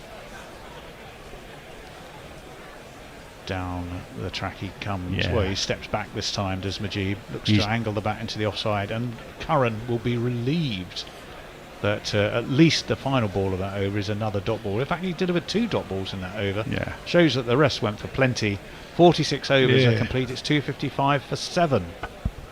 So Warren says maybe we shouldn't use necks as a unit of measurement when talking about Sam Curran. Isn't a spare Willie an Australian kangaroo initiative, says Muttley. And Leah says Root is a proper Charlie uniform November Tango, or Brabham, for denying us the gift that is a Rashid Khan. To which Bob says, fucking aye. Yeah, just coolly denied, about 80 runs short. Yeah, he did really well. The thing is, he really cracked on with it, and that is, again, has been a bit of a characteristic of his batting. I mean, he certainly has a range of shots. He certainly has the capability, but he doesn't necessarily have the longevity. Hence the high strike rate, but not the high average, I think, for Rashid Khan. Here comes the galloper. But yes, now what did he have left? Was it 3 overs Mark Wood had left? Well, he's only involved 2 of them. Around the wicket he comes, and he's pushed into the onside by Ikram. He'll move on to 48. I do wonder whether we'll back on strike. Get to see another Sam Curran over. Yeah, he did it. He has 3 overs left, does Mark Wood. He's just gone for a Everyone's single off the favourite first of his guerrilla 8. is with us. Annie Chave says, hello all. Hello, listening Annie. to you as I try to recover from a rather wonderful hangover. Oh, good. It was a great start from Afghanistan. Don't you just love cricket? We do indeed. And we hope to see you with us very soon, Annie. I think Annie's on next Wednesday. Not that I carry every rota around in my head, but I just seem to have a recollection of that one. I'm sure she'll confirm if she is or isn't. Well, hopefully she confirms she is. That one is a slower ball from Wood, well disguised, and Mujib had a little bit of a swing and a miss. And through to Butler it went. So well bowled, Mark Wood. I'm just trying to work out what a slow ball from Mark Wood comes out at. No.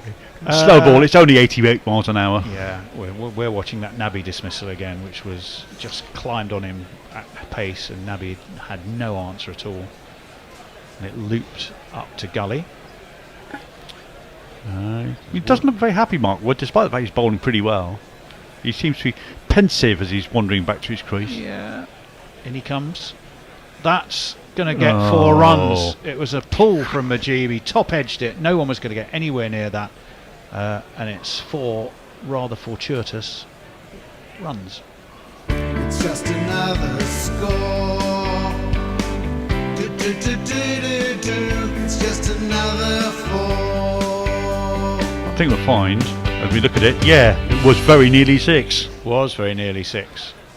You know, it's that about 278 or 280 predicted score is looking. We rather derided at the beginning, said, nah, this is a 300 plus pitch, but now it's. I tell you what, it's not going to be. I don't think it's going to be that straightforward a chase for England either. Wood full, and it's going to be 4 more, is it? No. Topley, rather, I won't say gingerly, gently, carefully, watchfully, almost clumsily, successfully fields a fine leg and restricts them to just 1. So 6 off this over so far from Woody. Whose knee does pretty rather good Yorker collapse in attempt. front of That him. was really squeezed out, sort of nutmeg style, and Topley does extremely well to get down to that and not bend his knee. Oh, he's protecting that knee for sure. Majib had little idea as to where it had gone. I beg your pardon. It's not Majib, is it? Is it, Crumber? Nonetheless. No, it was Majib. Oh, was it? Right-hander. Okay. Well. Oh yeah, because they only took a single, didn't they? That's possibly. Eludes Butler. Topley has had to dive this time. Well, no getting away from that on that occasion. It was short. I think it was top-edged. There was no control over it at all. Topley came running. It just evaded Butler. Topley ran out from fine leg, and it does mean that with the 2 that they've scored, Ikram Ali Keel back into the side today is going to celebrate that fact with a 50, and well, he's done a pretty good job, it must be said. Yeah. Oh, that should have been playing a jingle. Don't stop just 'cause you got to 50. Don't stop, treat it as a start. You can use this to get a better score. In comes Wood. Defended back to him by Ikram, the half centurion. Don't look back. And after 47, it's 263 for 7. Interesting Stuart innings indeed. Suggests to Annie that a big fry-up is required. Ooh, that sounds a good idea. Warren says, profanity in the Bear, the 21st century version of Smokey and the Bandit, but with faster driving. That sounds about right. Beautiful. Oh my, look at that sun. It's over fantastic. Delhi. That's almost like it's painted onto the... That's extraordinary. We're looking at a whole road of street lamps and street signs. The sun like a giant orange ball. It just generally looks like a beach ball. It looks like a beach ball that's floated up into the sky just behind those street lamps. There's no shimmer or haze on it at all. It's just very clearly defined. It's a fantastic picture. Well, Rhys Topley, twice called into action in that Mark Wood over, is going to be back into the attack. Clearly, they're keeping Curran at bay, who's had a day. He's had a day to forget. As has Wokes. Put it kindly, that as has Chris Wokes. Majib is the man on strike, who's been making plenty of runs in the last 10 balls. He steps 2 off, flicks away to leg, and will get himself a single. Ikram, this half centurion, back onto strike. I hadn't realised until watching him bat here, but Majib's quite a tall bloke, isn't he? He is very tall. Yes, he is very tall. No, not your normal spinner. Always described as a mystery spinner. The mystery being why they call him a mystery spinner, because it. I suppose most mystery spinners are spinners you haven't done enough research about to work out what the fuck they're doing. Well, I mean, he does certainly have the ability to turn the ball both ways. What? So he's got the Curran ball and the Deucer as well. Yeah. 264 for 7. Unlike any English spinner known to. Rhys Topley. I think we only had one mystery spinner of that type. He's done well today, though he had that injury scare, although that has been launched high over mid-wicket by Ikram for one of these absolutely towering 6. 2 6s in a row. 2 6s in a row. 2 6s in a row. Well, it isn't yet 2 6s in a row, so I just pressed the wrong button. I hope I haven't had the gift of foresight again. The predictive bishop. The predictive bishop, indeed, with his crystal ball, his wooden leg, and his whatever else it was. Glass eye. 270 is up. 270 for 7. They could well get 290 at this rate. 290, if not definitely. more. Yeah, that looks on the cards. And England, this is looking like a very quite tired England bowling attack. England are going to have to bat extremely well, and it will not, I do not think, be a straightforward chase by any manner of means. It's been an interesting innings. It sort of rather started magnificently for Afghanistan. That one slapped away through extra cover. There is a man out there. I think it's probably Livingston. I couldn't quite see. Harry Brook, I think. It's Harry Brook, is it? And they take 2.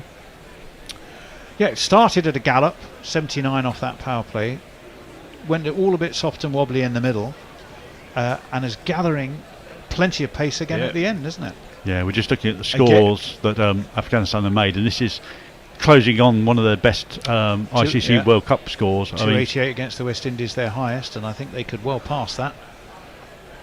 Topley in, flicked away around the corner. Who would be down there deep on the 45 this time? But of course it's Adil Rashid. Quite a little just a single. wristy panache to that, wasn't there? He's just There was. almost flamingoed on one leg off it. To Wristy Panache, fabulous name for a porn star.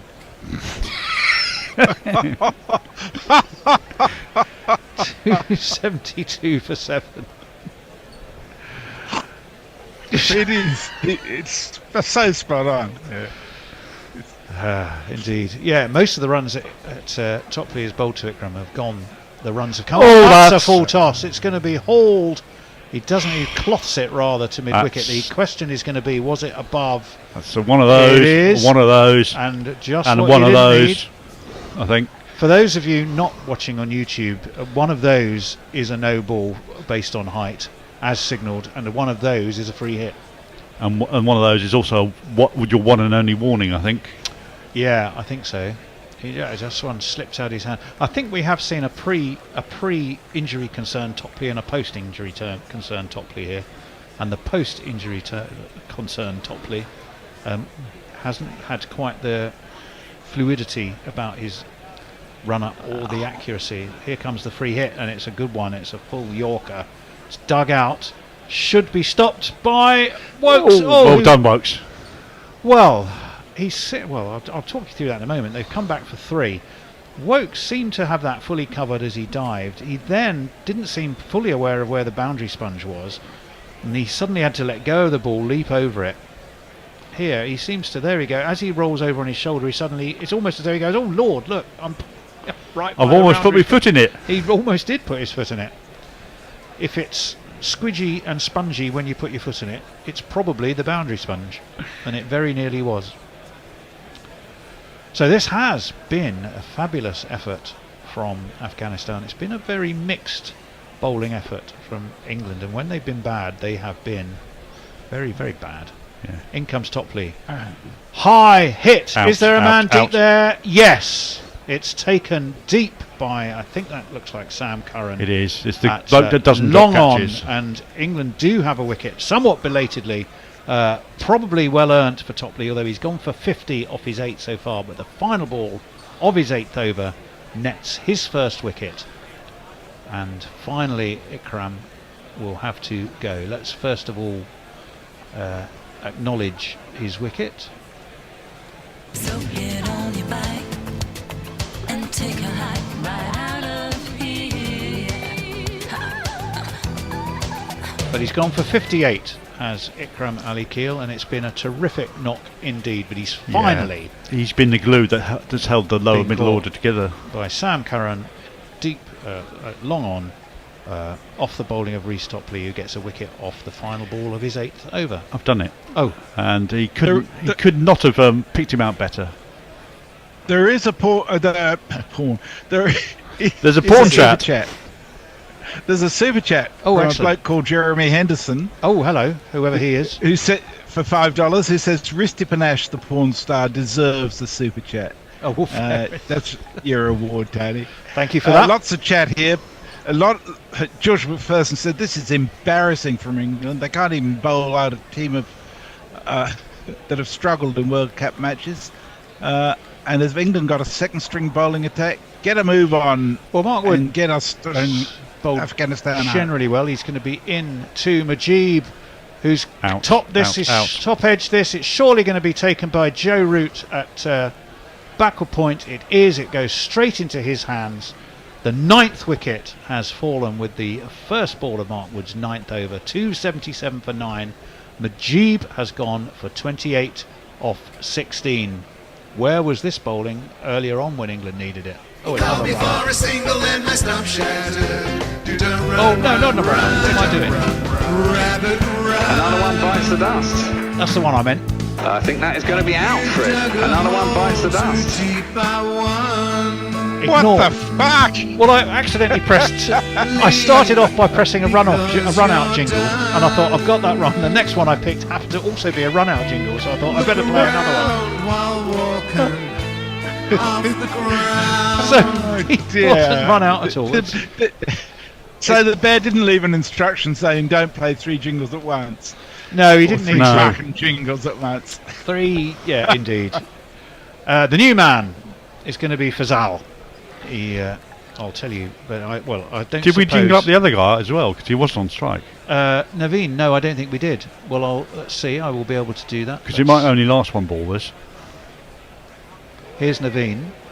In with Naveen. Who's not on strike. Another Afghan who does the opposite of suck. In with Naveen. He can help to break a stand. In with Naveen. But it's going to be Fazal who's facing Mark Wood. And that's a terrific delivery. Wood finally, I think it's the first one I've seen this World Cup, was flings himself onto the ground as he bowls. But it was full and it was straight and it hurried the new man. But he does get a single for it. Mujib there was desperate to keep getting on with things. But He's trying to flog it when he with a cross bat, and therefore it's just hit the top edge. Mark Wood's pace, he's, when he bowls it full enough like that, which he did on this occasion, that he didn't have the time to do that. Mark Wood was just too quick for him. It's just a technique fail. Let's try it. Well, Fazal Farooqi, he's not going to be facing because Naveen is. That's, well, Butler, very optimistic shot, was going down leg. They are not going to take a single on this occasion, which gives me the chance to jingle up Fazal.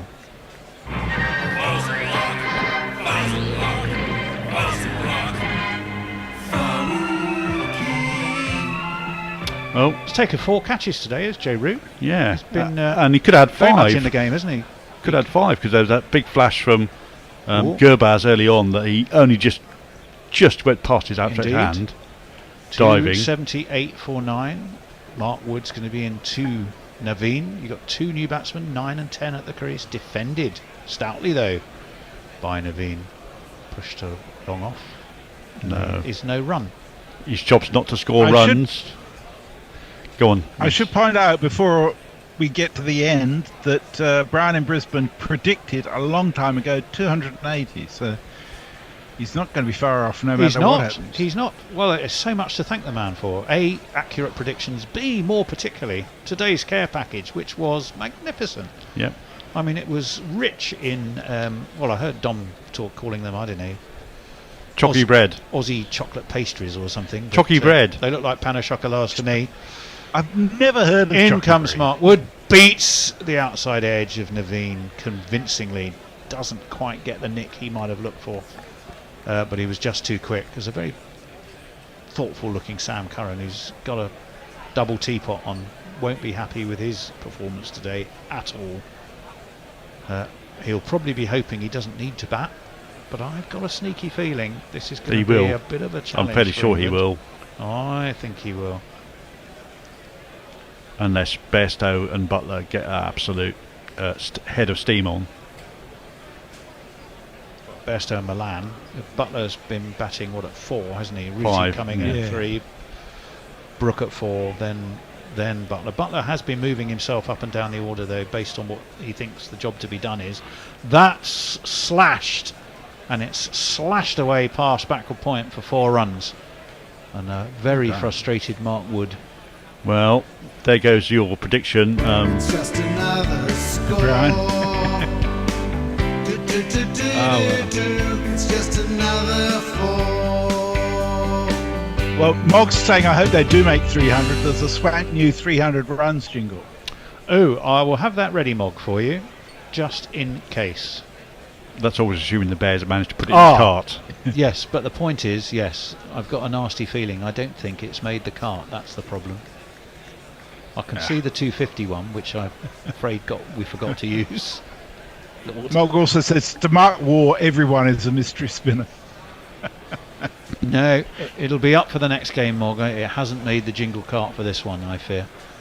I suggest you send the bearer an email, probably one every 5 minutes until it does appear. From my experience, that does tend to work.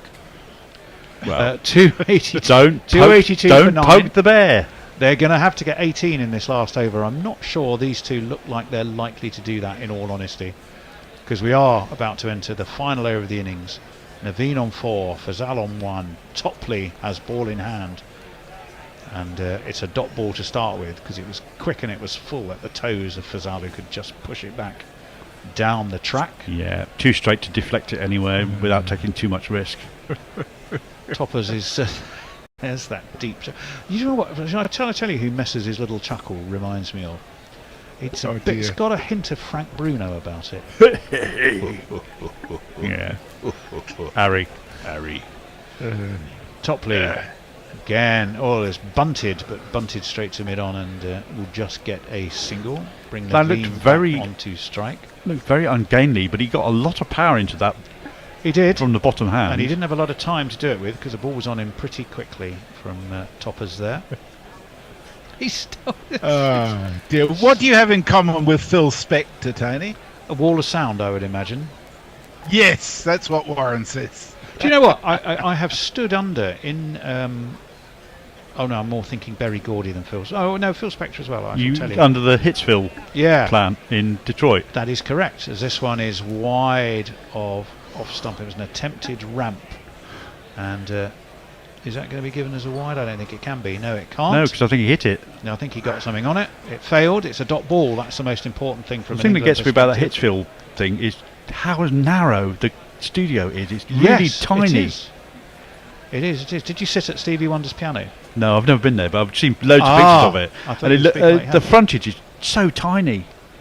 It is. It is. It's like going into a tiny private house. Well worth it if you ever happen to be in Detroit. I heartily recommend a visit. This one, Naveen steps out towards leg, flicks it, but there's a man at deep mid wicket. They're only going to get a single. Move them on to 284 for 9. There's a nod of approval from Topley Senior for Topley Junior. Well, Junior Senior, because I imagine he's quite a lot taller than his dad. Well, yes. I mean, to be called Junior, you don't have to be shorter than your father, do you? Merely younger, which most people are. What, younger than their father? Younger than their father, exactly, yes. Swing and a miss! And they've run, and they haven't got anywhere, and Butler simply just rolls the ball to knock back the stumps. Fazal, I think in the end it is, who is the run-out batsman. It means that this Afghanistan innings has closed with the score on 284. With just a couple of balls left. Fazal has been run out, but that, I would still say, England are going to need 285 at 570 runs per over. Let's just celebrate that wicket, which was, having played the run-out jingle about 10 times... an actual run-out. Here actually is a run-out, yeah. He called me for a single and my stump shattered. Do don't run, run, run, do don't run, run. Oh dear. Well, that does bring us to a close. Conclusion. Granville. 285 is what England are going to need. 284 is where Afghanistan ended up. Just a shade short of their full allotted 50. How many balls was it actually in the end, Jason? They were one ball short, I think. Just one ball short, going for that single. You have to say, I think, England will be marginally disappointed and would have hoped to have got them out for somewhat less than that. As we said, a bookend of an innings, Jace. Yes, I mean, Afghanistan went off like a train early on against the hard new ball. Classic and cricket shots, pretty primarily. poor bowling. after Topley's first 2 overs were fairly tight. Wokes and all the pace Curran bowlers seemed to go around the park at that point. They did. And then the introduction of Rashid on the 11th over started to bring, and particularly Livingston as well. Livingston bowled really well for his spell. They pulled it back, and the next 20-30 overs went for about 40 runs for 2 or 3 wickets each time. Well, that's it. We're going to just get some final chortling messages from Messrs. Okay, well, I'll tell you first that Cricket Info says Afghanistan is a 55.85% chance to win this, whereas the bookies put them at about 22%. So there's a bit of a range there. If Cricket Info have the courage of their conviction in their algorithm, they'll put the house on at $4.50, which isn't bad a return if they really think that's the case. Mutley says, fuck's sake, Tony, in relation to the Wall of Sound. And Umbrino Over says, will Afghanistan play me into my top GPL, but within an England win? Bloody hope so. Well, the only way anybody can win the GPL, and there are several, myself and yourself included, Umbrino, is if England lose. So that will be interesting to see where your loyalties lie as England get close. Well, we know where their loyalties lie because they've already put their bets in. They can't change their bets now. But they want to win the GPL, or do they want England to win? That's the question. Well, I know which one.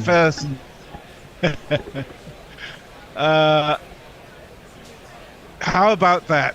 A below par England bowling attack managed to bowl out of Afghanistan in the end, even though it was 70 to 80 runs too many.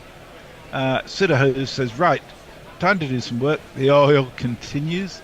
And why don't we turn the oil off for the big games, Scott? Yeah, that'd go down really well. Okay, that's about it on YouTube and Twitter. And we'll see you in half an hour. Yeah, fantastic. I think we're going to tee up some highlights of a previous game. Hopefully, from what the Bear was saying, we should be able to play last night.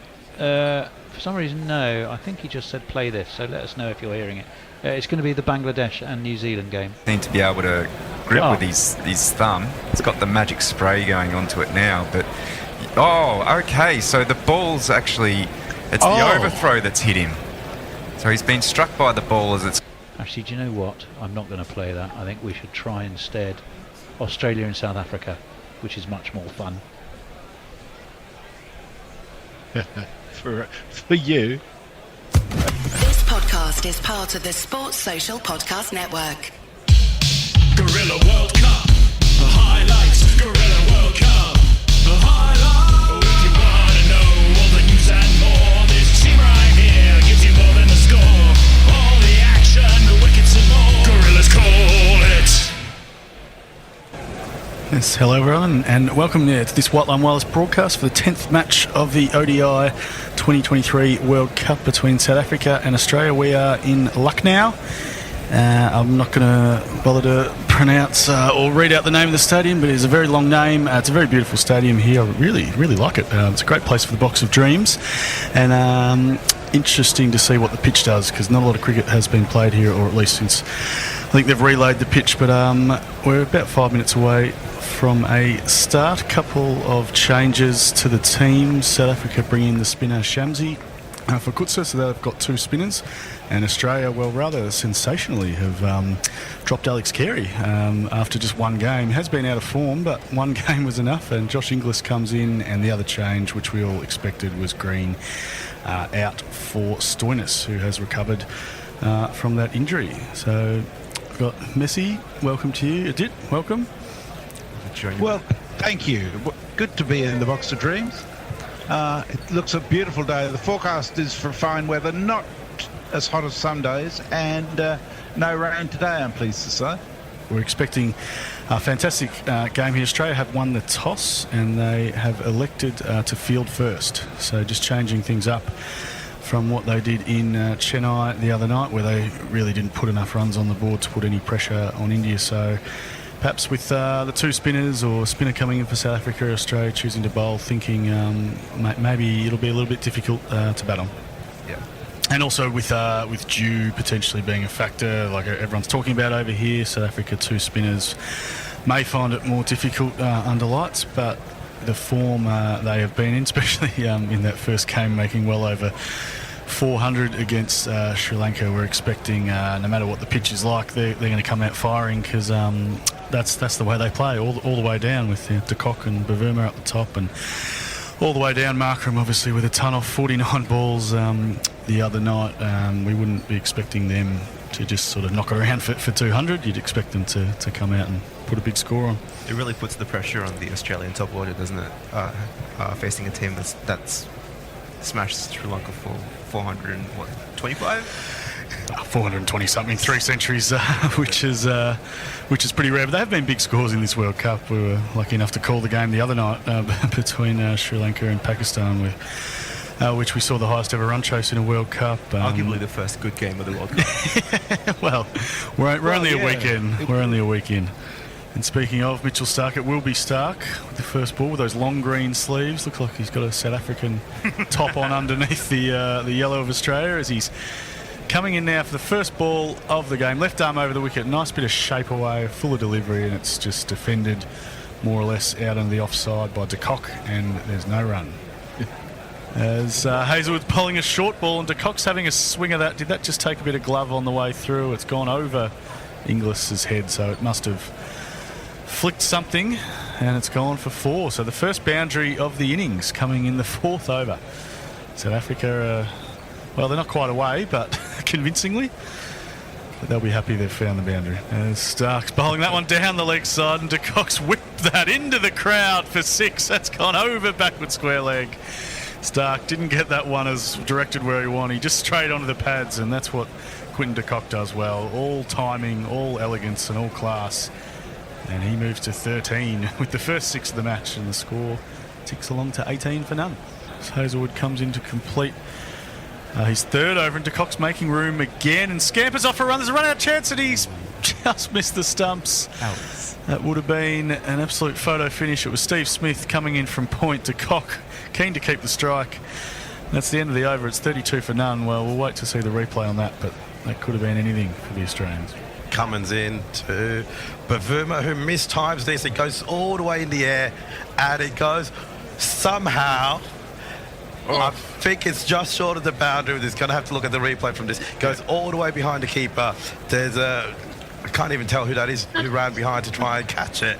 Everything happening here. He middled that, going behind.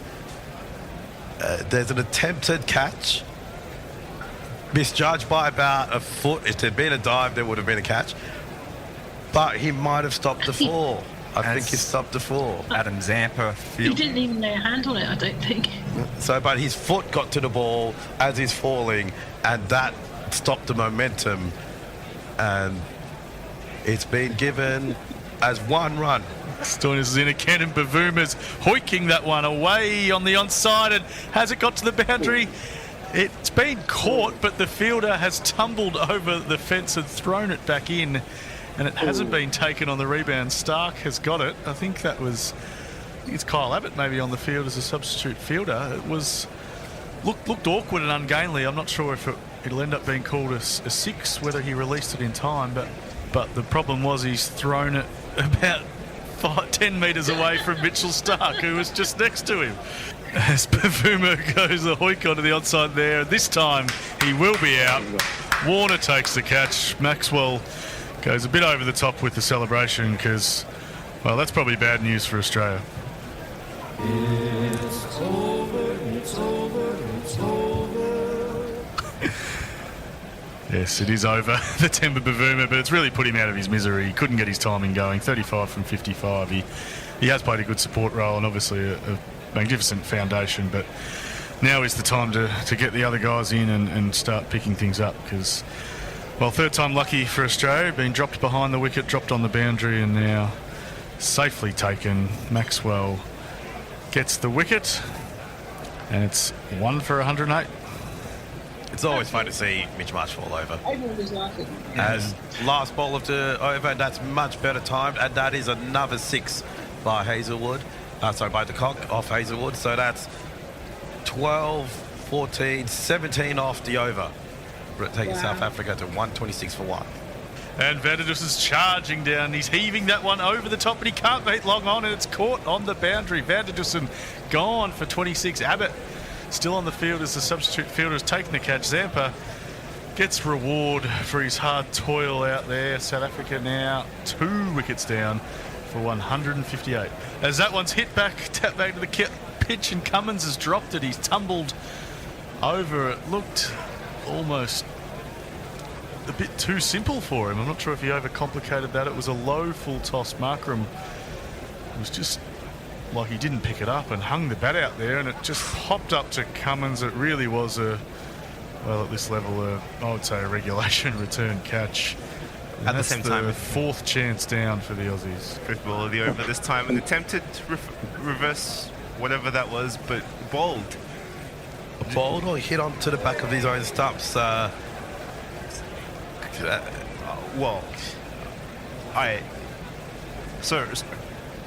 Maxwell strikes again to cock 109 for 106. Yeah, that's the whole point. So it was a little bit complicated in that the cock was trying to, I don't know, do some sort of reverse sweep. It was trying to slog sweep it. Reverse slog sweep. And he hit it. He hit the ball back into his own stumps.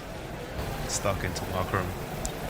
Big pull shot over deep mid wicket for 6.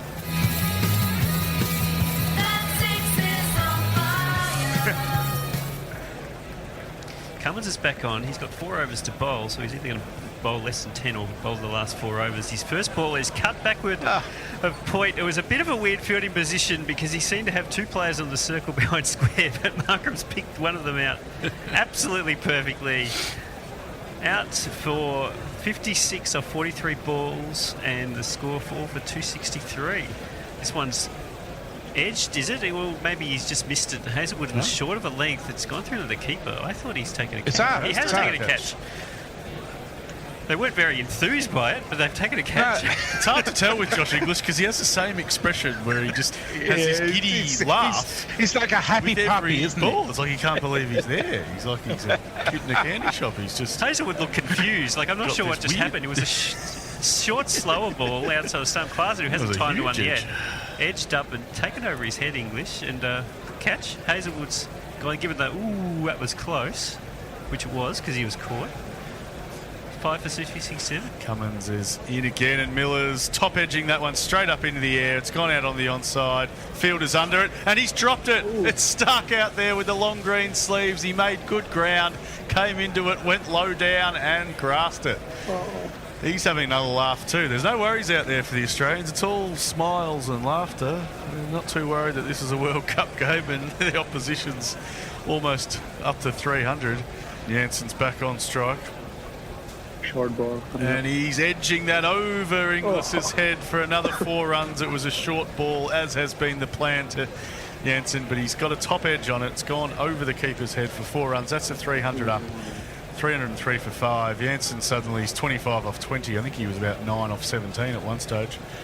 And Jansen's slapping this one down the ground, but I think it's gone straight up in the air. Will this be taken? It's another one's been dropped. That is the easiest catch I have ever seen. Marcus Stoinis, you would not drop that in pub cricket, What is that? let alone in a World Cup. What is going on? is That's that? about the 6th chance they've put down for the Oh my innings. God. Miller's hit the next ball for 6. That's a full toss. Cummins perhaps That might be a frustrated. no ball as well. That's quite high as well. He's frustrated by all those drop catches. He's bowled a full bunger. Miller's just hopped into it over mid-wicket, and all of a sudden there's carnage out there. It's 310 for 5. When's the last time a team dropped 6 catches in an ODI?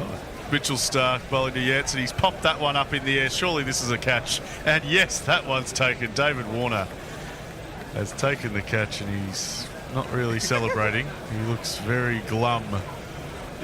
No smiles out there, but nevertheless, that is a wicket. Jansen's gone. It's 6 for 310. That's clean bowled, Miller. That's a valuable wicket by Stark. An in-swinging Yorker Miller's thrown the bat at it and it's clean bowled him. So this is a valuable over by Stark after the previous over went for a lot of runs. This one has gone for 1 leg by and 2 wickets, just 2 balls to go. So what a finish by the Australian spearhead. He has got the double wicket made. Maharaj has played and missed. He's gone the scoop.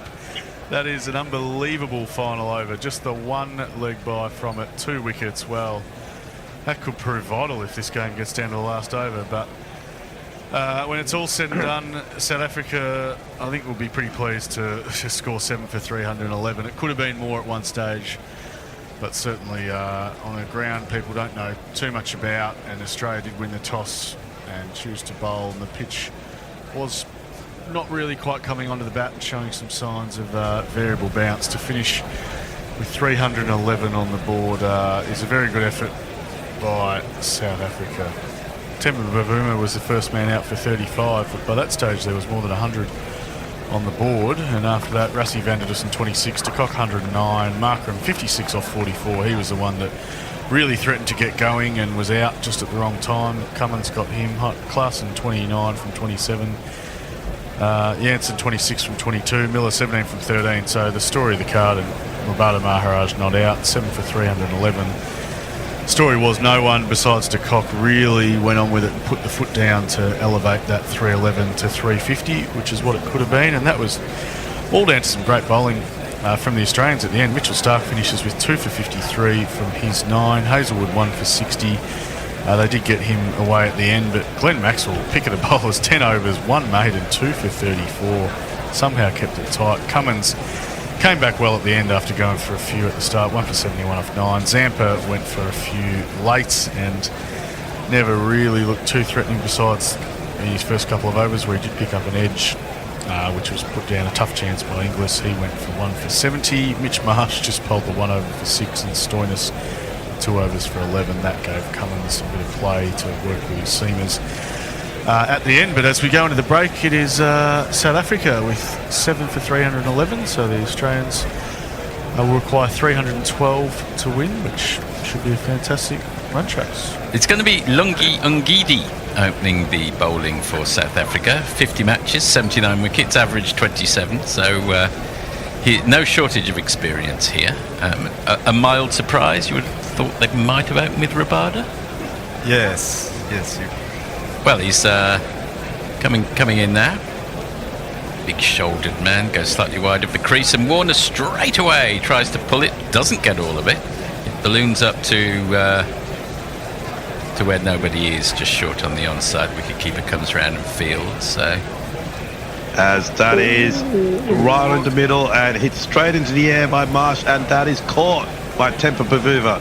Marsh, the key linchpin in the Australian bowling attack, has gone out for 7 runs off 15, and Australia 27 for 1. First wicket lost after 5.5 overs.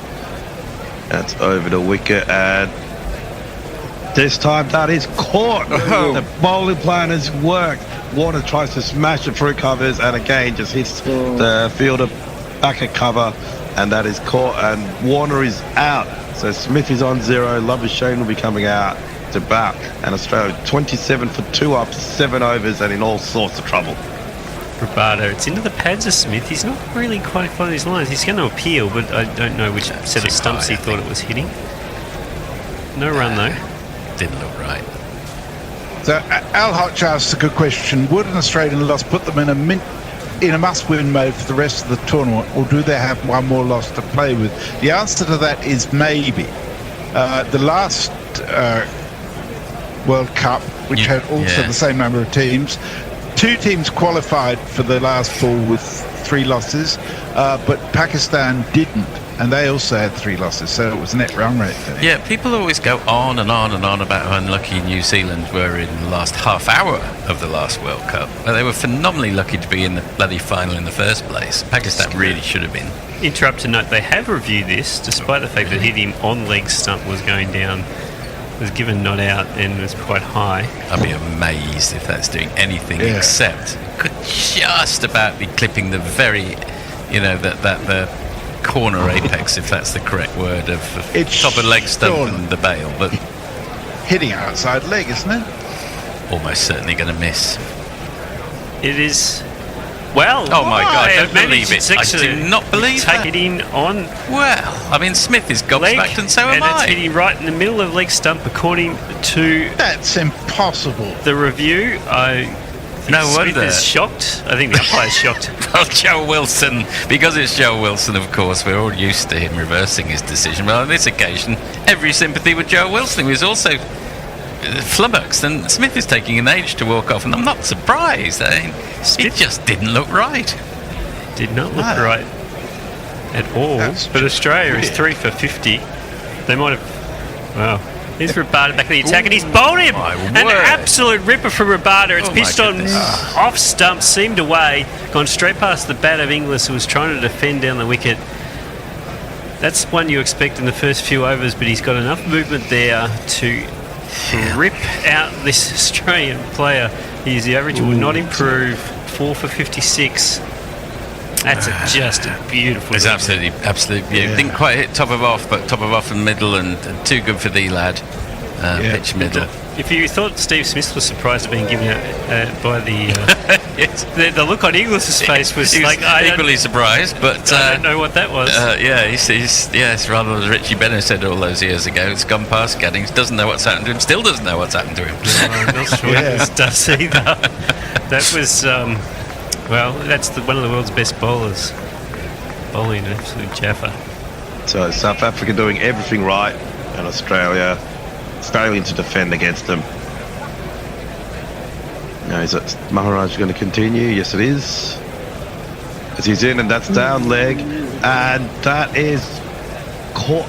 Is it LBW or caught? I believe it's caught. Leading edge. And then caught by Maharaj himself, and that is Maxwell out. The danger man is gone, and Australia have no chance of winning this one-day international.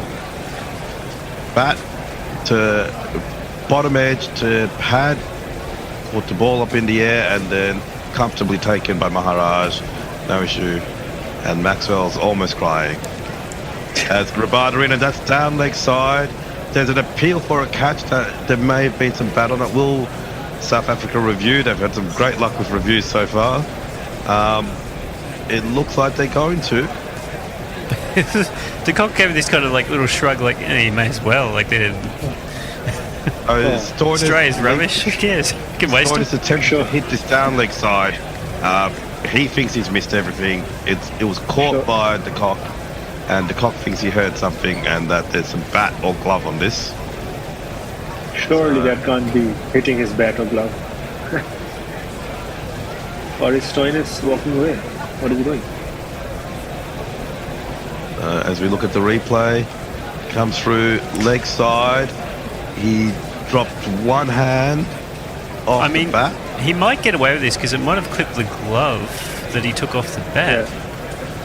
Yeah, might get lucky with this. We're going to need Sticko to see this properly. So as it's going past flat, it has hit the bat. It's hit the glove. It's hit the glove, but he's not holding the bat with that glove. He's actually going to be not out here, I think. But if the glove is hitting the other glove, which is on the handle, does it count as? He's not near the other glove because if you look at the left hand, if you look at the front on, the hands are separated. So that's a very lucky not out. Oh, he's given it. Oh my word, that's a terrible umpiring decision. That's not. How is that out? This is the second unexplainable. Stoinis is not moved. He's having a word. They're going to have a discussion about the laws of cricket, I'm assuming. And so it's like, can I review a review? Yeah. Which Smith wanted to do earlier today. The bat is off the handle. That's a catch-prove situation. Unless they still thought he was touching the bat, but it didn't. I mean, all of the replays indicated it was well off. Yeah, the one glove fell off. Like one hand fell off. And that's the hand that made contact with the ball. Yeah. So the catch was fine from De Kock. That's not an issue.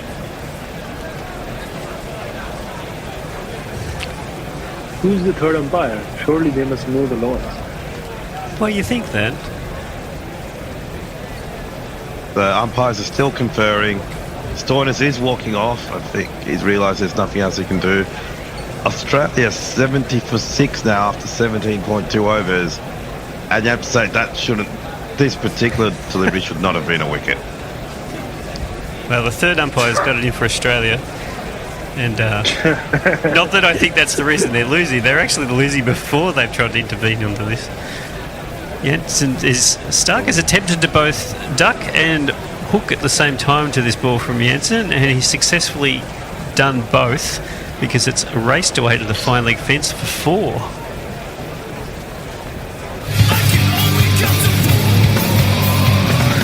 That was some weird shot, Hattie. There's Jansen again, and short of a length, and Stark has edged that, has he? Yes, he has. He went to try and cut it. It was way too late. All he managed to do is get a little top edge. De Kock takes the catch, and that is the 7th wicket. It was a good partnership for Australia, given the circumstances, but they sink a little bit closer to the end of this game. And Jansen has picked up Stark. A slower bouncer off the glove. Definitely on the bat. On the bat. Yep, that one fair on that one. Look, once you start invoking Sunil Gavaskar 1975, you know you're in trouble. Exactly right. Yeah. Yes, I mean that is the litmus test, the locus classicus of all-time pointless ODIs. That one. Maharaj. Oh, okay. He's out. Is he? Yes, out. After all that, Labuschagne decided to open up. He came down the wicket. He played an inside, hit it straight to the man in the covers, who's in the short cover. Labuschagne's out for 46 off 74. Australia 143 for 8. Rabada, who's come back into the attack. He's 3 for 22 off his first 6 overs. Bowled extremely well. Bowled extremely well for 3 for 22. And absolutely cleaned up Inglis earlier. And the controversial dismissal of Smith as well. And then the even more controversial dismissal of who was it? It was Stoinis, that's right. Oh, Cummins has launched one over the head of mid off for fancy jingling it, Russ? Sure. What do you reckon, George Pins? Go ahead. Late night jazz. Shamsi in again. Big launch. Is there a man underneath it? Yes, there is. Falls over. Didn't really need to, but yeah, poaches it.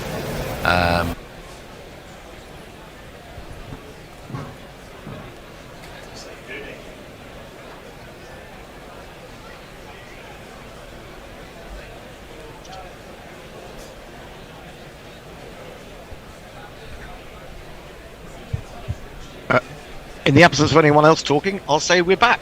Well, Tony, we are indeed. I beg your pardon. I am. I was just letting Forthy in. Thank you. I am here. And we are back. Well, it's we are back.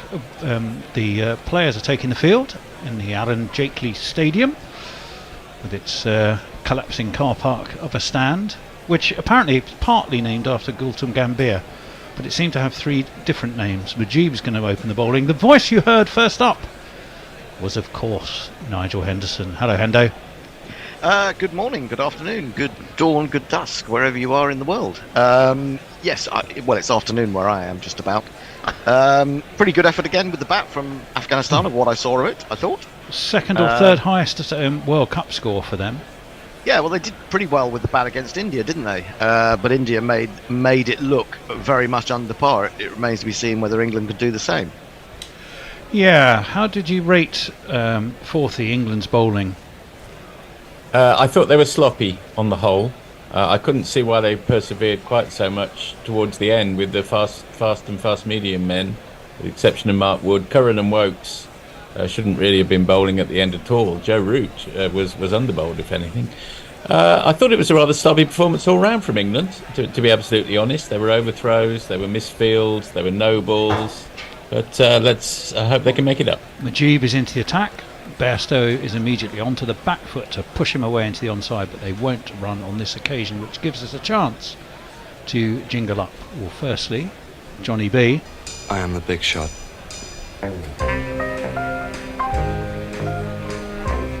You heard me right the there is first a time, slip. Name of Bachelor Johnny Cool. And it's a drop and run from Bairstow into the onside. Good sharp run.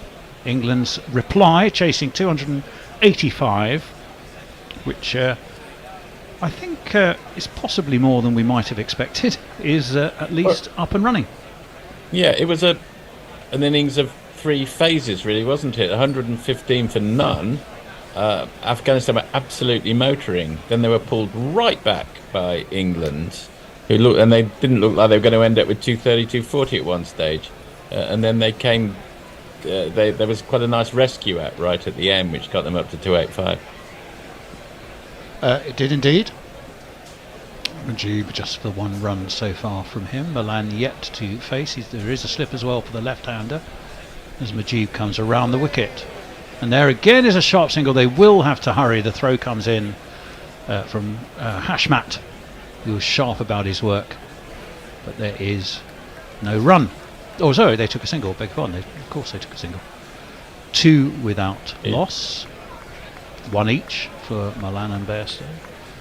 Mujib, of course, had that decent spell in limited overs cricket at Middlesex. I saw a fair bit of him. This one is pushed towards long on.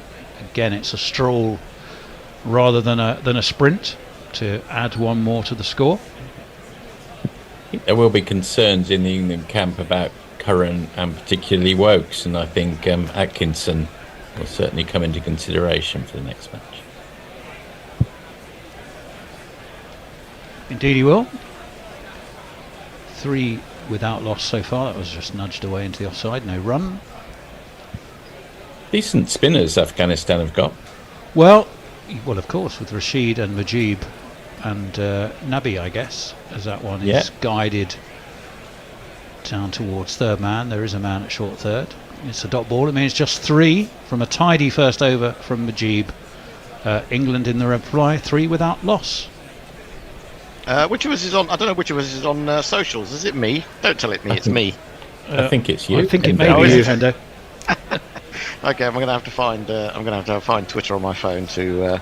That's okay. Do that. Talk amongst yourselves. Well, we will. Yeah. We will do. You were saying it's not the best of sloppy was the way you described the England.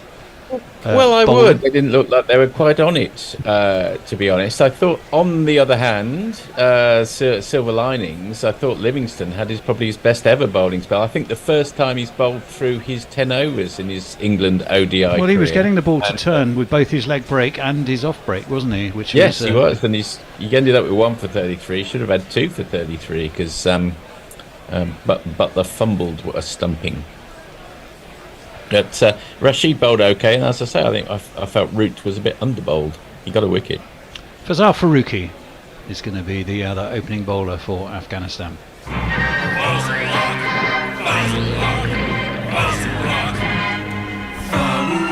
Johnny's looking, if I may say so, even more top heavy than usual. Poor old Johnny. Poor old Johnny, yes. You should have seen the Bradford City centre forward yesterday. He was huge. Who was he? I saw it was Who was that big tub of guts that Bradford used to have up front? Windass, Dean Windass. I remember Dean Windass.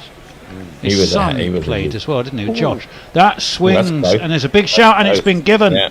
And Bairstow, up goes Rod Tucker's finger. Fazal Farooqi, the left armer, has struck with his first ball. There is a conversation, of course, between Bairstow and Milan, and they have reviewed. But to me, gentlemen, that looked pretty. Well, that looks a safe bet from a Fazal Farooqi perspective. I don't know, because it came back a fair bit and it pitched middle and leg. There is a chance it could be missing. I think it's clipping at best, so it's either. I don't think it's going to be, because it's been given out on the field. It's bad news for Johnny, of course.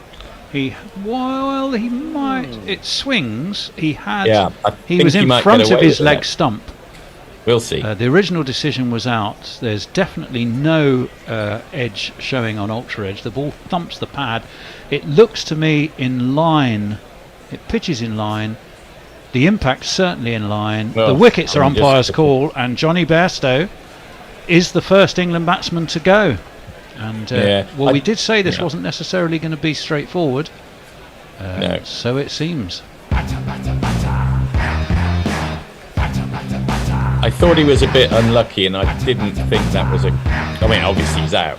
that was hitting the stumps. But I didn't think that was a great give by the umpire. I think perhaps Johnny's on most other days would have got the benefit of the doubt there. Well, we're just 3 on the board. It's the first wicket to go. 3 for 1 England. Bairstow LBW to Fazal Farooqi. Yeah, it's a massive blow that for Afghanistan. I mean, this is what they couldn't get against India. They couldn't get the early wicket, and they got rid of one of England's major run makers very early. It just puts a bit of pressure on England. I don't think this game is well, it's there to be lost by England. I think they could. There's always a banana skin, and certainly the way Afghanistan batted, you could, for the first 10 overs, and the way England bowled, you could definitely see that. And you have to say that England really can't afford to lose this, because if they lose this, they've lost 2 out of 3, and then they've still got most of the big powerhouses to play. Yeah. Whether you call Australia a powerhouse, that was going to be my next question. Here's the new man in the crease. He's Joe Root, and his home is ever on the ground. Joe Root, wherever there are runs, he will be found. It's Joe Root. It's Joe Root.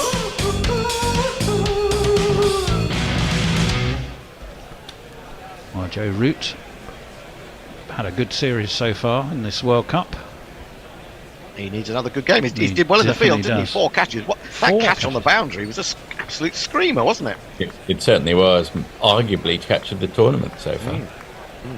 Fazal Farooqi, well, he's had a terrific start here, and that's nudged off his legs straight to fine leg for one of these. Very, very tidy start indeed by Rooty. And if you kids can't listen, then you bound to see the way you get shot for crossing a boundary, It's interesting, actually. Australians look a little bit weary in this tournament after the long Ashes. Seems to take a lot out of them. Obviously, they've been away from home for a while. Joe Root seems reinvigorated. He seems to have got a little bit of his mojo back, I would say. Well, yeah, I was going to say that, but I was going to keep it to myself for a while, Forthy, because you may now have just commentarily. Sorry about that. Yeah, I might well have done. Oh dear, sorry about that. It's the Aussie in you. Yes, exactly Left right, arm yeah. Farooqi over the wicket, and I think it was just too high, but it was swift, and it had Rooty stepping back on the back foot, and I think it probably caught him in the upper thigh, which would have been too high. Certainly swung. Oh well, that's the replay we're watching, and it looked out when it was given. May just have been clipping, but umpire's call had given it, and Farooqi had gone. He had an IPL spell with the Sunrisers, I think. Did Fazal Farooqi? But there probably isn't anyone who hasn't had an IPL spell by now. Well, that is true. I was just looking to see what he did. Last game he took 2 for 32 versus Pakistan. One of which, by the way, was Johnny Bairstow against Pakistan. Obviously not against Pakistan. Punjab Kings. And he comes on the drive by Rooty, straight to mid-off though. Yeah, so he not only took 2 for 32, but one of those 2 was, the other one was Shikhar Dhawan. What year was this? I think 2022. Okay. So not that long. Two very. So the series before the last one, effectively. Yeah. Two prestigious scalps. Well, not only a prestigious scalps, but including one of the batsmen he got today with his very first ball. Shock of hair he has. That's solidly defended by Root. Slight misfield at backward point, but they won't take a run. They're getting far more swing than was evident in the English innings. Topley, I think, got a bit. Sam Curran's first couple of balls got a bit, but then everything fell apart for Sam Curran.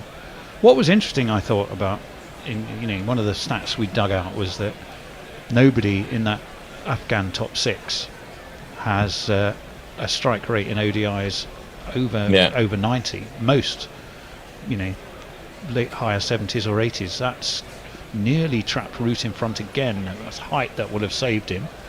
But he's sharp, is Fazal Farooqi, and that was just a little bit quick and through on Bairstow, and he didn't get the bat on it. 7 for 1, 2 overs complete, and hopefully Hendo has now found our messages. Well, not many of them, to be honest. Just the one from Josie Oak, and you can kind of imagine that he's. It doesn't begin with a D, does it? Well, it doesn't yet, but he does say, go down to the garage for 10 minutes and England are 1 down. Should 2 umpire calls be given not out because it indicates a very marginal call? Oh, now that's an interesting one, isn't it? Probably not. It complicates things further, doesn't it? But I think, watching that back, even at full speed, at the first time I saw it, I thought, he could be in a bit of trouble there. And the more I've seen it, the more I think it was a poor decision. I thought it was a poor decision. Majib's in again. This is pushed into the offside by Milan. They have to hurry. They do hurry. Hands on heads. The throw came in. It was Rashid Khan who put the throw in. And it was close. But they had taken that single just in the nick of time. It was very quick from Rashid. And he threw that in. Yeah, Milan, I think, was safely home. Put that in the category of having seen it tight. Next time I'm tight, tight. I would say. Tight, you would definitely say. Tight but okay. I suppose if you're not out, then they're all okay. England perhaps conscious that this is not going to be a straightforward chase by any manner of means, and that they've let Afghanistan get more than they would have wanted. Forward comes Ruti to push this towards mid-wicket. Gurbaz, very much the star of the Afghan batting, does the fielding.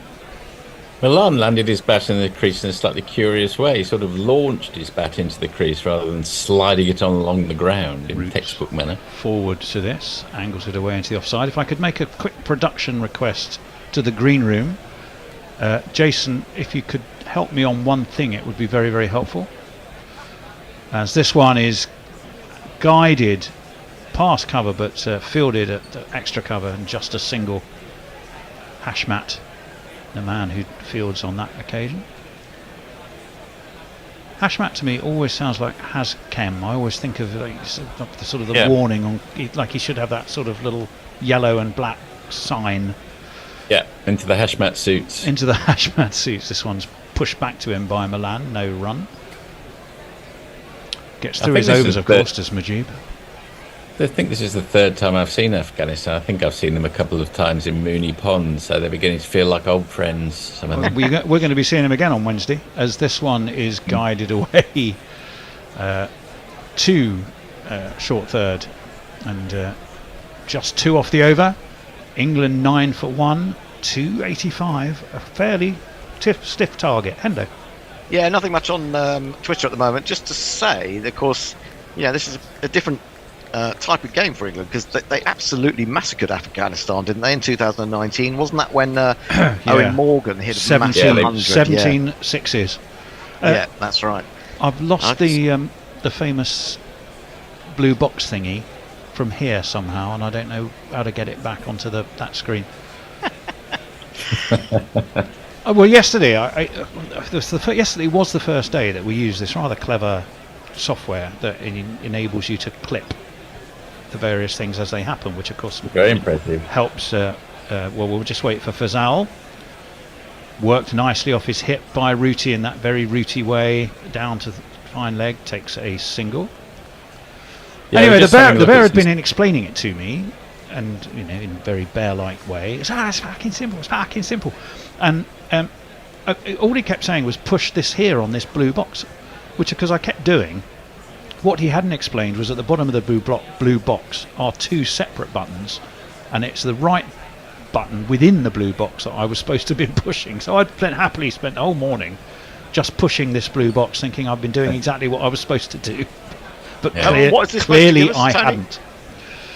Sorry, Hendo, what was that? What's this supposed to give us now that we hadn't had before? It won't necessarily give you or I anything, but what it does mean is that it clips automatically the key moments in the game rather than the bear having to search for them. That swings in.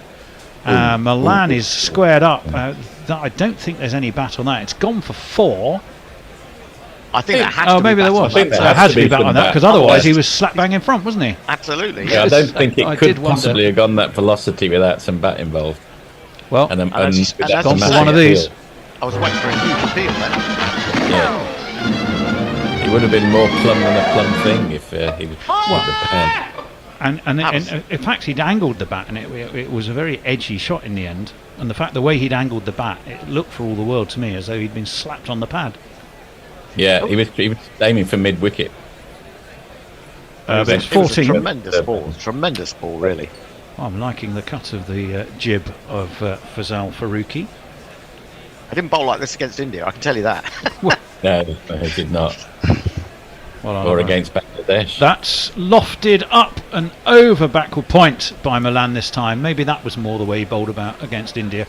Although it wasn't far above the head of backward point, but it is nonetheless 4 runs. You ask where I live, is the address I give, the phone. None for 50 against India off 6. You're dead right, Yeah. Endo. It wasn't so great. Not so great. I mean, he was up against, of course, Rohit Sharma, who was batting imperiously. Got a very, very quick 100.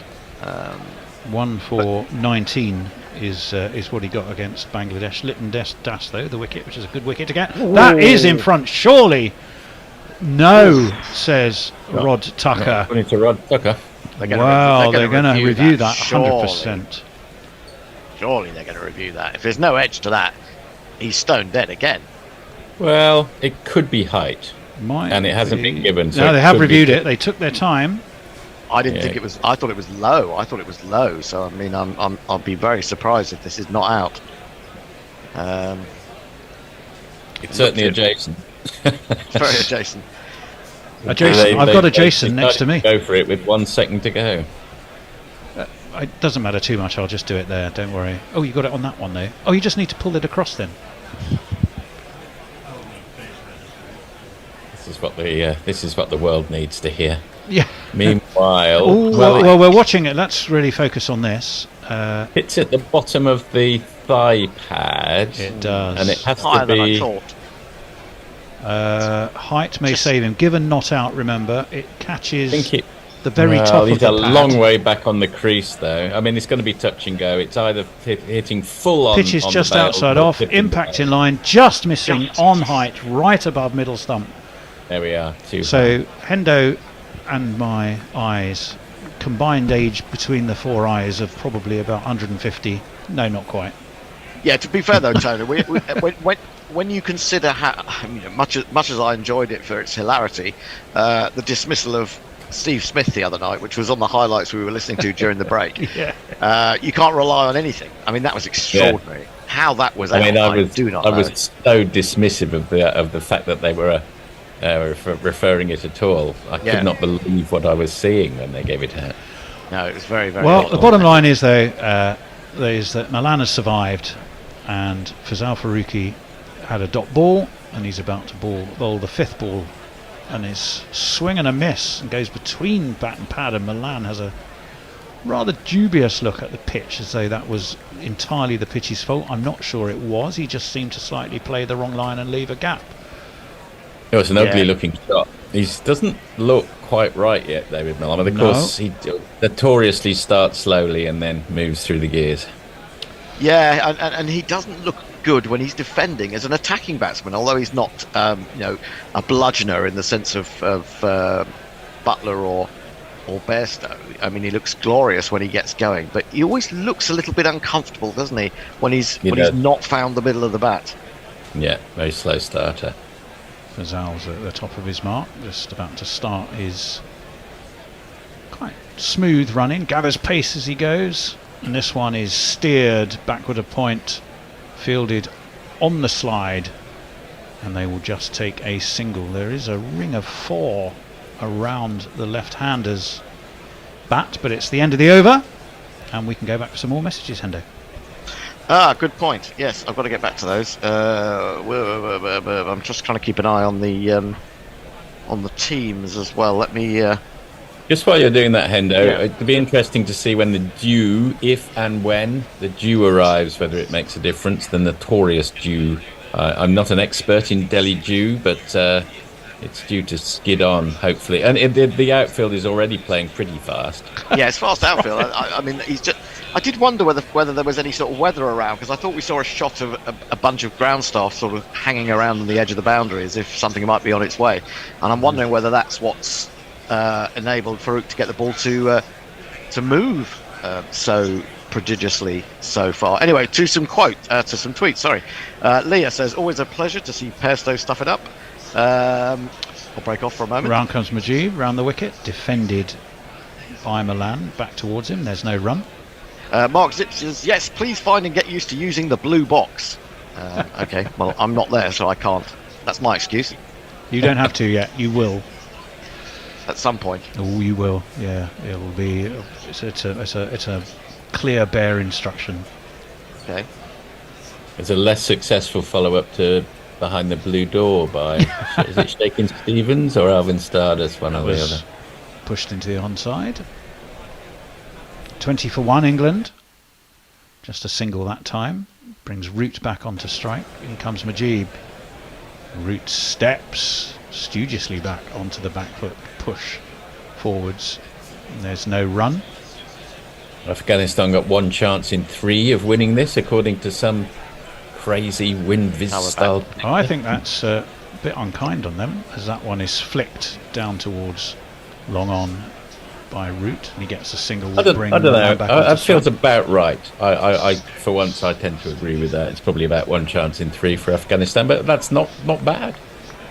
Are you also able to stay on to YouTube, Hendo, or do you need me to chip in with the? No, I can't get to YouTube on this. I'm on a tiny computer. You'll notice that I'm under my pseudonym of Robert Henderson again. I did today. notice that, Bob.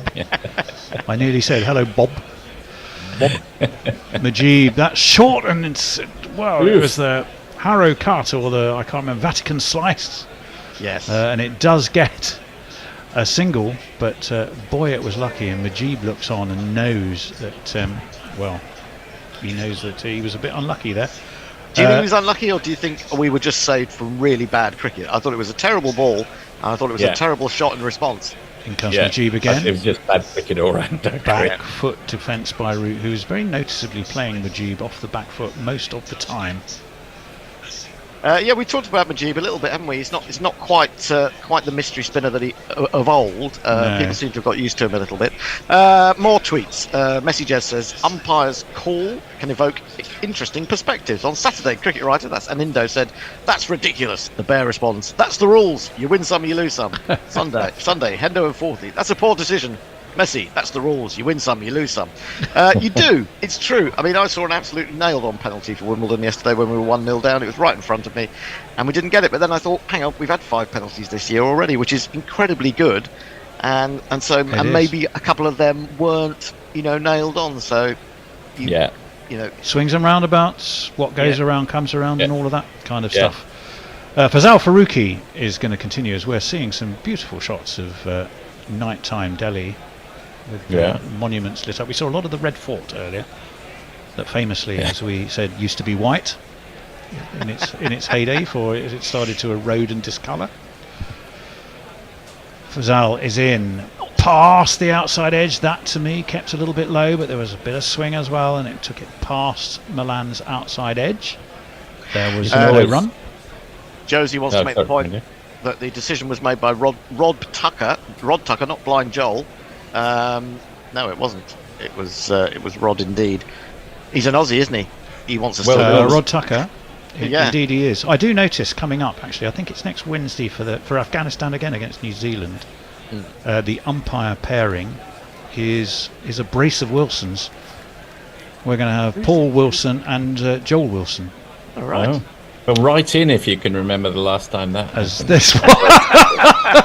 If you can be bothered. That's beautifully driven out by 2 extra cover. That is a gorgeous shot, slightly over pitched by Fazal Faruqi and nicely dispatched by Dawid Malan. I don't think Dawid Malan. And 2 and 3 and 4. I don't think Dawid Malan always gets the credit for his fluency. There's not a lot of foot movement, is there? But it's just his hands and beautiful timing. And he caresses it in the same way as someone like Moeen Ali when he's playing at his best. Absolutely, that was almost Gaur-esque, that one. It was. My money would have been on a couple of Khans or a couple of Mohammeds as umpires with the same surname. That swings past the outside edge and is left by Malan. In fact, given as wide.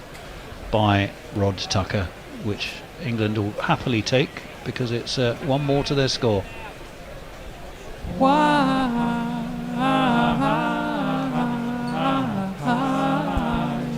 The Steve Smith dismissal was so egregiously off by the technology. Even Joel Wilson was shaking his head in disagreement as he had to reverse the decision. I did see that now you mentioned it.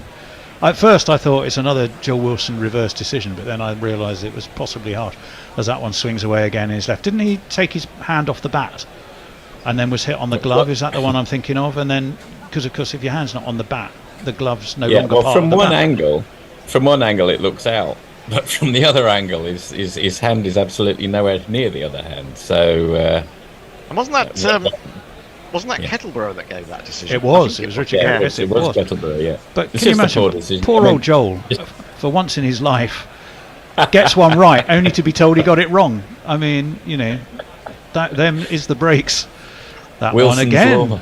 Wilson's law. Yes, that one does swing. And again is kept fairly low and through it goes to the keeper. I did notice afterwards though, Joel was chatting to most of the players like almost as if it was, can you believe that? Can you believe how I was robbed? Yeah. he seemed protesting too much, I think was the expression that sprang to mind. Well, he's been around a long time now. I think I saw him standing in his 87th ODI the other day, wasn't he? He's done a lot. It seems unlikely, but it's true. It's extraordinary, isn't it?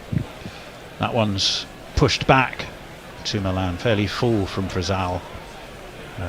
He's got one ball left of this over. England are 27 for 1. They're going to have to go some if they're going to get close to that splendid start from Afghanistan. Remember, they got to 79 with a mid-off, a short extra cover, point, backward point, and a slip in place.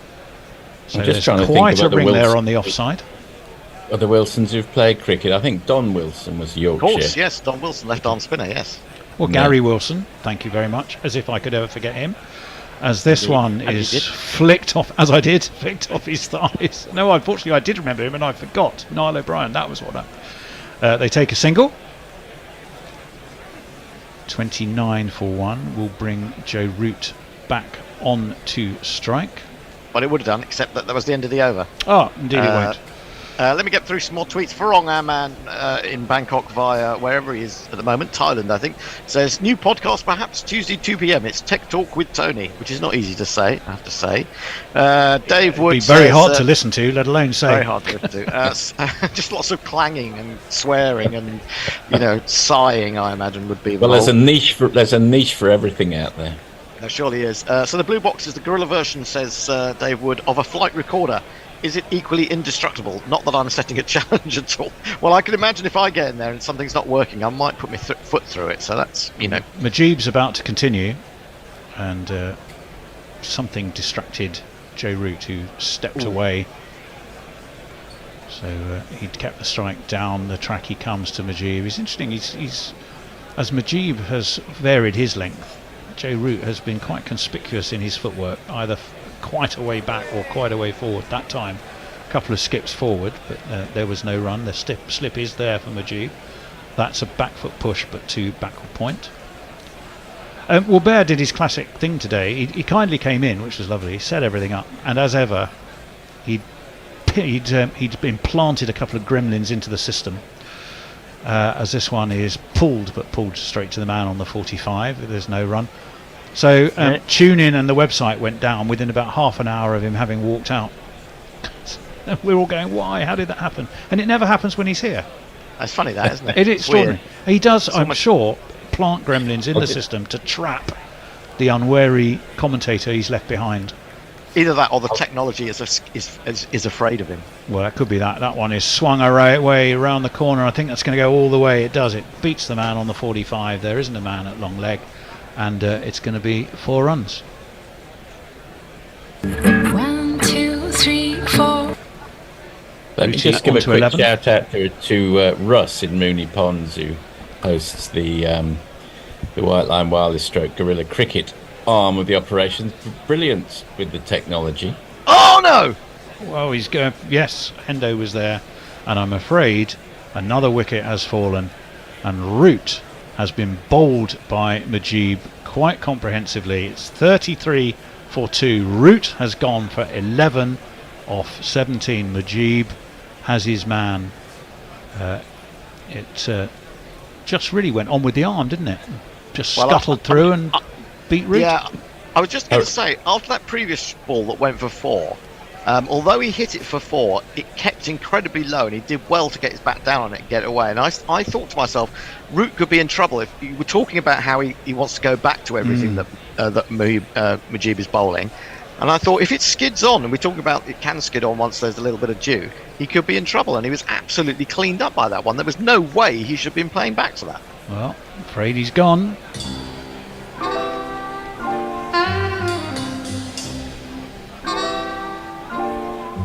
Yeah, it's a great ball. Came back at him.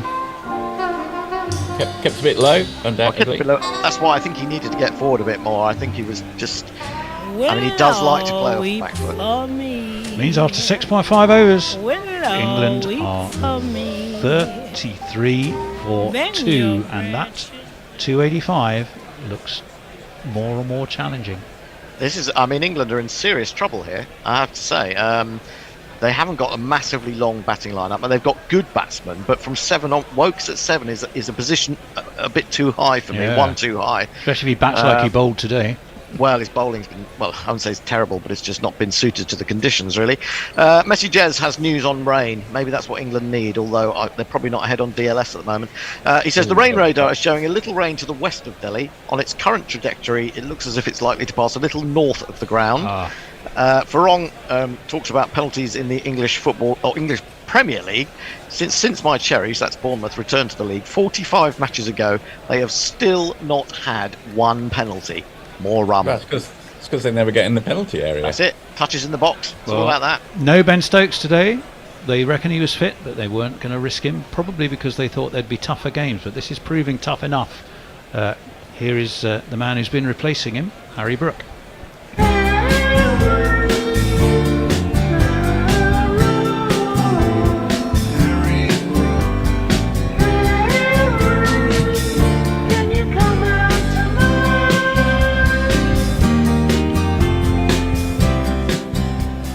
Tony. 33 for 2, end of 7 overs, Hendo.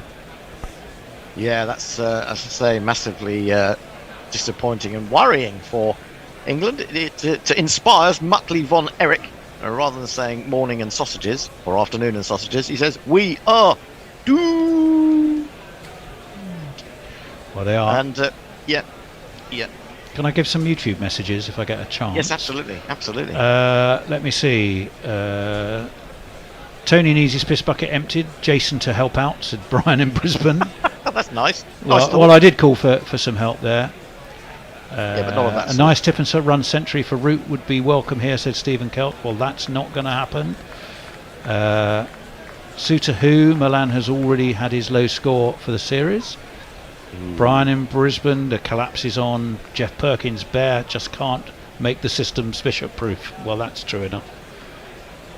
Brian says England still on the run rate. Will they revert to Bazball? England seem to be slowing down. This one is guided away down towards third man. They take a single. I'll tell you what this was reminding me of slightly is Australia's reply to South Africa, where they just didn't really get going. I mean, notwithstanding those one or even two slightly dubious decisions, they just couldn't get going. They lost wickets, at regular intervals. Well, I can tell you that, to me, quite extraordinarily, England on win predictor are at 63% to 37% for Afghanistan. Win predictor must be watching a slightly different game to me, I reckon.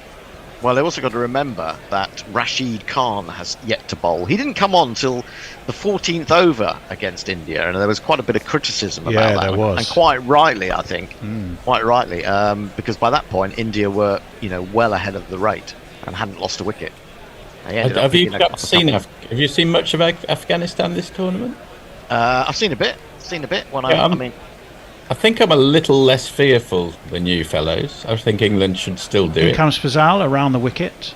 Harry Brook doesn't get off the mark with his second ball that he faces because it's guided out towards point, and there is no run.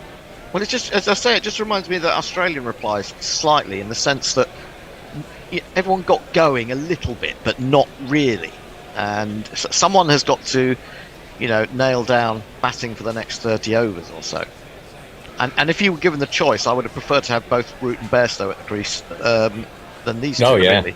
Oh, 100%. Yes. It's Mind too you, Milan, big. don't forget Milan's coming off the back of a terrific 140 as this one is worked away towards leg. They're going to have to hurry with the throw comes in. It's backed up by Rashid Khan. Good enough. Naveen it was, I beg your pardon. Rashid Khan it was who put in the throw. 35-4-2, the two singles off this Fazal Farooqi over. What I will say is I do like the Afghanistan strip. Very nice. Sort of contrast of the blue and the red. Probably rather nicer than the English one, I think. I think the dark blue on the front of it makes me think they're all wearing press jackets from somewhere. Looks to me as though they should have press written across the front. In comes Farooqi again, over the wicket to the left-hander, left armour to left-hander, and the left-handed Milan eases him into the offside, and there is no run. 35-2 still, 285 the target. Harry Brook has got himself off the mark. Milan, well again, looks like the man England are going to have to rely on to at least get them up to a point where the others can come and do their jobs, I think. One of these tournaments, I'd like to see England playing white with a great big red stripe with a red cross all over them. As that one's down leg, well, Gurbaz, who took it, I think it was one of those appeals designed to actually convince the umpire that it wasn't a wide, but I'm afraid from an Afghanistan perspective it was, and England will get one more. Wide. I should point out to you, Tony, with your wicket-keeping identifying abilities being perhaps not the best that they should be, that it's not Gurbaz behind the stumps today for Afghanistan. Oh, it's marked as him on the scoreboard. On the scorecard, yes, absolutely. Oh, okay. As this one defended. I definitely saw Gurbaz, a man walking around at mid-wicket with Gurbaz on his back. And according to the BBC scorecard, it is wicketkeeper is Alakil, who scored 58. So have to look closer. It's difficult to see under his helmet. I was just going by what the Cricinfo scorecard said, which definitely has Gurbaz. Well, maybe they just presumed, but certainly the BBC have it down as Alakil. No, I'm lying. No, it should be. Yeah. Well, that's really confusing. Anyway, can someone out there who knows the Afghanistan do please team confirm for us? As this one is driven straight to short extra by Dawid Malan. Again, there is no run. I don't think we could have blamed you for that, Tony. After your Ireland mishap. Well, I'm literally looking at the scorecard here that's saying Rahmatullah Gurbaz, who scored 80, is the wicketkeeper. He certainly was in the last game that Afghanistan played. So I don't quite know what's going on. It's all a bit strange, isn't it? 8 overs, 36 for 2, well behind Afghanistan where Afghanistan were. But then I guess Gurbaz went off at a real. Well, they then had quite a slow period, even by middle over periods when they lost a clump of wickets. Harry Brook is onto the back foot to Majib, pushes to long on, takes a single. But I mean, it'd be a good day for Harry Brook to step up. Yeah, I mean, you could say he's due some runs because he hasn't really got going, has he, at all yet? But he's got enough time. He certainly has. And with the target only being 285, flicked by Milan, that's going to go all the way for 4. Races off down to find leg. Is that? Well, I think. Oh no, yep. Given as wides, you're absolutely right. Yeah. 4 wides, nonetheless, we'll take them. Absolutely. I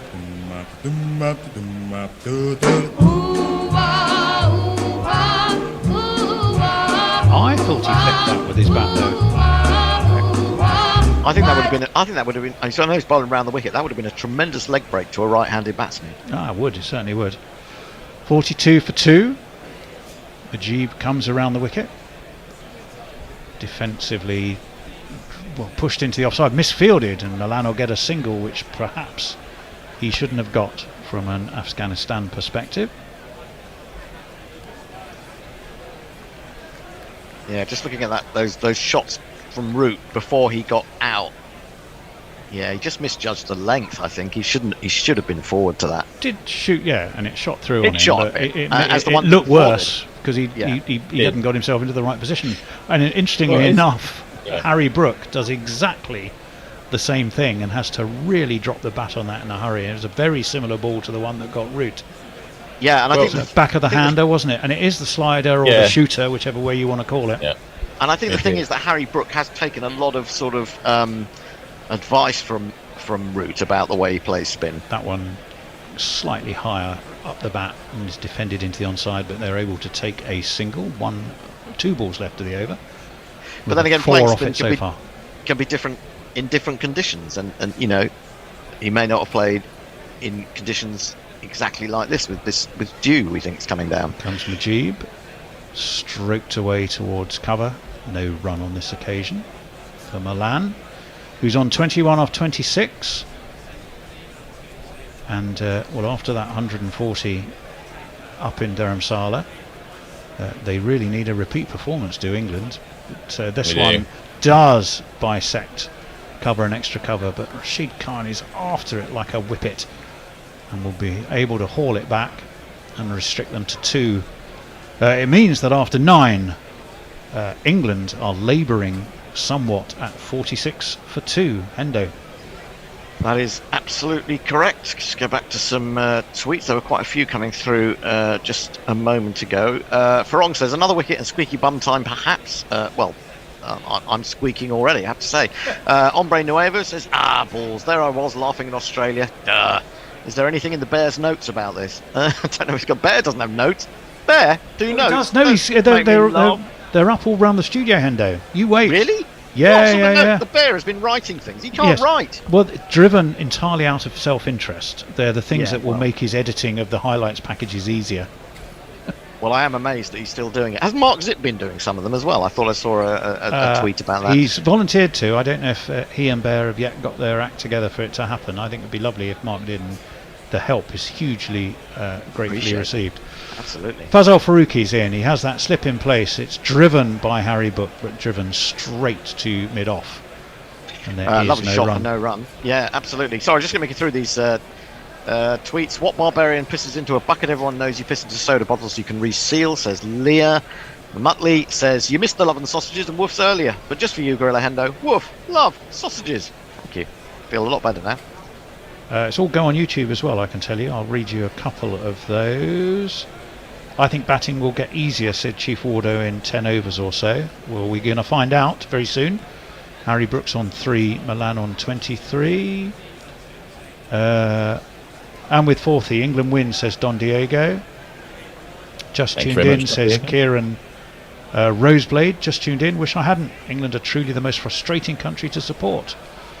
I think every country's supporters think that about their own. That is very true. That's defended back to him by Harry Brook.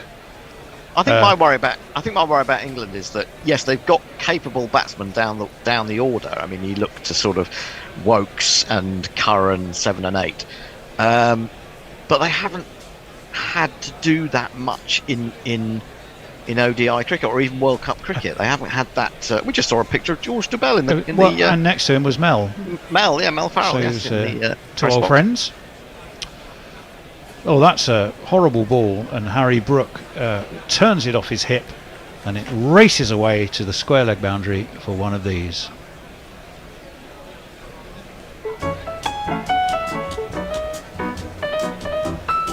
You really timed the ass off that one. Just pinged it off the middle of the bat. He seemed to get it slightly wrong, just dropped it shorter than he has been doing, Fazal, and it just gave Brook ample time. But yeah, he turned it magnificently, didn't he?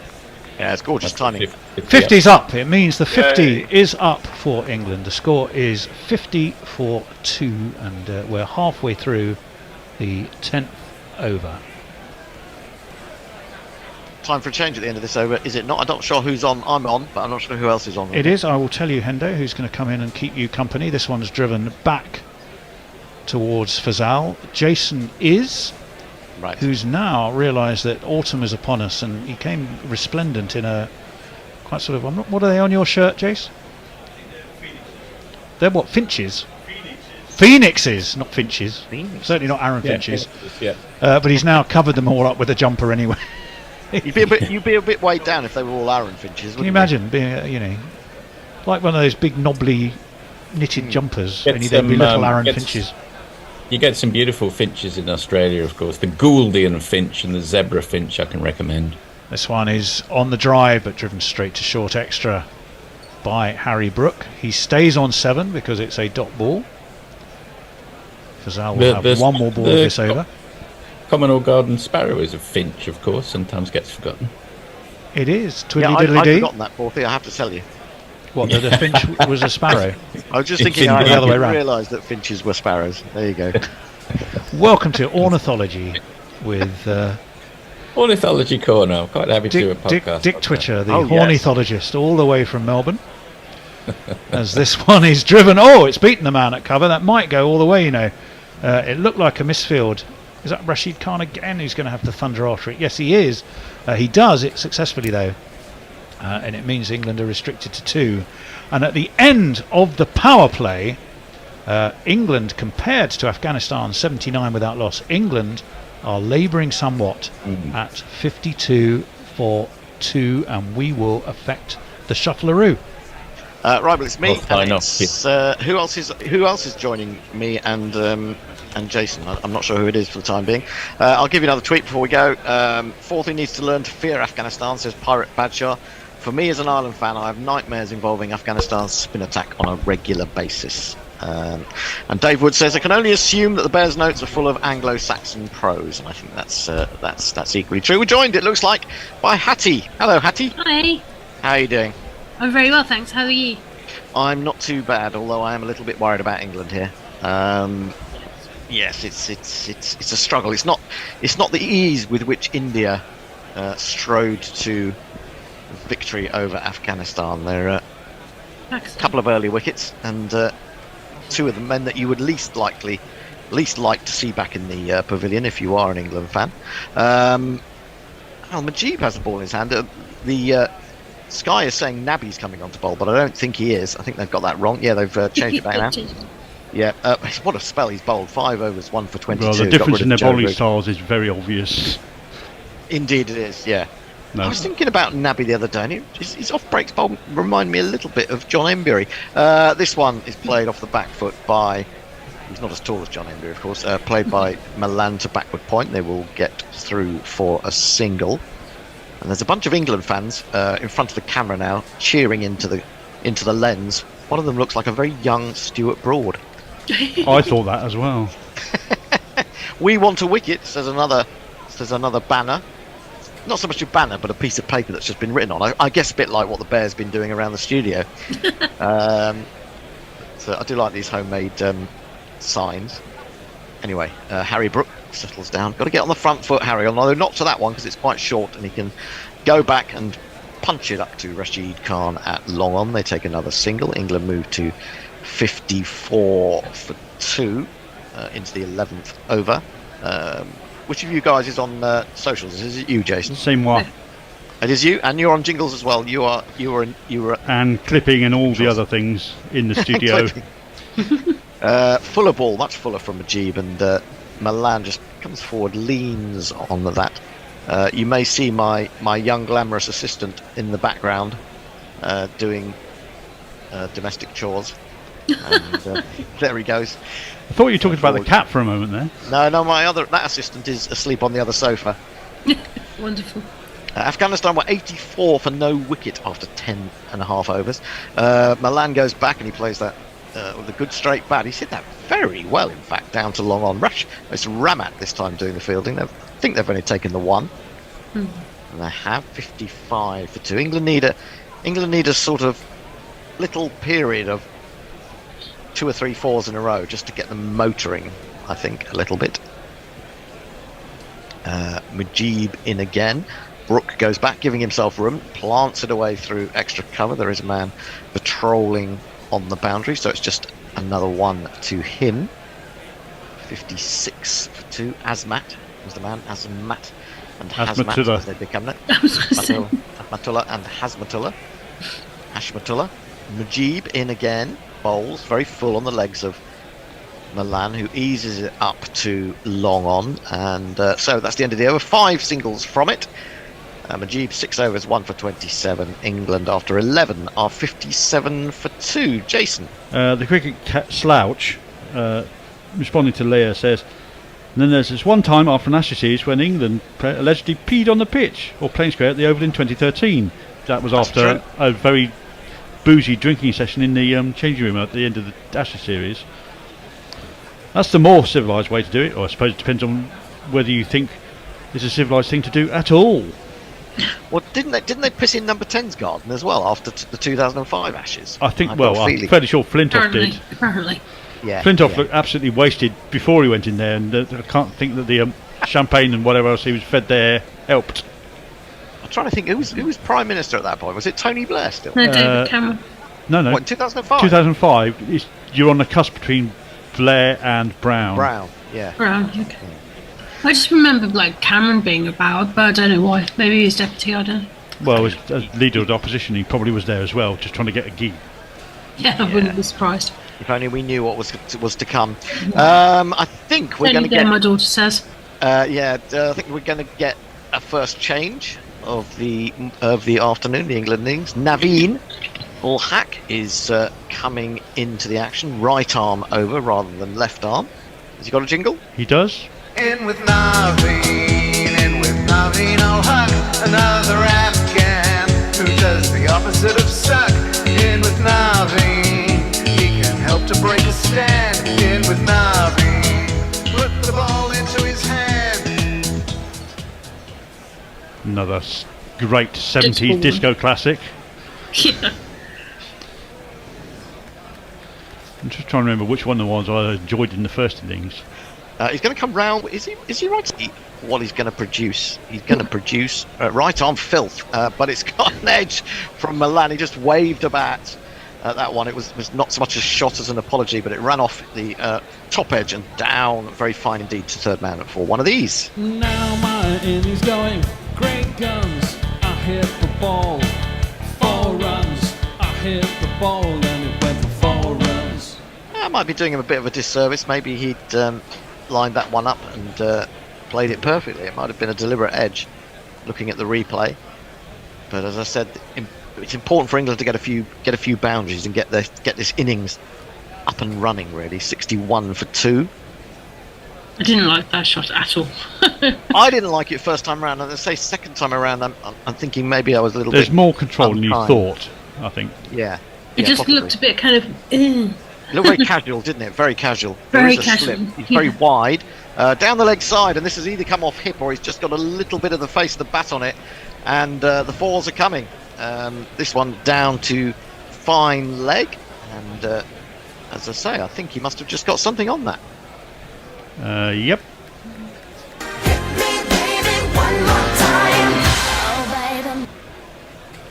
Yeah. Bit of glove, bit of handle, bit of glove.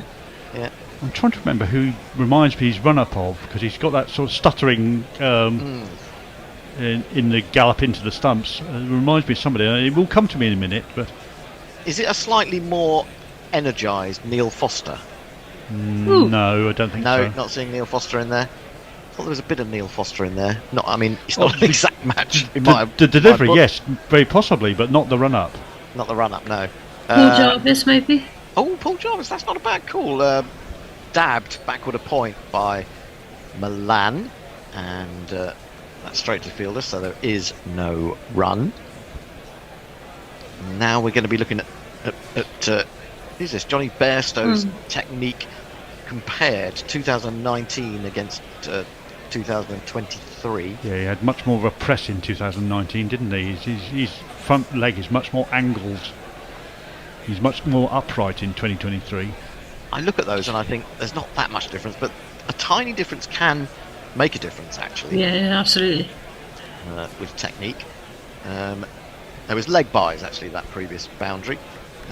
He's in again, fullish and straight, defended by Milan. Had to be watchful. That one was really probing around the stumps. Yeah, it's like his left leg is ready to do a little bit more, isn't it? Than it is at the moment. He's more. Was it his left leg that he broke in so many places? So maybe. I don't know. That's a good question as well. Because if it was, then whichever one. Are we live? What's happened there? Oh, they're just What's showing going us on? a We're wicket. watching Bangladesh get rid of Johnny Bairstow. We're talking about Johnny Bairstow dismissals on the telly, although he's gone and has no more relevance to this match. It's Much just more purely- relevance is what Milan is doing at that end. He's on 30 from 35. Brook has 11. Just the one wide slip. He's in again, and he produces a gorgeous drive, which is not so much stopped as rebounds off the man at extra cover. Seems to rebound off a couple of other players as well. They still don't get a run. It deserved 4. It was a gorgeous shot, but nothing doing. England have already got 8 runs off this over. 3 dot balls in a row though, as Naveen has come back and found something of a length in line. 65 for 2. The target still 220 runs away. 38 overs to go after this ball. I was just thinking purely because of with the operation and all the kind of pins and splints he'll have in his leg, maybe it's affecting his balance, and so they had to adjust his technique accordingly. Yeah, absolutely. Naveen in again around the wicket to Malani. Bowls him a slower one, and he watches, and he has to hurry. And the ball, did that strike the stumps at the end he was running to, or it was well backed up by Rashid Khan anyway, so they just get the 1. Milan will keep the strike, and Jason has some more tweets and other things.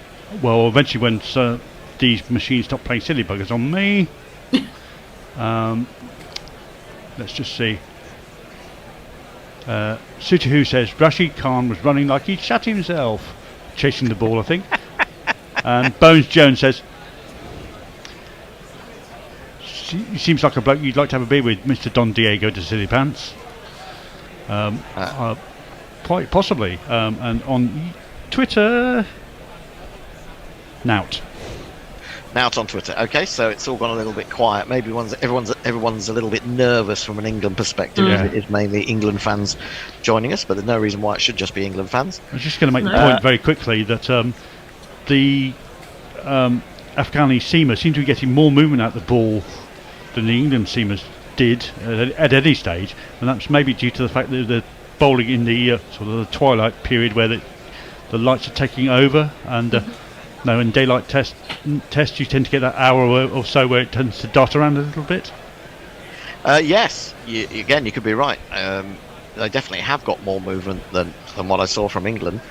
That said, I didn't see the very early overs. We are going to get another bowling change. Mohammed Nabi. So Afghanistan, well, perhaps recognising pace off is quite a useful thing on this pitch. Nabi is going to bowl. We're going to jingle him.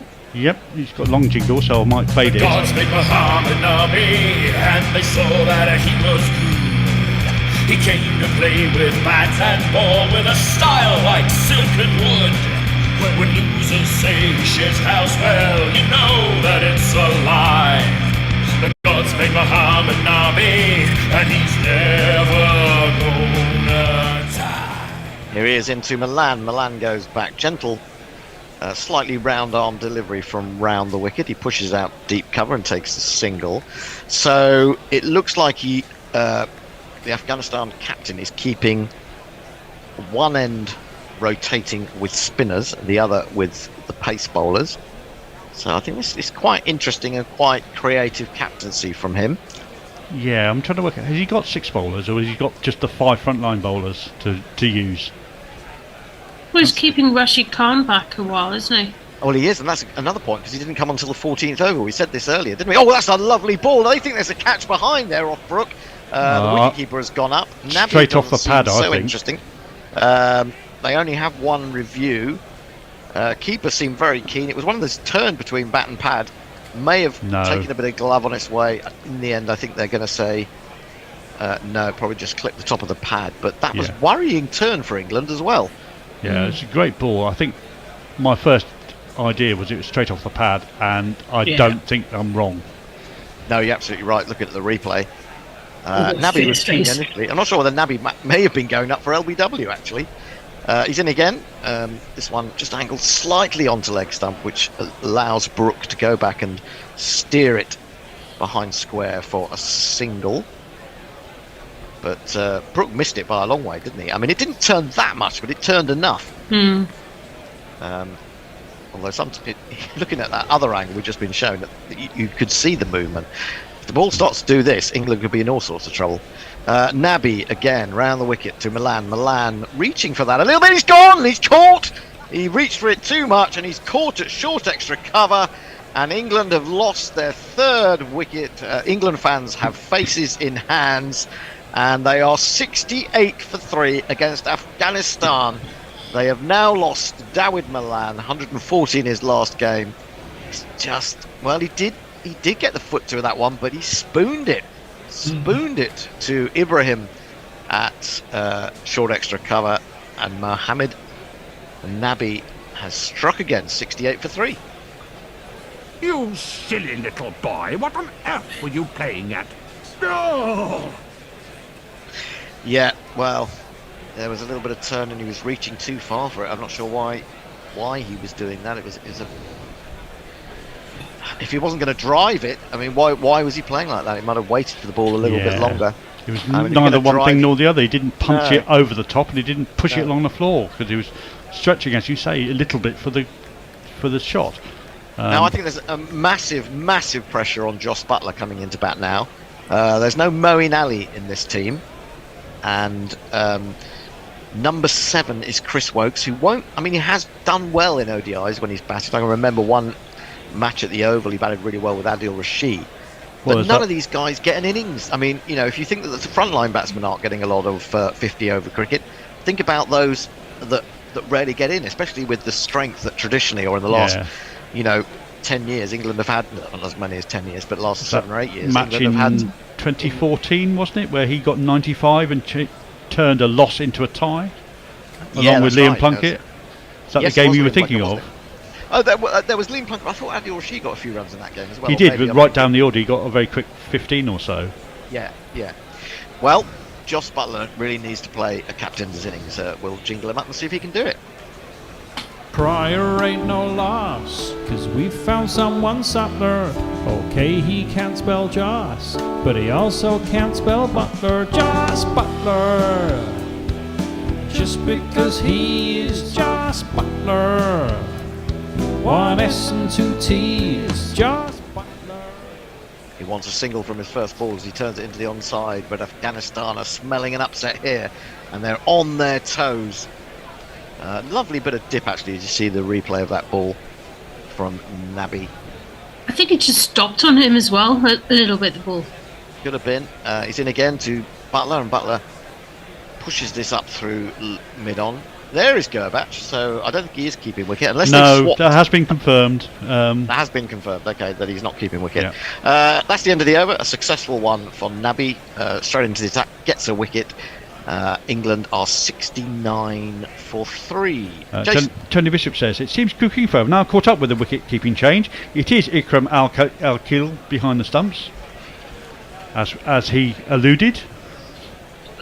Or as you suggested, in fact. And he was against you. Bagger Khan says, I think that's game over, Guerrilla Cricket. I'll tune out to see if that affects some kind of unlikely but necessary miraculous recovery. Well, I don't know. Ireland going out of the Rugby World Cup. Oh, England that was sad, but I thought that was on the cards. Going out. I think if England lose here, they are out. They're going to have to play brilliantly and win all those really big games, aren't they? Which maybe they can do, but it's a lot of pressure. But that was the same in the last one which they won, where they lost 2 games quite early and they had to win pretty much every game from that point onwards. That said, they're not in home conditions, are they? No. So you've got to think about that as well. But yes, I mean... Oh, now what's happened here? Naveen has come over the wicket to Joss Butler, who's completely missed that. And I can't really see why. I think just played down the wrong line. Well, I think he's played inside a ball that's coming into the stump and it's just missed the off stump.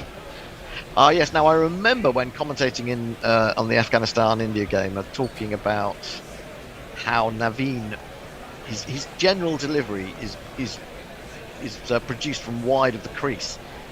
He doesn't seem to have a sort of change where he comes in closer to the stumps. It seems to be that angle the whole time. but Afghanistan must really feel they've got a great opportunity. And another wicket now. And, well, it's, as Tony Gregg would have said, good night, Charlie, I think. Naveen is coming into Joss Butler. And he's got a slip now, and he comes forward to that. He seemed to be reaching for that, though. Wasn't comfortable in his movement. Didn't look positive in his movement there, Butler. Did find the middle of the bat. There's only a defensive shot up to mid-off, but maybe just too many things weighing on his mind. Yeah, I think England now working out that they're going to have to sort of bat a little bit conservatively for a little while, and therefore get themselves into a hole that I hope Butler can get them out of later on in innings when he speeds up. Yeah, but I mean, to be honest, I think they were batting conservatively beforehand, having lost those wickets at Bairstow and Root relatively early. Maybe having to bat even more conservatively. Naveen in again to Butler onto the back foot, tries to chop this out into the offside, but mistimes it, and the ball runs to extra cover.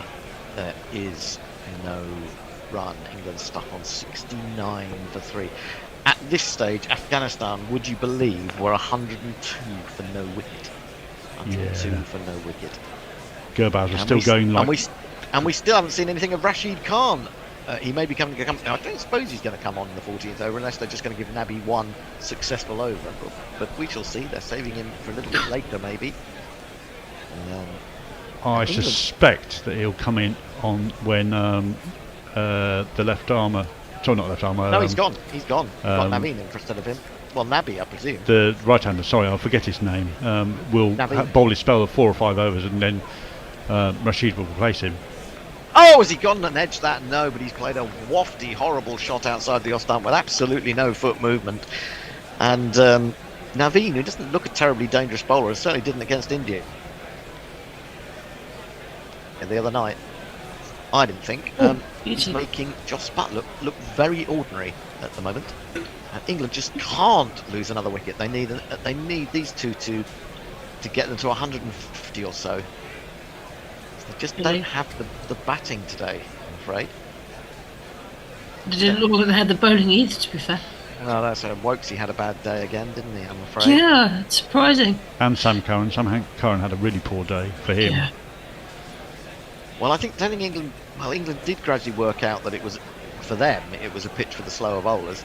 Naveen galloping in, the slip goes down, he bowls, and this one, Joss Butler, in an unlikely method, decides to leave. And so we've had 5 dot balls. We are 1 ball away from a maiden in the 14th over of a one-day international, which is unusual, to say the least. Brooke hasn't seen any batting for a little while now. He's 12 on 16. Moeen Ali is showing his tension. He's sitting there with a towel around his head on the bench. Yeah, he's yawning. He's yawning with tension. He's unable to affect the game, and he really wishes he could. Yeah, sitting next to David Willey, who just looks as morose as he normally does. He'll be joking about in a bit. Yes. Need something like that, don't they? Naveen in, and Butler scoops this all the way along the ground up to mid-on. That is a maiden, really well bowled by Naveen. 2 overs, none for 5. England are stuck on 69, and they've lost 3 of their most important batsmen, and they need 285 to win. Jason. Chief Weirdo says it's very nerdy hairdo for Nabi on YouTube. George McPherson says, stop losing wickets for fuck's sake. What is wrong with you, England? You are playing Afghanistan. Yes, when Afghanistan are playing well. And playing very well. This could be another low point in English cricket, couldn't it? After what was it, Ireland in 2011, and at the Netherlands, was it at Lords? 2007, yeah. And George McPherson says, are we going to see any 6s? Afghanistan scored 8 of them. I think, well, we're not going to until they're more comfortable about taking risk, I think, at this point. Nabi, I imagine, is going to continue. Did England put Afghanistan into bat, is that right? They did, and look how well it turned out. Yeah, well, Nabi, 1 for 3 from 1 over, is coming into bat. Harry Brook. Brook goes back, giving himself room. He's going to carve himself a single out to deep cover. He moves to 13. Butler Butler has a single from 8. And England are, I don't know, they're not the England of old. They just haven't got that swagger about them at the moment. What, the Ian Morgan inspired bravado? Yeah, it's just lacking a bit, isn't it? Down the leg side and clipped away by Butler. He's thinking of a second. He's going to have to hurry. He's really. Oh, I thought he was going to have to go. In the end, he gets there quite comfortably.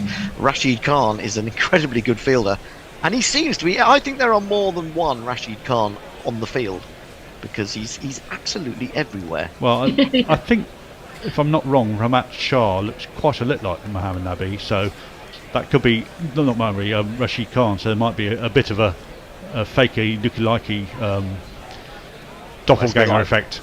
It's like world leaders having their body doubles. This one is a good ball, and Butler goes back, timing from him, but straight to mid-wicket. There is no run. Well, I'm sure there's millions of Kim Jong-uns. Oh yeah, goodness. So that Trump couldn't take them all out in one go. I think Trump's quite a big fan. Oh no, that's kept low, and Butler has gone back to that, and he does dig down on it, but very fortunately for him, because he's right in front of his stumps. England have probably got to get forward a little bit more to these spinners. Although fair enough, actually, it wasn't that full a ball. It's very short, and it didn't get up at all. His play. Oh, he's almost chopped on. He's very lucky there, Butler. As he went back to that one, it just was going away a little bit in the air, a little bit of drift. And Butler is looking remarkably uncomfortable. He's looking a bit tetchy, isn't he? He's looking very tetchy. I think there's real variable bounce there, because that one seemed to me to bounce a little bit more. And, well, Butler must know that he is crucial to England's hopes here. He used to thrive on this, didn't he? Well, mostly he does, but he knows how important this match is. I mean, if England, having lost so badly to New Zealand, they can't afford another slip-up against one of the so-called lesser teams. Last ball of the over is defended by Butler back to Nabi. He's bowled 2 overs, got 1 for 6. England 72 for 3. Jason, any more? Yes, Gomez is a centre-back, says this is embarrassing on YouTube. George McPherson says, get a move on, England. Stop batting slowly. You're conceding too many dot balls, which I think we'd all agree with. Amir Ashu gives him some hope, saying, have patience, they will excel. Well, I know those people. Is that the bear coming in under a pseudonym? Amir Ashu, I don't think that's the one that the bear would necessarily choose. It would probably be. There's no F words in it. That's true. That's true. Any thoughts, Hattie? Are you feeling the fear as an England follower? I'm trying just to remain calm, which isn't easy. But it's easy to kind of feel the negatives, but at the same time, what I as a player of the game as well, you just think there's just so much time left in the game. There's still 36 overs, 35 overs. We've only lost 3 wickets. We're still going at like a steady rate. We're still going at about 5 and over. We only need to score run a ball. There's still so much time. We don't need to hurry. Yeah. So really, even if we concede the odd dot ball, it's okay. We don't need to be running quick singles here and there. We just need to just go at a steady pace. We're actually doing all right. So yes, it'd be great to score a boundary and over, but actually, so long as you pick up the odd single and the odd 2 or 3 here or there, that's all right. If we hit a boundary in the over, even better. But actually, we understand why people might be getting a bit nervy, but actually these guys are bowling pretty darn well and a lot better than we did. Oh, they are. They're bowling very well, and that's a very good point. But I'd also forgotten one thing, and that's that number 6 we've got Liam Livingstone, and he's bowled well already in this match, and I think he's a confidence player, but if he bowls well, he may well bat well immediately after. Really, really well too, and he took 4 catches and he took 1 spectacular, so his confidence would have been sky high too. But he got out early, so there's people who got out early who we would have probably banked on. But that's in the past, that's gone. So it's just got to focus on now. So we can't think about who's to come. We've got to focus on what's happening right now. Stay in the now, absolutely. Good good advice. I'm not very good at that. Is this the just looking at the TV? Is this the equivalent of the 7th innings stretch where they all turn the lights on and sing songs and? Oh, this is so tiresome, isn't it? I mean, what is the point of this? I wish they wouldn't do that in the middle of the game when they. It's going to ruin everybody's. Their eyes have been adjusted to the light now, and it's all have to be reset immediately straight after. Yeah, So this is not very handy for the side batting second. So exactly. Yeah, it's daft. I was thinking about that when whoever it was playing not yesterday, the day before yesterday. I was like, that's really, really unfair. I think it was when South Africa were playing, and it's just like that's really, really not fair. I don't like. Also, I want to concentrate on the game. I don't want to see highlights from 25 years ago. I'm not interested. It's happened. It's all over. This is when England beat South Africa by that ridiculous 22 runs, wasn't it, or 21 runs in the end? Yeah, I and then hated you did that. 22 runs off one ball after calculations. Since then, of course, we've had DLS come into operation. And, DL and then DLS. As it was. Indeed, DL and BS more like. Stretch to DLS. BS more like. Yes. So it's the lights are back on. Poor old Harry Brook is seeing. But all is sorts of anybody purple home? Stars. Well, there's quite a few people home today. Quite a big crowd in at Delhi. I'm not sure what the capacity is of the Aaron Jaitley ground, but someone will. I'm sure furnish Cricket Info such could information. provide that information for us. I'm sure they can. Naveen is bowling to Harry Brook, and Brook is onto the back foot defending. And Naveen has now bowled 7 dot balls in a row. So he's doing a really good job. The win predictor is less confident of England than it was even, 10 overs ago, 5 overs ago. It's down to 52%. The Sea are still marginal favourites. It's a bit like the Brexit vote at the moment, 52 to 48. 72 for 3 is the score. But, Would that guy be allowed to wear those tapes or whatever or fingerless gloves on his fingers? Because when they're Presumably if taking catches. It's an interesting one, isn't it? I read the other day. Oh, he's aimed a drive at that one as Harry Brook. He's made no contact. It's gone through to the keeper. Someone was talking about who was it bowling? Was it Majib?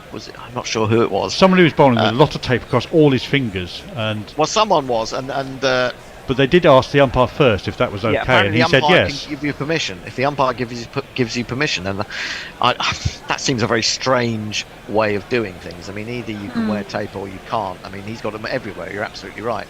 He's got them at the tips of his fingers and then lower down on his fingers. Yeah. That does seem odd. I mean, if it's like to protect a fracture or something, then he shouldn't be fit to play. Well, it can't be. I mean, to have them on all fingers, he'd have to have a fracture across all fingers, wouldn't he? Well, yeah, exactly. So that's dismiss that.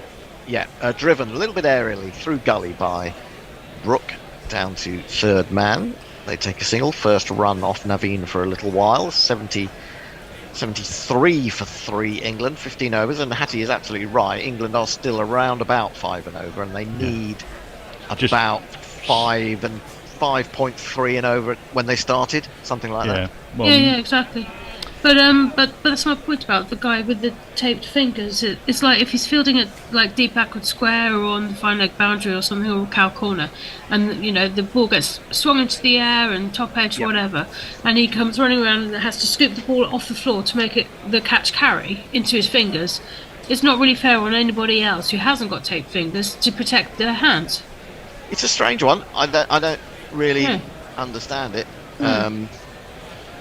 It'd be interesting to see or find out what legitimate reasons you could have for having all that tape on your hands and on your fingers in particular. Butler down to face, and Naveen is into him, and he plays this away through cover. You can't stoop to stop it on this occasion. I think that is Rashid Khan for once, not able to get in the way of it. They get another single. Butler moves on to 4. England to 74 for 3. Just 2 runs so far from this over. I've got news of the FA Cup. Wimbledon have been drawn at home to Cheltenham. Cheltenham have scored 1 goal in 14 games all season, which means we'll be beaten 5-1. I was going to say that's a nailed on away with, isn't it? I got really excited last week when I saw Cheltenham had finally scored a goal, because they had gone. I think they'd gone 12 games without registering from the beginning of the season.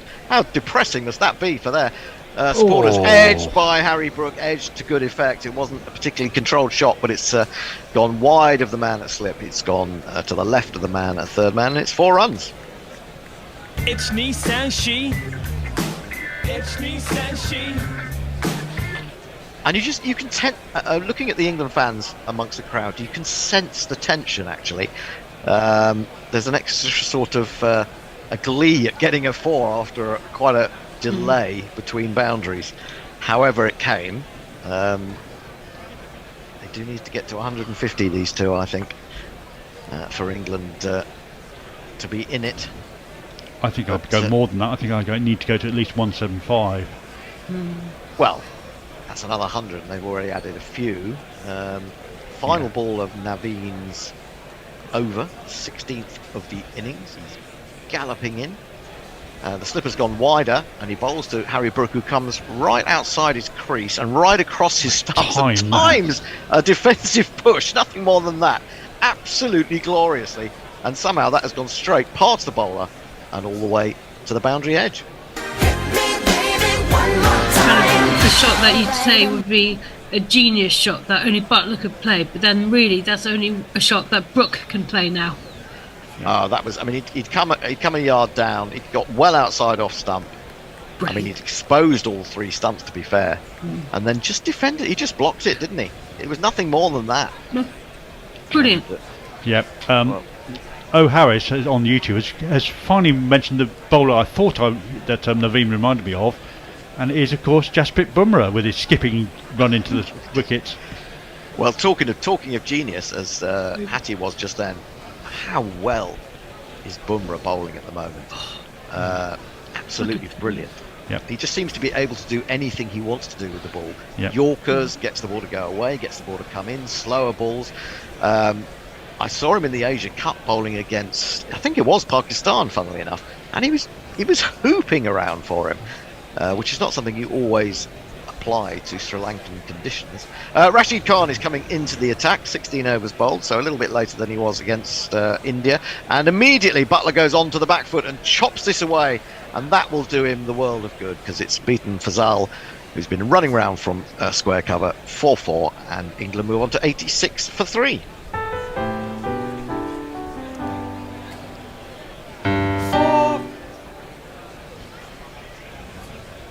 And that has got the young Stuart Broad amongst the England fans excited. I wouldn't be surprised to see him in the sky box in a minute when they mistake him for who he really is. Rashid in again. Oh, he's gone back to him again. He's played that beautifully, timed well again. Only going to get the 1, I think, on this occasion. The long off has sort of stationed himself a little bit in from the boundary, so he's narrowed that angle. Butler moves to 9. England to 87 for 3. Rashid is in again. The other thing you have to say about Rashid is he rarely goes without wickets. That's the worrying thing for England. He's always picking up wickets. Slip is in, and he's into Brook, who goes back to a foolish ball and chops it square. Lovely chops it well. Is that going to make it all the way? A dive is put in, just kept in by Fazal, and so he does save 2 runs there. Very good from an Afghanistan point of view. England just trying to get this momentum, just trying to build on that momentum of the previous Naveen over, and we've moved up to 89 for 3 now. Yeah, it's good stuff. It's not allowing Rashid to settle into a nice easy rhythm straight off the bat. You don't want to see England just throw it away, and this one comes into him. It was the googly, and Brook is making room for himself. He's got to be a little bit careful. I mean, Brook is brilliant outside his leg stump. Been known to play that glorious drive over the top of extra by giving himself a little bit of extra room there, but he's so skiddy is Rashid. And again, that's not a particularly good ball. It's short, but not a lot that he could do with it apart from punch it up to long on. It was around about his leg stump. Played it with a straight bat. England go to 90 for 3. The World Cup career, Rashid Khan, it's not that impressive actually, and I did see someone making the point the other day, and I there may be something in it. He said it's a lot more difficult when you've got to bowl 10 overs instead of 4. This one is played by Butler to short middle wicket. Rashid is now playing a little bit of football. Flicks it up. It's the end of his first over. It's cost him 8 runs. England are 90 for 3 from 17. Messi Jez in his weather cave in Perth has come back with the information as a fact checker. The Aaron Jotley Stadium has a 55,000 capacity. And Dave Wood says, you could ask Joel Wilson if it's okay to wear tape on your fingers. Show him the baseball mitt you're wearing and he wouldn't even notice. That's true, he has to have his special tape glasses on. I'm not sure you could bowl with a baseball mitt on your hand though. No. I always think it's cheating a little bit, baseball, by having an enormous mitt on your hand. Yeah, but they do make you hold it on your non-throwing hand, so you know. Oh, I see. Okay. Yes, yeah, true. right. Yeah, fair point. I didn't know. So that. you do have to learn how to use your other hand slightly better than. Yeah. Unless you're Ben Stokes against South Africa, but never mind. Well, yes, that's true. Naveen continuing, bowling to Brook. Bowls him a short one. He's got didn't really get hold of that. He's rather shanked it. It's probably a good job he didn't get hold of it because there was a bit of a top edge involved and it fell short of the man at deep backward square. So be happy that he didn't get hold of that. Perhaps gets a single, nonetheless. And England are now on 91 for 3. I'm just looking at how Brook adapted his guard really in that last over against Naveen, where he'd been a bit fortunate edging one that moved away from him slightly down to third man before, and So then he went further down. across, Yeah. right across his stumps. He's still a yard or a foot and a half outside his crease as well, and then he just blocked that incredible drive, if you want to call it that, up to long on. Well, it does show the point that with these professional players, if they get any batter on it at all, it's going to the boundary, and you need somebody in the way to stop it, pretty much. Yeah, we've seen a lot. I mean, who was it I was watching the other day who was hammering it constantly to midnight? Virat Kohli, I think he was just playing his glorious shots, and Rohit Sharma together. And they were playing these glorious shots, yard either side. You've got 4 runs all day long, but it was hitting it straight at the fielder quite a lot. Now, there's a little bit of a delay because someone is walking, not behind the bowler's arm, but almost above the bowler's arm in that little stand there, where the sight above the sight screen. The Virat Kohli stand, perhaps. Is it the Virat Kohli stand? Could well be. Naveen in. Oh, he's bowled it! And England are in all sorts of trouble. Butler goes. Naveen has the wicket. And wow, that is the least England wanted. Or the last thing England wanted. And they are now 91 for 4. We've said they should get to 150 with these two, 175 with these two. I don't know if it's done much. He's just bowled it from wide on the crease, and there's a massive gap between bat and pad. There's absolutely no front foot movement. It's a truly appalling shot from the England captain in an hour of need, and he has gone for 9. England 91 for 4. And he's going to be on the hunt for whoever is walking by on the top of that screen now. That's a good point. Yes. On your bike, mate. So often that happens, we talk about it, don't we? Like a break and play or something like that. Just that break in concentration. Yeah, but then, you have to say that's down to the individual player. He's got to think to himself, right, don't do anything stupid. And that really was a poor shot. It didn't really do anything apart from come in on that angle. And he's left 8 or 9 inches between bat and pad. He hasn't moved his feet. Butler's footwork has been very lacking in this whole innings, and perhaps even for this whole tournament so far. Well, the other thing you can say about that, if he got his foot out, he couldn't possibly have been LBW because it would have been outside the line of off stump. But He'd have probably pulled a hamstring if he got his foot in line with it. Well, I think England are in absolutely massive trouble here. I really do, because we've got Livingston coming in, no great World Cup record, did bowl well as we know, and after that it's Wokes, Curran, Rashid, Wood. Livingston bowled alright today. Yeah, he bowled. I know, that's what I'm saying. He bowled all right, and he got a couple of good knocks in England in that one-day series against New Zealand. But he's not got a World Cup record, and the pressure is really on. Should I dig him up? Yeah, go for it. I am Livingston, I play for the Lightning. My one-day kit is blue, but for the test it's white. first ball, the slip goes even wider, and he comes across his crease and tucks this into the onside, and there is no run. So, well, everyone's getting amongst the wickets, aren't they? I mean, that's just. I mean, to be bowled middle stump by that ball. Well, it's a dereliction of duty. There's a little bit of tail in the air, and then it goes further off the seam, but I don't think there was much there. Oh. I mean, if it's gone off the seam, he's played even further outside it. We've got a free hit because it was a no ball. Well, England need to make the most of this. They need a 6 off every free hit. And I suppose Livingston is the right man to have out there to bludgeon it to the boundary. Let's see what he can do. Into the 18th over now. England's wickets are the problem, not so much the score or the run rate. And in comes for the free hit. It's way outside the off stump, but he manages to get the toe end of the bat on it, lifts it up over extra cover, and it runs away for 4 bonus runs. 1, 2, 3, 4.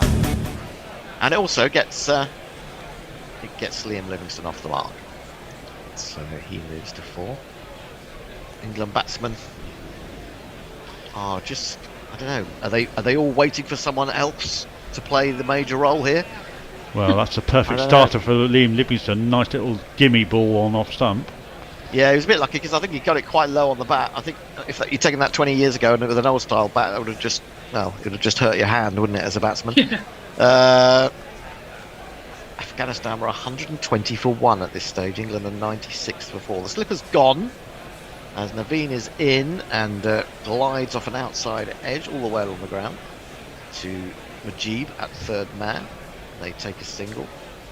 It's just the start of Afghanistan's collapse, wasn't it? The more I look at that, Jason, the more I can't believe that shot's been played by a man of Butler's class. It's just dreadful, dreadful shot.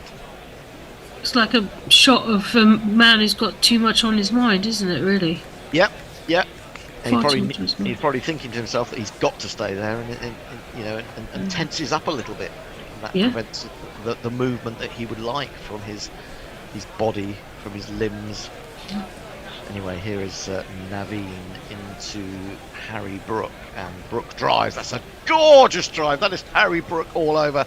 It makes me almost squeal with pleasure as it runs past extra cover for one of these. Hundreds up. That went like a tracer bullet. Oh, it gives me shivers of joy. Oh, absolutely. I can't. It's one of the most pleasurable things in life is the Harry Brook drive. We need plenty more of those. He's gone to 30 from 27. 101 for 4. I'm going to say it again. These two have got to take us to 200. Yeah, let's revisit our kind of boundaries now. Yes. So 10 runs, 11 including the wide off this over, although the crucial wicket of Joss Buttler Naveen has lost his run-up, so I think a fly has flown into his eye en route. He's aborted a run-up. Let's fly in the ointment. Fly in the ointment. Oh, I mean, I wish they'd stop showing that shot from Buttler, because every time you see it, the worse it looks. His balance is completely gone. He's leaning over to the offside. His head's gone. Oh, it's horrible. Just not nice. Just everything that's bad about batting. Naveen into Brook. Short ball. He pulls and he pulls hard, and there's no one out at mid-wicket. There is a square leg. He won't get round in time. 4 more to Brook. And in terms of runs, a good one from England. 15 from it. Naveen's figures have been destroyed a little bit. 1 for 30, but he did get that wicket, so he has got the 1 against his name. Jason.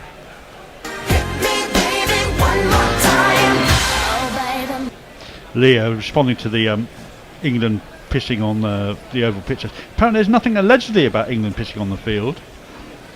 No, it's all true. I think it's all sort of out there in the open, as it were. And as indeed were they. And on YouTube, Bruce Fox says, and he probably says it for everyone who's an England supporter, "Kinel." Yeah, pretty much. Suter Who says, "Walking down the pitch, first ball. Okay then." Well, I thought there's no other batsman to ruin it for apart from your own side in this match. So you probably get a little more leeway in the second innings than you would do in the first. Well, listen, I like to see the smaller sides or the less monetised sides do well in these competitions. But does it always have to be against England? Yes, quite. Does it always? Is that? It's the rule of obligatory? Imperialist empire agenda. Oh, I suppose it is. Rashid bowls to Livingston, who gets a big stride in and defends.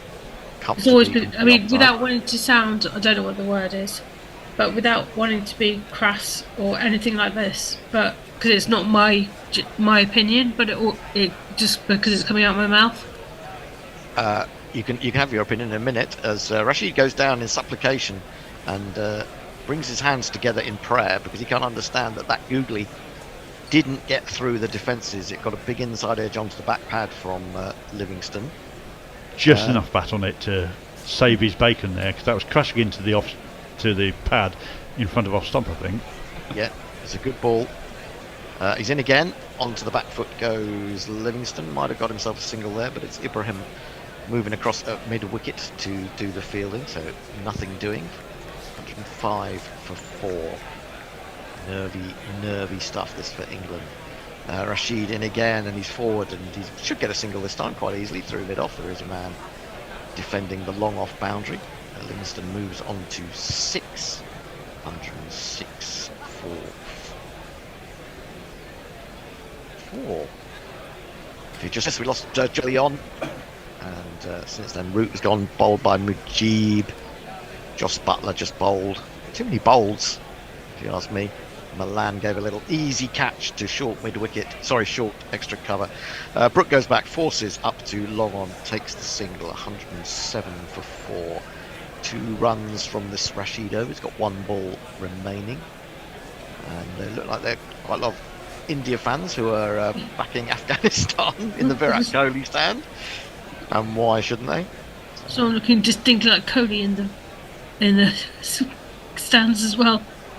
They do love. Does he get free entry to his own stand, I wonder? Anyway, here comes Rashid in, or he offers that up to Livingston, who in the end wants to dig it out and dig it up to long on. They take a single. England fans are looking very pensive in the stands.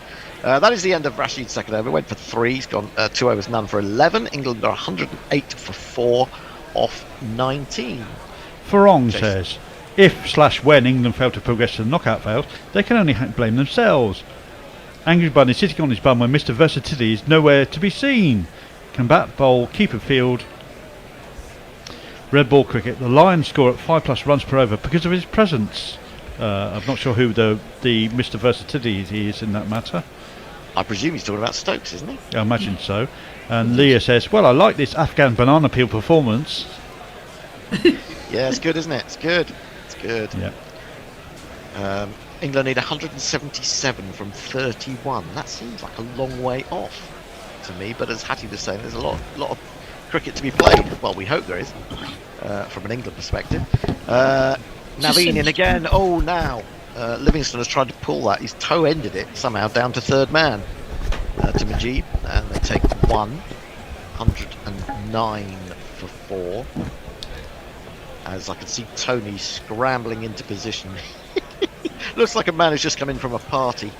And he's struggling with his balance. And it's something to do with those chairs. They pull you one way or the other.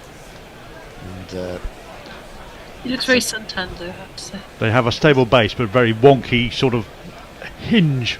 Indeed. Onto the back foot don't we all love? Don't we all?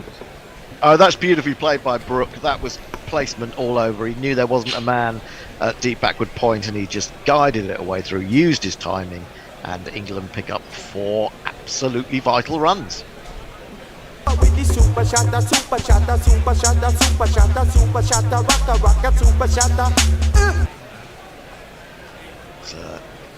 Brook at his best, and he needs to be. He needs to be at his best if England are going to win this game. Yes, he just needs to play very maturely, doesn't he, really?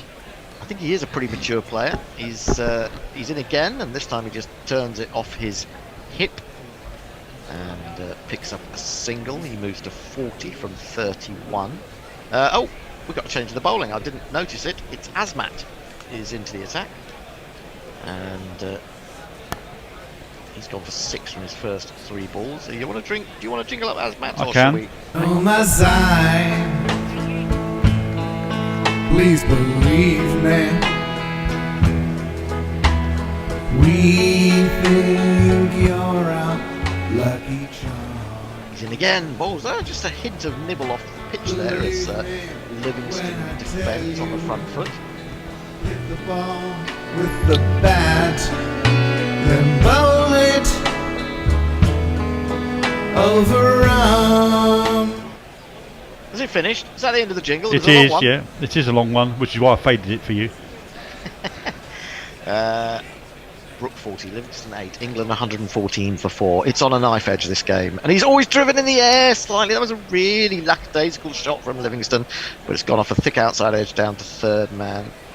Comfortable single. England do play that way. Sometimes just get so casual with their drives. They don't move their feet. It's all about hands. Is that that's the way we play trope coming out? Probably. 1 ball remaining in my stint, and then I'll be back should England get that far. I'm going to leave it in the hands of Tony and others as Azmat comes in to complete his over, and he bowls a good ball, just tailing in to Brook, who gets a thick inside edge. He still times it pretty well up to Nabi at mid-on. That is the end of the over. England are really struggling. We could have a huge upset on our hands. Brook has 40, Livingston has 9. England, after 20 overs, 115 for 4. And we're joined again by Tony and Dom. Dom's going to be doing a ball by ball. I shall be relaying your social media messages. Oh, which is probably my job now, isn't it? So here's Mark Zip says, by the way, I have a favour to ask. He would like us to... he's on a long drive, picking up a record collection and listening to us. Can we avoid discussing the rugby, Jason? I'm looking at you because you're the one with the greatest interest in it. I'm taping it and we'll watch it when I get home. I know this is a delicate subject, but figured I would ask. Well, it's fine by me. I've got to be honest, Mark. Certainly. You can taping what? The games today, or the games, or have you taped the games yesterday? Well, I assume whatever's today, which won't have started yet anyway. So no, it's got another half an hour before it starts. Ah, so there we go. He'll still be driving. So he doesn't want us to talk about it. Shall we call some cricket, lads? Or what? That's a good idea. G'day fellas, g'day listeners. Rashid coming in for his third over. The first one's knocked out into the offside for a single by Livingston. He's up to 10, 116 for 4. Yeah, England are going to need some cross-Pennine magic here between the Yorkshiremen and the Lancashiremen. Brook and Livingston. Here's Brook on strike. That's the wrong one from Rashid. Punch down to long on. That's going to be another easily strolled single. The problem is, how long can they do this? A run of ball's going to be absolutely fine for the next 30 overs, but when's the last time that... Yeah, that one was bowled from about 28 yards. When's the last time that Livingston batted 30 overs, fellas? That's the question. In one of the warm-up games, he batted and got 90 odd. Against Ireland, yeah, that's right. That's the wrong one again. He's obviously seen something from Livingston that shows him he thinks there's a chance of an LBW if he keeps bowling that googly. It's not just that. I think it's the fact that he can get the ball to skid on when he that bowls googly. That was what I was about to say. Pushes it through as well as we may trap him with one that he just misses the timing on. That's struck in front. Big appeal for LBW, and the finger goes up. Livingston's gone for 10. There is one review left, and he's thinking about it, but that looked very, very adjacent to me. It's 117 for 5, and Livingston is going to tuck his bat under his arm, and he's going to have to go off. No! Oh, he's going to review with 3 seconds to go. He's shaking his head. He thinks he might be out. Rashid certainly knows that he is out. I'm not 100% sure what that's missing, fellas. Yeah, I've got to say that looked about as plumb as it could possibly be. We all thought that was out. It was a leg break. Didn't turn massively. It looked like it pitched in line. Caught dead in front. Not particularly high. This is a desperation review, I think. This is a desperation review. Talk us through it, Dom, but it looked out to me. Well, it was a leg break, so it should be straightening. It's just sliding on straight into the big front pad. Livingston was playing right across it, all around it. Bat was nowhere near it. He struck right in front of middle and leg, and the ball is going to cannon straight on to, I would say, a middle stump bail. right flush, hitting just under the knee roll. The bat was well out in front of the pad. He was lunging, he was overbalanced, and he's walking. He knows that's out. Yep, middle and leg, 3 reds. England lose their 5th wicket, and they are all at sea against Afghanistan. Boil over is on here, fellas. Silly little boy, what on earth were you playing at? Oh! 117 for 5 with the fall of Livingston for 10 off 14 deliveries, and it's that man, maybe the most important sole contributor to any team in international cricket, Rashid Khan. Well, he batted beautifully. Again, the only player, as we've said a few times, with a strike rate above 100 in this side, and he batted like that. Just didn't stay possibly long enough, but looks like it would be more than long enough now after the Gurbaz 80 as well. Right, some messages. Let me see. Dara Azizi, time for Butler to stop sitting out 50 over games like he was doing this summer. He's already gone, Dara, says Revenite FC. Quite right, he has. Holy shit, says Bruce Fox. England lose 2 World Cup games in one day, says Bones Jones, but RSA, but of course that hasn't been played yet, so we don't know, do we? No. And we're not going to talk about it because we promised Mark Zip we'll do our best to stick to that if we can. And what we expected to happen has actually happened in terms of the batting lineup. This man has come to the crease, batting at number 7 for England. Yeah. Is he a batter or bowler? Sam Curran. What's his distinguishing feature? Sam Curran. His dad's from Zimbabwe. Sam Curran. And he's beloved by Liz Yates. England 5 down within 21 overs, and Sam Curran coming to the crease. He'll be on strike to Rashid Khan, 1 for 13, and he has got that business at the front, party at the back, haircut up. Rashid Khan on fire here in Delhi. Here's left-handed Curran. That one turns big, another wrong, and Curran manages to get a leading edge out into the offside, and he'll be happy to get down the non-striker's end and get Harry Brook back on strike. The lone hope for England, maybe not even to win this game, fellas, but to make sure that their net run rate isn't completely obliterated. Maybe. Sam Curran is more than a capable batsman, but he's got a lot of time, and he's got to have to work out his best way to attack this score, whether it's to support Livingston or whether it's to take responsibility himself. This one from Rashid Khan was again delivered from about 26 yards, well behind the umpires, and it's knocked out towards mid-on for another single. Harry Brook will retain the strike off the last ball with a single. You know what we say here on the Guerrilla Cricket coverage. Well counted, son. 119 for 5 after 21 overs. Yeah, the frustration here is that England, in fact, are pretty much on the run rate, and were comfortably ahead of it until they just kept losing those wickets. So the run rate itself is not the challenge. I'm going to stay on YouTube for a couple of moments. Stokes is a big loss, says Dara Azizi. Review of the gods, says Bones Jones RSA. The batters are playing 100-style cricket, too many dot balls, says George McPherson. Well, too many wickets, George, I reckon, is really the thing. He'd also said, for fuck's sake, Afghanistan aren't that good.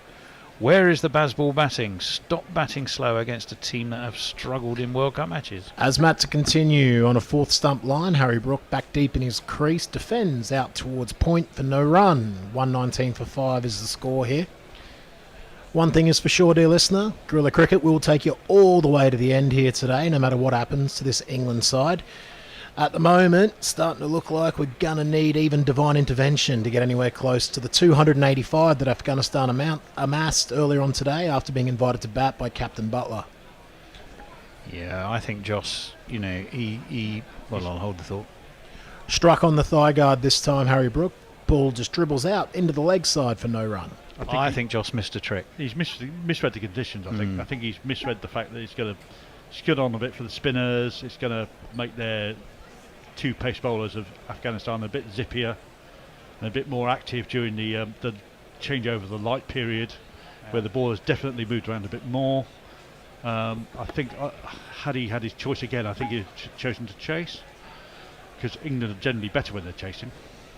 This one's cut away behind square. It's going to be a much-needed boundary, the first of many required for England. Harry Brook rocked back and rode the bounce of the short-of-length delivery all the way to backward point for one of these. My name is Lakhan. My name is Lakhan. Nice looking stroke by Brook right at the top of the bounce. He was deep in his crease and he just opened the wrists enough to get it down into that gap between deep third and the man sweeping at cover point. 46 for him now. 46 red off 37 rocks. He's going along nicely. Is there enough in England sheds to go with him all the way and take this game deep? This one's driven handsomely square of the wicket, but it will be out to that aforementioned man on the cover point boundary sweeping out there. Brook looks in good touch, gents. He needs to do. You've done it now. That's the one thing I've been trying not to say the whole time I've been on air. He's also on the cusp of a 50, of course. It's funny, I believe in the commentator's curse, but only when I'm not actually commentating. I think when you're on the microphone it doesn't matter that much, but if I was in the green room, complete silence. Yeah. He's looked the most fluent player from England by a country mile, and no, his timing has looked immaculate. It has. All game. Jeez, some of the shots he's been smashing to the boundary have looked absolutely gorgeous. And luckily he's not on strike for the next delivery after that single off the previous Why do you think ball. I bigged him up when Curran was on? Here is Azmat around the wicket now to the left-handed Curran, who stays back in his crease. Not a lot of foot movement and just knocks it out to backward point for no run. 124 for 5. There is a way to get your comments in when the guy's off strike. Yeah. Sky's win predictor, England 27%. So if we were to play this game 4 times, England should win one of them. I don't know about that, fellas. No, it's amazing how that swung against them, isn't it? Here's Azmat to continue. Right arm around. Curran standing over his bat. Knocks this one out towards mid-on.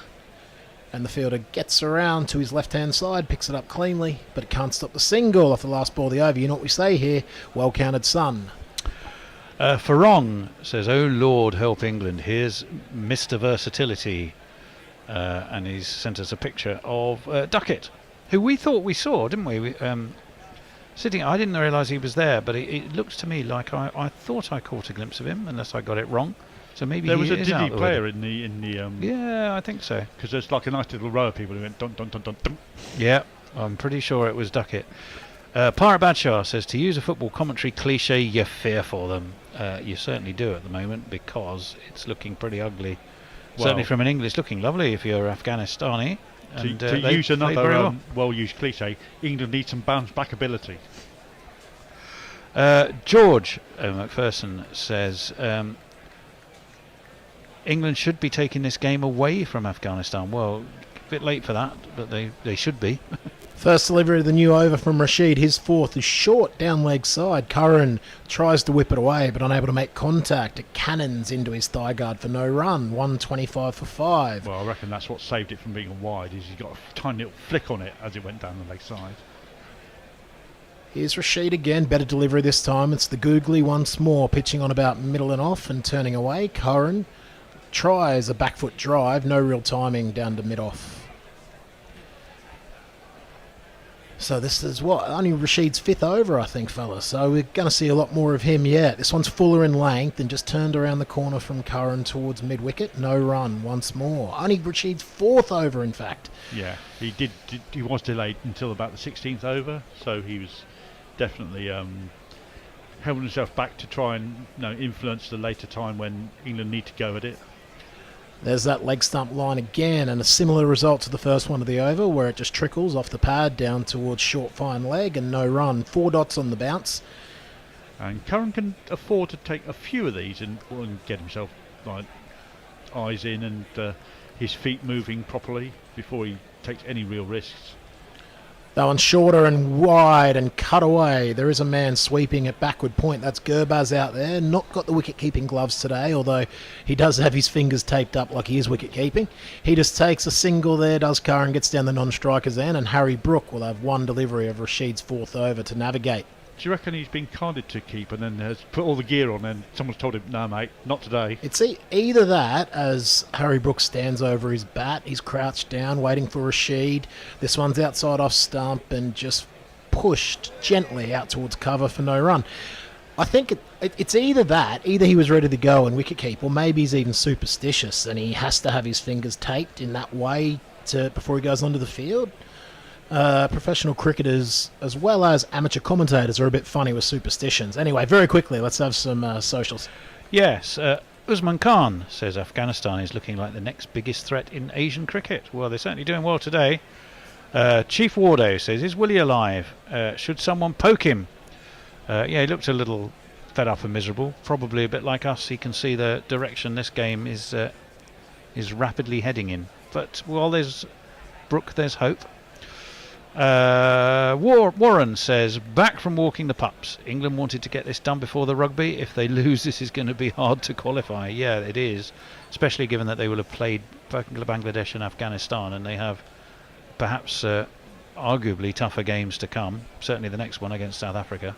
Change of bowling here. We've got Mo Nabi bowling right arm around the wicket with his finger spin. The first one is into the wicket and turned around to mid-wicket. I love that. Mo Nabi. Sounds a bit like Mo Ali. I was wondering what you were laughing at. I lost my place in my sentence there as the second ball of the overs nudged out towards the man sweeping on the point boundary.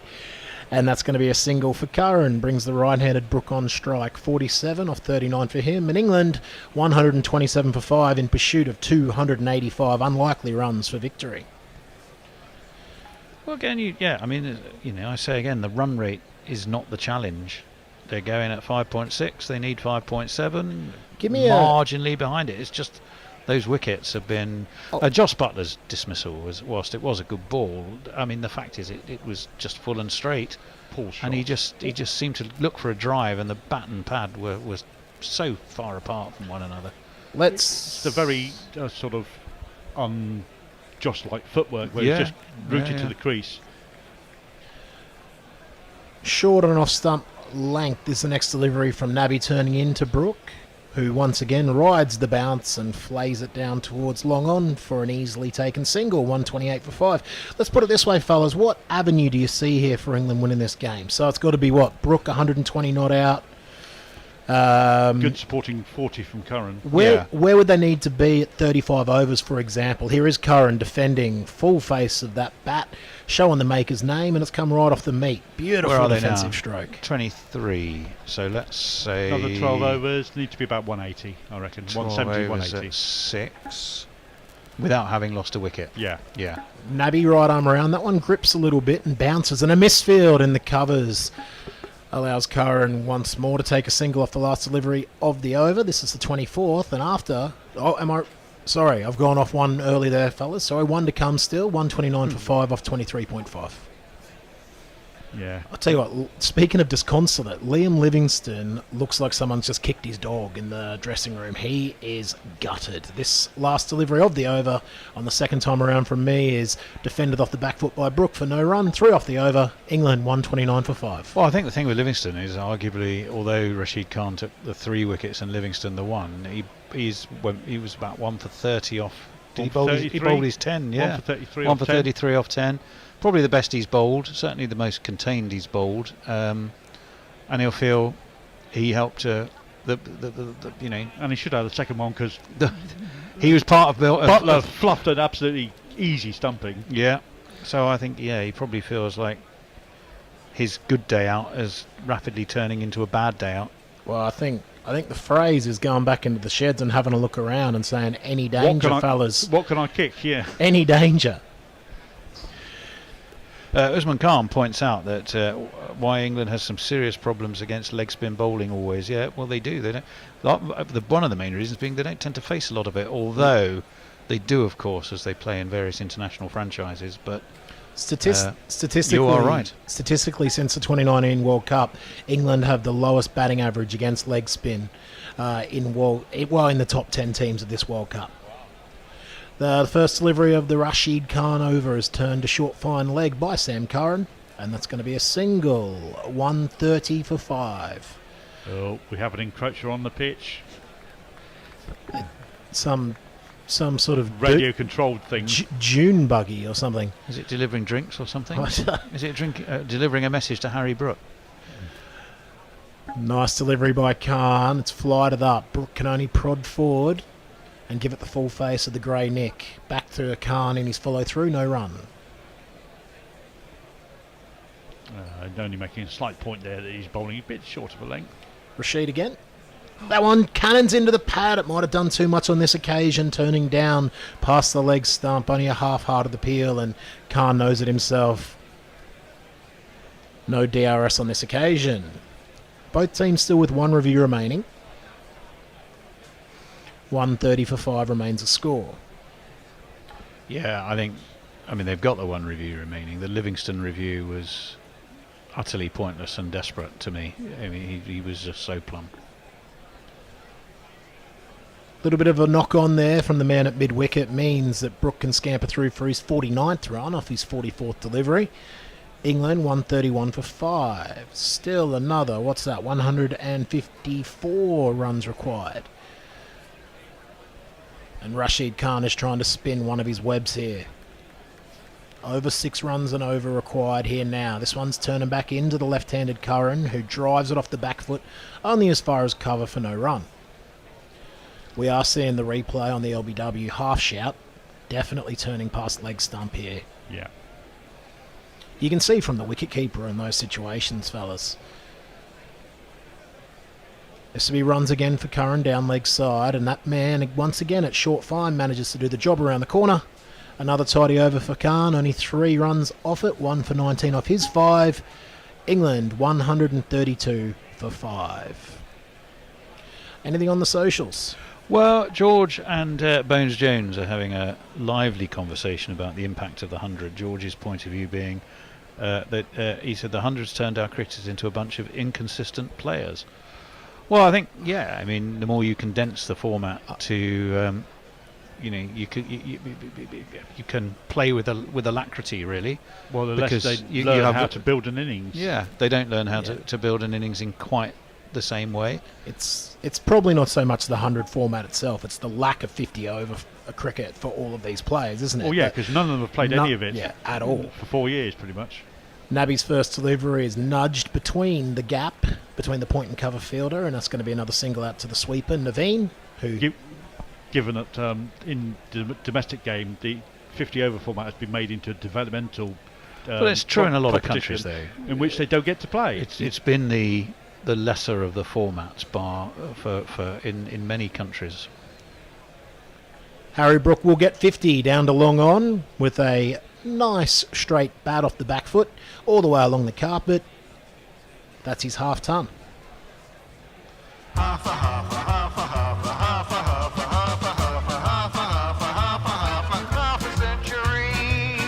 Yep, 134 for 5. 50 off 45 balls, not at all a bad effort by Harry Brook, but he needs to keep it going. Half a century says the jingle, and Harry Brook with just half a raise of the bat. He knows that he's got still half a job to do. Here's Nabby to Curran again, and this one's defended at the last moment of a quicker delivery. 58, might as well be 60 miles an hour, that one. Nabby trying to sneak it through. No run, 134 for 5. I think I was going to say about 50 over cricket after Nabby delivers another one that's defended by Curran. Nabby pushing through these overs quickly. Well, we can say all we like about England and their first team not playing any 50 over cricket, but Afghanistan don't even have a 50 over competition. All they play is 20 over stuff. Their first 50 over domestic comp's going to be after this World Cup, and that's ever. So this one is fuller in length, and once more Curran can only defend. 134 for 5. I'll get through this last ball of the over, and I'll let you guys have a chat about what you think about that Did one. I just see Sunil Narayan sitting with Virat Kohli there, or was I dreaming? I'll tell you what, they're bloody good lookalikes. If they are, well, I just wonder. Yeah.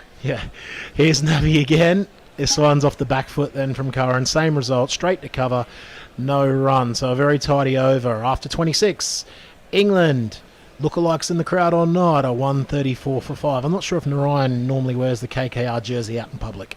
Does he play for the same franchise as Virat? Nah, Virat is at RCB. RCBs and has been forever, hasn't he? Yeah. I think we're pretty much up to date. Perhaps a lot of people are looking at this and going, well, this is starting to look like job done. Dara Azizi's saying he doesn't think Brooks getting enough strike, which... yeah, there is that worry. He needs to engineer that. Sam Curran's normally pretty good at working the ball. Warren says, multitasking, you in my ear, and England and Fiji on the telly. But we can't mention the score, Warren, or else we'll spoil it for Mark Zip. So we're going to try and do that. Brook covers up the first delivery of the Rashid over outside off stump. Big forward press in from Brook. You get the feeling he's just trying to see off Rashid Khan. There's still 5 overs of his spell to go if he requires them. 1, 3, 4 for 5. That one beats him on the outside. Brook aims a cut at it and can't quite make any contact. That's the quickest sort of toppy, I think, that just skids through. Yeah, well, maybe it just tailed a little bit away, but it's definitely quicker through the air. And that one's slower through the air, a little bit more flight, which allows Brook to come down on the front shoot and knock it down to long on for a single. 1, 3, 5 for 5 now. He really does get them to shoot through, doesn't it? It's the speed at which he gets the ball to turn is extraordinary, Rashid Khan. Such subtle variations of the wrist. I mean, I bowled leg spin for 30 years of my life, and it's really hard to pick him. I can tell which one's a top spinner and which one's a leg break, but it's normally off the pitch. I can't do it from the hand. Here he is again. That one's a bit flatter through the air, and Curran, once again, one of his favourite areas, down to long on for a single with a straight bat. So England at the moment just happy to tick over with singles against Rashid Khan and Nabi at the other end, but all of a sudden that run rate is growing. It's up to almost 6.5 required an over now, and if it gets anywhere near 7.5, well, that's a long time for England to score at that rate. Harry Brook there, though, 51 off 48. A heavy weight on his shoulders. This one's pulled airily, but it's safe enough. All the way down to long on once more, and it'll just be one more single. So all of a sudden, Brook tried to rock back and get a little bit of length from Khan, and he hit it well enough. I just thought for a moment it was uppish. Yeah, it was uppish. It was not that far wide of the straight mid-wicket. No, if he slaughed it just a little bit, that was definitely within catching position. Inside half of the bat on this one from Curran, and it finds a little bit of a gap out past square leg for one more single off the last ball of the over, and Rashid and Sam Curran have a little bit of a joke in between overs there. Well, I think I couldn't see Sam Curran's expression. Rashid was certainly having a joke. Warren says he's going to keep his X's about the rugby spoilerless. So I'm sure Mike Zip will be very grateful for that. Let me see if anything's shifting over on YouTube. No, we're pretty much up to speed. You just feel like England have got this wrong in several ways today. One is they had a chance on a glorious deck to bat first and really put some scoreboard pressure on. They didn't do it. Then they didn't bowl very well anyway when they needed to, and they've now found out that the ball is turning and skidding and being quite uncomfortable for them. Edged and taken, low down, first delivery of the Nabi over. He got one to grip. Curran just lurched forward and hung his bat outside off stump, and it was a genuine outside edge. A perfect finger spinner's dismissal to a left-hander. 6 wicket down here, Curran for 10. England 138 for 6 off 27.1. You silly little boy, what on earth were you playing at? Oh! Bat and pad nowhere near each other. Curran was all at sea. He just hung his bat out there. No conviction at all. Looked like he didn't want any piece of it. Trying to survive Nabi, and Nabi just spun that web around him. Yeah, it's a very Sam Curran-like innings. That very tentative, little bit defensive. All his shots pretty much were little dinks around the corner or cuts to the safe man on the boundary. No, he didn't really get going at all. And he took 23 balls to do it. So he's eaten up a few more balls than he would have done otherwise. Yeah, it's never got going. Poked and prodded. And I think we're down to Wokes now. And once he's gone, well, It's the Harry Brooks show on his own, just trying to nursing the tail and chasing a big total, which has now become a big total. Looks big because of the wickets lost. Is a very hard ask indeed. Yeah, but he has had experience, certainly in 20 overs, of nursing the tail and whacking the ball. But no, to do it for so long is a big ask. And a lot of faith in the other people at the other end as well to keep out the 2 or 3 balls they potentially need to do so and over, and to rotate the strike to get it back on as quickly as they can manage. It will be the Wizard Oaks in at 8 for England. Big job ahead of him. Still 22.5 overs remaining. But when we think about the times that he has managed to help England in a chase or a tough situation, it's normally with the ball coming onto the bat, isn't it? He likes to hit the ball through the covers. He likes to field the ball coming on, likes to play the pull and the hook and the cut behind square. This is going to be a completely new challenge for him against the finger spin of Nabi and the wrist spin of Rashid. Yeah, it's going to be tough ask. But he's got the time to build an innings. But we said that about everyone that's come to the crease pretty much so far. Did you want a jingle, Wiz? Yeah, we'll do him after this ball. First delivery is defended. No run.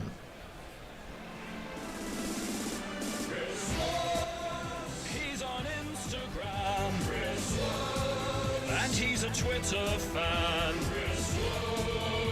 On the Ashes tour. Big turn, but it was short of a length and slow turn off the pitch. Wokes cuts it, thought of 2, and there is a little bit of a knock-on out there on the cover boundary, which will mean Wokes is able to get through for a second. 2 off 2 for him now. Highest score of 95 as Chris Wokes, but that was back in 2016 at Trent Bridge against Sri Lanka.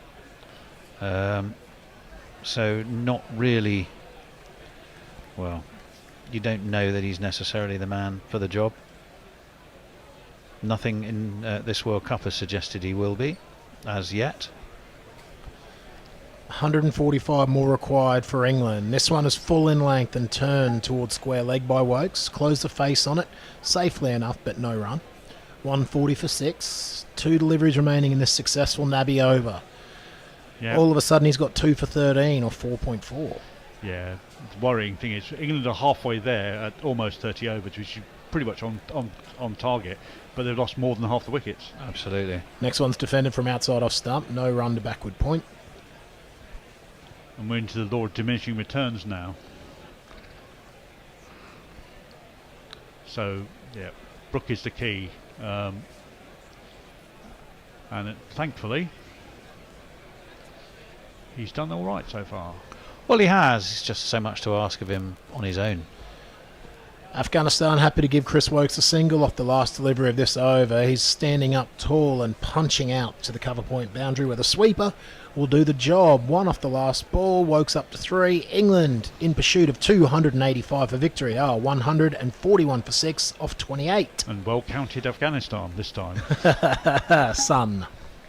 Yep, they got that right. Let me see. I think, unless our social media feeds... Oh no, there's a few things leaping through on YouTube. Darazizi says that's why Brook needs the strike. Suter Who says they have 5 minutes to truly fuck it up so I can watch the rugby. They're doing their best. There's Stephen Kelk. Bob Chubb, new name to me, so hi Bob, says if anyone analysed the phenomenon of Bazball, they'd probably conclude that it was designed specifically for the 50 over game. Why then are England so determined not to bring it to this tournament? I think that's a tough question. I think New Zealand simply bowled too well, and I think Afghanistan have used the conditions that under the lights they're getting an advantage of, and the bigger error for England here was not to bat first. First delivery of Khan, 7th, is driven firmly, only as far as cover for no run by Wokes. I think that to me sounds of a little bit of a misunderstanding about what Bazball is. Bazball, as Rashid's up again, this one's turning into Wokes, who can only defend. Bazball's about taking the positive option that is available to you at any time. That doesn't mean that the positive option is always to throw the bat at every delivery. It's also to ensure that you have time to take 20 wickets in a 5-day game. Exactly. This one's full and driven only as far as Rashid in his follow through. 3 dots, or as we call it as an English teacher, an ellipsis. 141 for 6. Warren says, is the zip on Discord? Because I can't guarantee no spoilers there. If he's driving, he probably can. It's what he hears, I suspect, that would trouble him more than what he reads. So I think you'll be safe enough there, Warren. 4 dots in a row as Wokes is defending this one towards mid-wicket. I don't know what Rashid is genuflecting for there, because that's a decent ball, but no, any decent lower order batsman will keep that one out. Wokes is playing with the bat in front of the pad. I wonder if Rashid might have a gamble and bring in a bat pad or something like that. One's going to balloon up as this one's defended off the back foot. Same result, no runs. Rashid's doing a little bit of juggling with his feet, trying out for Manchester United. I think, what did he get, about 8 juggles on that occasion? Keepy up, he had about 4. He wouldn't make it into Watford's side. Probably would. Oh, actually, if he's just doing keepy uppies and not actually moving the ball forward, he probably would. That's the best delivery of the over, outside off stump, and it beats Wokes on the drive. Rashid puts his hand to the sky, more in annoyance, I think, of not finding the edge than actual appeal. But that's a maiden for him. 1 for 23 off 7, and the score remains 141 for 6. Yeah, that one zipped through. That one just a little bit quicker off the pitch and through the air. I think he just caught Wokes just very slightly behind the ball as he tried to play a shot. Let me see. Brian in Brisbane. Okay, back from the park on granddaughter duties. 4 girls aged 10, 8, 6 and 2, trying to teach them to fly kites. 6 down, yip yah. Wow. Well, I used to love flying kites. Let's go fly a kite. Yeah. Stunt kites, which you have to say very carefully, I realise. But they used to be great. You used to have 2 ropes, and you used to be able to get them to, I remember those. You used to get them to air a bat, and it used to be huge fun. Well, talking about Afghanistan and kites, don't they have fighting kites matches in Afghanistan where you have 2 stunt kites and try and cut the other one's wires? I think they do. I think they probably do. You're telling the story, Jace. I'll tell you what, I don't know if it's been mentioned, but I'm not sure if Brian is in Brisbane. It's 1 in the morning now. I'm not sure. He's in Northampton. Oh, right. Nabby's going to continue. That's a poor delivery down leg side, and Harry Brook watches it go through, shoulders arms, and takes the wide from Rod Tucker. That proves you're on the ball, though. Well worked out. It reminded me of an episode of The Simpsons where Bart's flying a kite at night when the teachers go on strike. There's something so unwholesome for you Simpsons fans. This one's glanced to one of the 2 men in the mid-wicket region in the circle, to Harry Brook, and stops a single. 142 for 6. Simpsons fans, fellas? I will happily watch it. I wouldn't describe myself a fan. Righto. This one's cut away pretty politely out to the cover point boundary for another single. And that's going to have Chris Wokes back on strike. Dangerous times for England once more, with Nabby attacking Chris Wokes. 2 for 16 for Nabby so far today. The veteran getting the job done. The wily old fox. Wokes on 3 off 11 so far. What can he do on this occasion, the Wiz? He's over his bat and he's forward and he's half driving, half turning off the outside part of the bat to mid-off for no run. I did like the way there that Nabby just didn't bother getting to the ball that was like half a yard away from him, because you know there's a person behind him to do the hard work and field waller it. Well, suddenly the yawning gap opening up in the actual and the required run rates. As another one is defended for a dot. Yeah, 4.82 the current run rate. Almost 7 required and over now. So it's changed in a couple of overs, hasn't it? Quite dramatically. I don't know, fellas. I can't remember the last boundary. A little while ago now, wasn't it? Even Harry Brook slowed right down. No one struck on the pad. It's turning. And Rod Tucker says not out. Maybe just doing a little bit too much. Wokes was quite a long way down the track. Will Afghanistan want to review? Doesn't look like it. Nabby with his slicked hair says, give me the ball back. I'll knock him over next delivery. I think that's probably hitting umpire's call on leg stump, therefore they're probably right not to review it. Wokes was a long way down. He's still under pressure to score here, 3 off 14. He's trying to manufacture something. What can he do off the last ball, the over? Just defend. full maker's name on that bat, and all he can do is knock it down dead bat under his eyes. So just the one sundry and the one run off the Nabby over. 2 for 16 for him, 143 for 6 after 30. And we're due to we are due to change. I'm due to slide into your seat, Jason. Yep. And I'm due to go, and that's the end of me for today. So enjoy yourselves for the remainder of the game. We shall do our very best, although there may not be, I suspect, a full 20 overs of it. We shall see. And Hattie has joined us, so I shall change the screens. Let everybody in and manoeuvre as needed. Do we have somebody else joining us? Oh, Messi Jez is joining us as well. Messi Jez is going to join as well. I'm going to slide in over to where you are sat. Yeah, and that's that.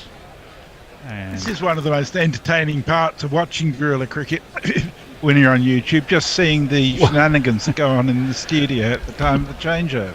Well, I may just get to be able to do my ball by ball from where I'll need to move over. Give me 2 seconds. Hello, Hattie. That was very efficiently done by Jason, if I may say so, getting us both on screen instantaneously.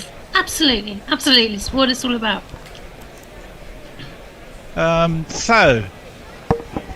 It's either Brooke or Afghanistan, isn't it? Where's your bets, lovely? Well, I've actually been listening, and I've found all the English people on commentary very, very downbeat and pessimistic about England's chances, but you know they're only halfway. You're not going to argue you think they're still in with a chance, do you?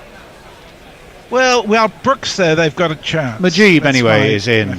Yeah, well, there's Brooke, there's possibly hope, and they take a quick single to get Wokes off strike and bring the aforementioned Harry Brooke, who's on 54 off 52. England 145 for 6 off 30. They were quite comfortably, in fact, staying level with the run rate despite the fall of wickets. But however, that equation doesn't look quite as pretty now. 4.78 against a required 7.1. This one's defended into the offside by Harry Brooke. I mean, it has been so far a terrific performance by Afghanistan. They took the game by the scruff of the neck with the bat, helped by some pretty poor bowling, it has to be said, as this one is guided down to short third, and it's in fact gone through short third man. They may be able to come back for 2. Never mind the never run on a misfield. The fact is, at the moment, you're going to need to. And they do indeed come back for 2s. 4 off this Majib over so far. 147 for 6. Well, ask Hattie after this ball. That one is short and wide and pulled over deep backward square, and boy, that was a release of some pressure, and it needed to be from Harry Brooke.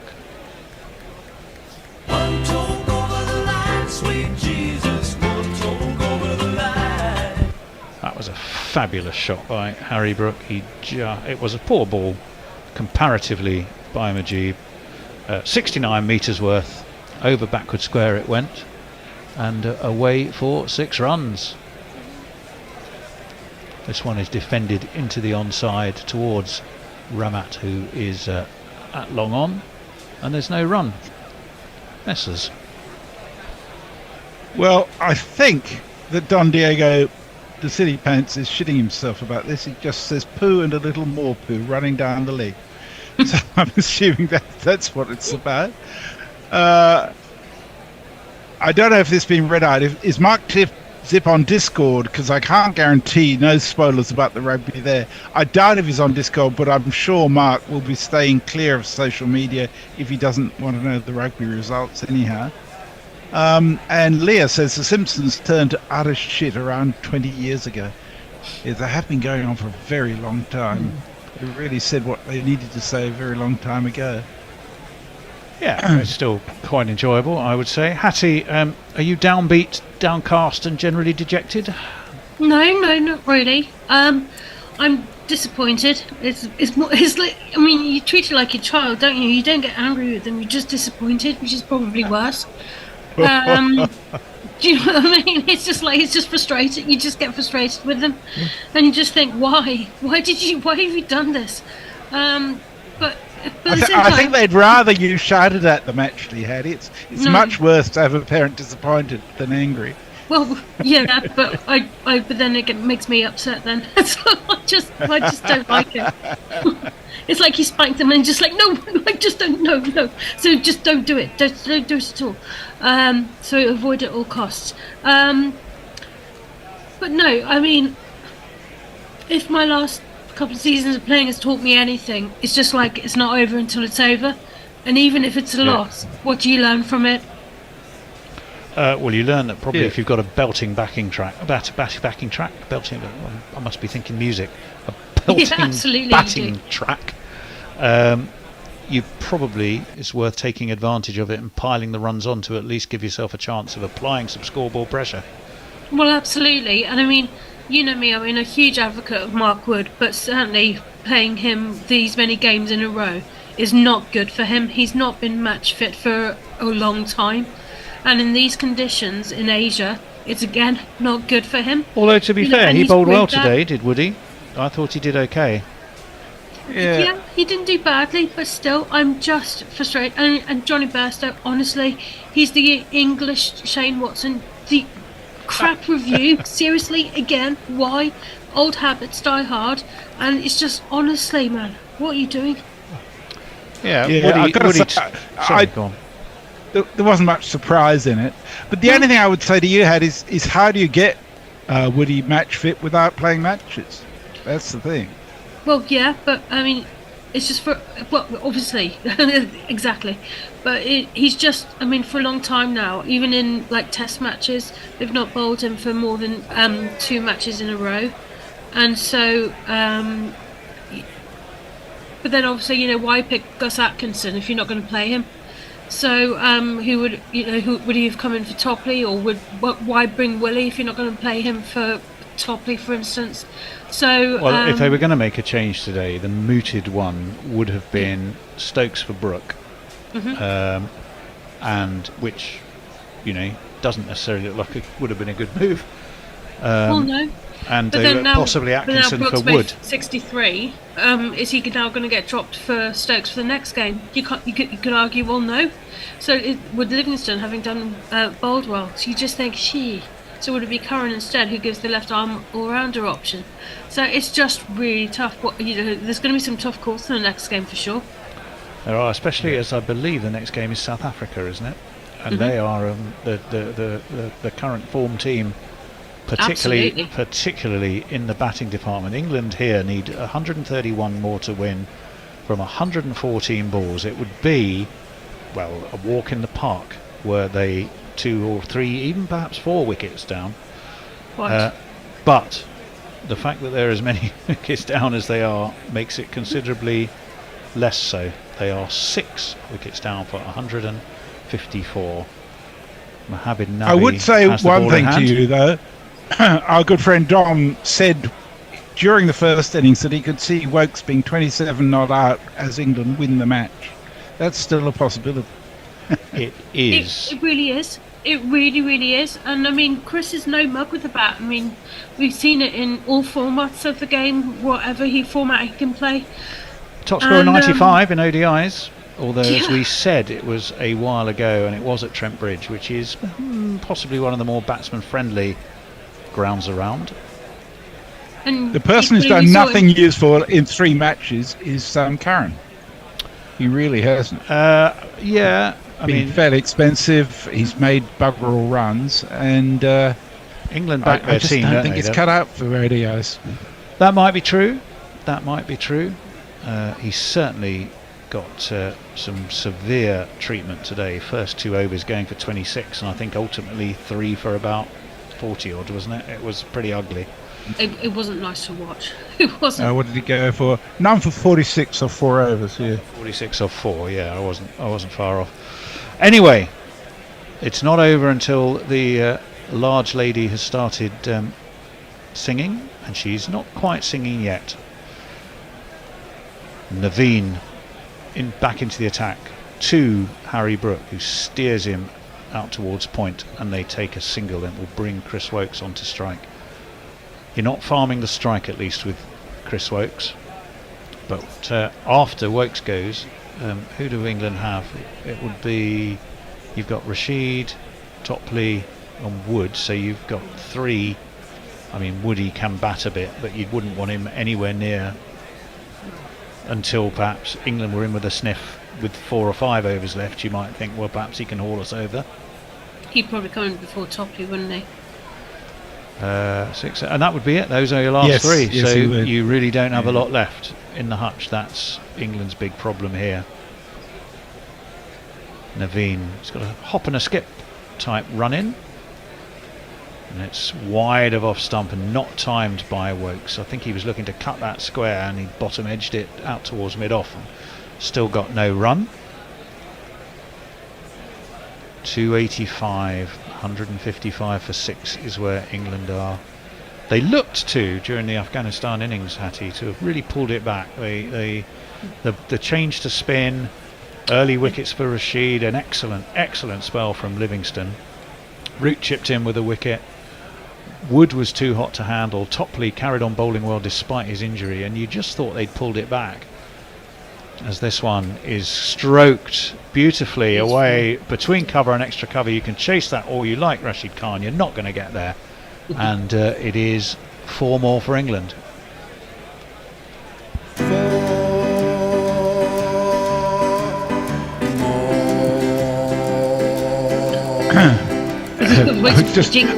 I was just looking at Mark Wood's ODI record. He's got a top score in ODIs of 6 not out. Well, so yeah, let's rely on it. No, I don't think we are. I really don't think we are. No, absolutely. England did pull it back massively, and I think they're just too predictable in their bowling options. Naveen in again to Wokes. That was quick and too quick for Wokes, and just bounced a little more than they expected to. Through it goes to Ikram Ali Keel, who's keeping wicket, and surprised me certainly. Confused by wicket keepers as I can be. No, he's doing a really good job actually, but no, it's just like England is just, it's just too. You can just almost predict exactly that who's going to open. Like Top is going to start off and with whoever, and then after. Well, Wokes really was disappointing with the ball, really disappointing. In comes Naveen. Wokes slashes hard, but Mujeeb is down there on the 3rd man boundary. It will go to him on the bounce, and we'll just get 1 more to the score. I mean, you mentioned Ikram Ali Keel behind the stumps. He batted beautifully, not necessarily super quickly, 58 off his 66 before he was caught by Curran off Topley. But he, after a little flurry of wickets and the loss of Zadran and Gurbaz, stuck the innings together in the middle, albeit that was going rather slowly, and then you had a late impetus from Rashid Khan, perhaps expectedly, and less expectedly Mujeeb, and that carried Afghanistan up to the upper 280 or to 280. We were thinking maybe 250 at one point, and that would be highly chaseable for England, but they just the tail wagged enough around Ikram Ali Keel. That's driven though by Brook straight to short extra. The throw comes in, and they do manage to get not a single. They decline the single, and it means that after 32 overs England are 160 for 6. Messers. Senor Peel, the Jersey Jingler, says, as an American citizen, I'm taking the positive view and believe that this is an opportunity for Harry Brook to give us a Ben Stokes-esque squashbuckling, match-winning, threading innings. There you go. Leah says the fat lady is still backstage and gargling with scotch before her filterless cigarette to oil her voice to keep that characteristic honey poured over gravel sound. And she also says Ikram Ali Keel is my new pseudonym for my competitive shooter video game career, and that means absolutely nothing to me at all. Leah, I'm sorry. Well, I think the spirit of the message is understood. 160 for 6. Mujeeb, who's bowled 1 for 38 from his 7, is going to be on now. Who is that? Who's discomforted for Pakistan? In comes Mujeeb, defended back to him by Birmingham's finest, Christopher Roger Wokes. It's Gurbaz who batted so beautifully. Seems to still have a bit of a foot problem there. That's full and straight. There's a huge shout from Mujib. He's convinced he's got him. More to the point, umpire Shafullah, isn't it? Well, he says he's got him. They're going to review it. England are going to review it. They do have the review to review with. Possibly just snaking down leg, but he looked pretty plumb in front to me, Hattie. Yeah, I have to admit, it's just I just took my eyes off it just for while I was having my cup of tea, mug of tea. So, well, we'll have another look at it for you now. I did wonder why you just went and left me hanging. It straightens.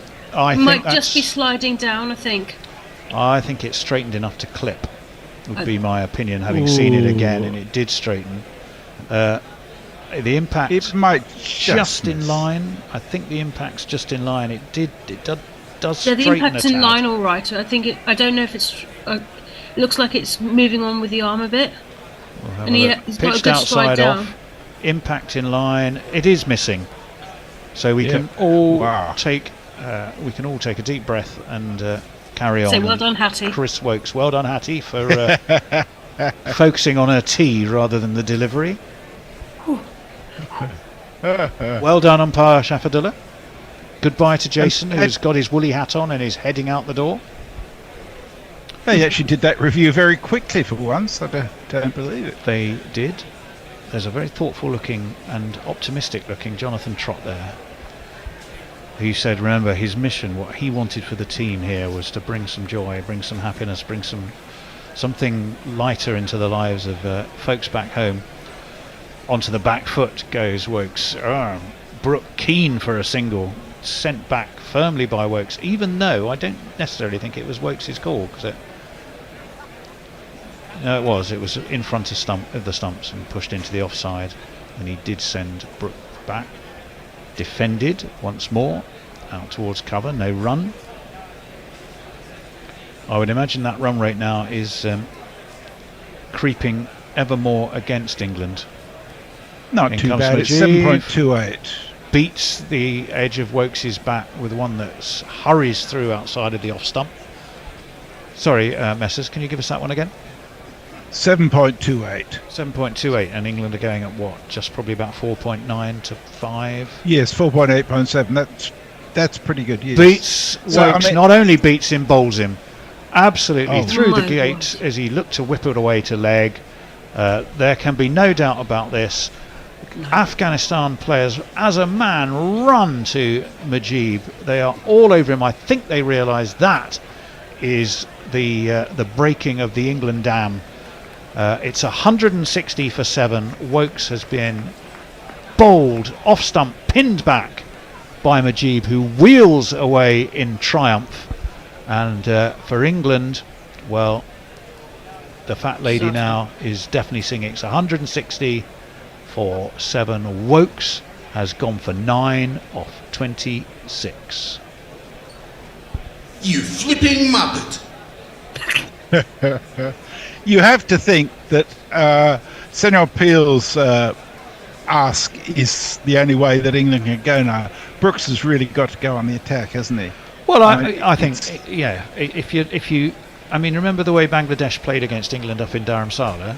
They knew kind of that all hope was lost. However, they grounded out, and they grounded out with a view to net run rate. I think the question England have to ask themselves here, and Harry Brook has to ask himself, is: am I better trying to narrow the net run rate by smashing the ball, or do I trust Adil Rashid enough, who of course can wield a bat? Do I trust Adil Rashid enough to keep us ticking along, staying within sight, and I'll throw the bat later?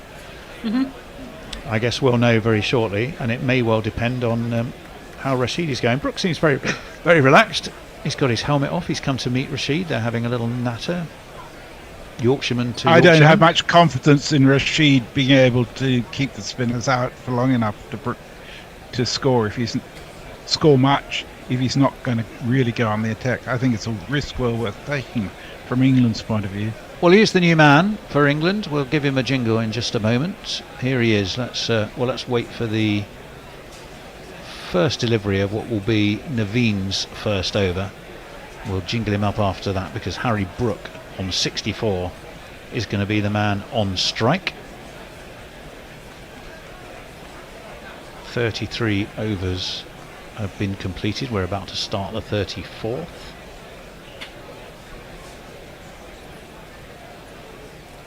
From the stadium end, Naveen is going to be in. Right arm over, Harry Brook dabs down towards third man, and Mujeeb, who just took that wicket, is straight back in the action to field. Here's the new batsman for England. Adil Rashid on the 45. Adil Rashid on the 45. Adil Rashid on the 45. Adil Rashid on the 45. Adil can turn it both ways. Adil can turn it. Adil can turn it both ways. Adil can turn it. Adil can turn it both ways. Adil can turn it on the 45. Well, I have to say, the explosion of joy on the Afghanistan bench and on the field of play, the way Mujeeb celebrated, you could tell they feel that was the one that they now genuinely believe they're going to win this. This is whipped off his legs by Rashid, whose batting is not rated by Messages, very tidily, backward a square for 4 runs.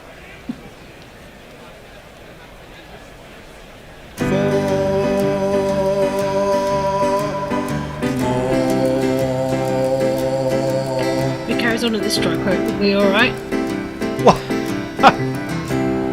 That's a bit like me saying I'm one of the fastest men in the world over a foot. But I know what you mean. 165 for 7. Adil Rashid does have an average of 19 and a highest score of 69. Dug in short, up onto his toes. Mujeeb back into the action, running around from third man to field.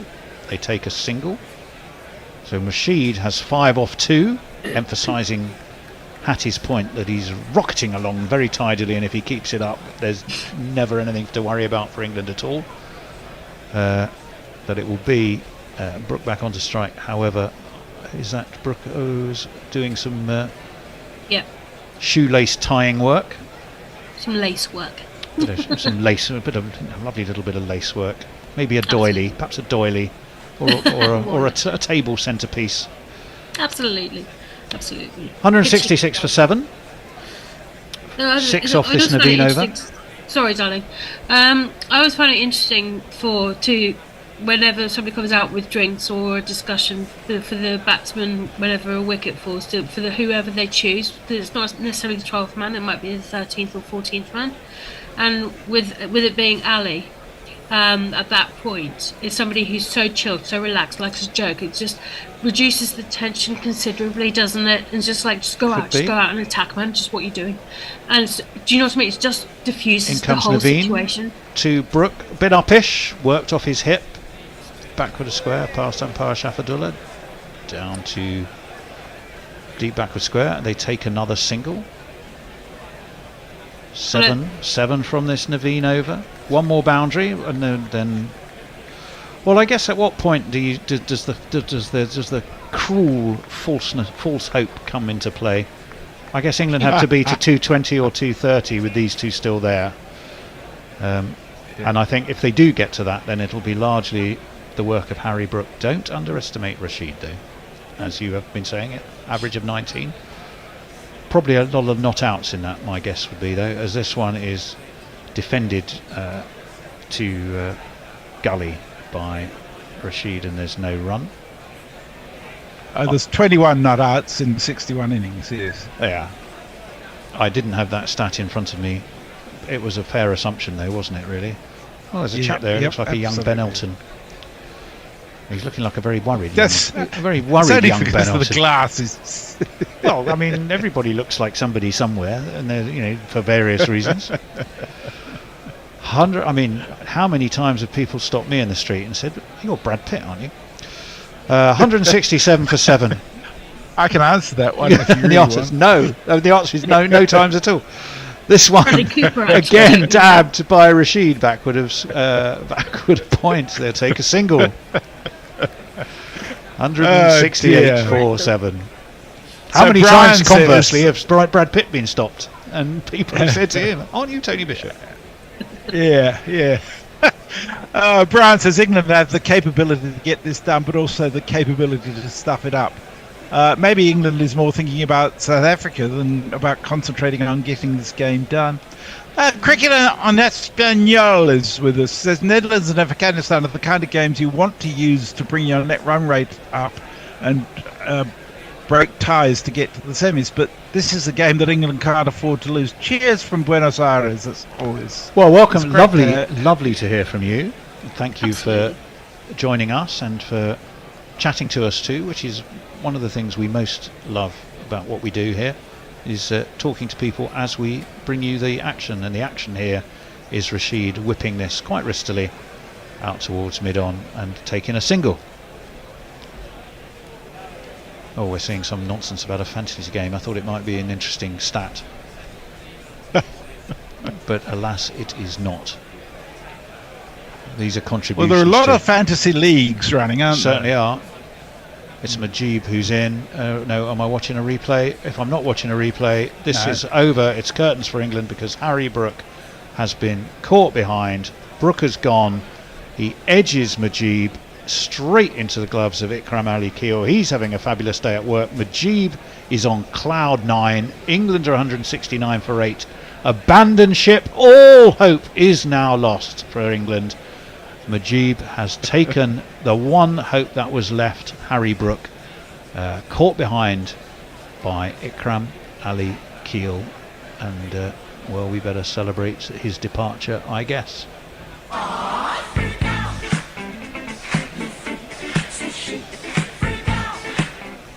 169 for 8. Brook has gone for 66 off 61 balls, but he's been caught by Ikram off the bowling of Majib, and well, not a good day for England. A fantastic day for Afghanistan.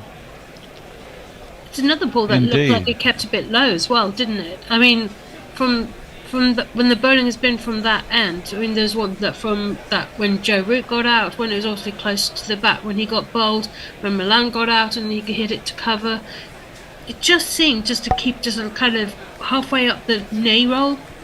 I don't know. Well, I think you're right, but what you're probably not necessarily, or you need to give probably some credit for the fact that both Rashid Khan and Majib are able to bowl the shooters and sliders that not only get the turn but really do hurry through, and they just put it in the right place, they're finding it's working on this surface. Absolutely. England just bowled too short, too wide, too full on both sides of the wicket, whereas Afghanistan have just bowled it consistently right. Well, not consistently, Mark but Wood consistently is the new enough. man. Yeah, no, you're absolutely right. I should point out that the 453 runs have been scored so far. The lowest GPL pick is 457, which I suspect is Hombre Nuevo. I can't see the names on here, but so the GPL is about to come into play. Well, with over 100 runs left and just 2 wickets, Mark Wood is not necessarily the man you need to be seeing, and he defends the first ball from Majib out into the onside for no run. We'll try and jingle him up, but Majib, particularly as he's got his tail well and truly up, is probably going to hurry through his overs. And he bowls up. That's almost medium pace, Hattie. I mean, is he? That one is also defended. Yeah, it certainly comes He's through the big. air. I'll tell you what. He's big into his football celebrations, football style celebrations. Down the track comes Mark Wood. How do you like them apples? That is launched up over long off.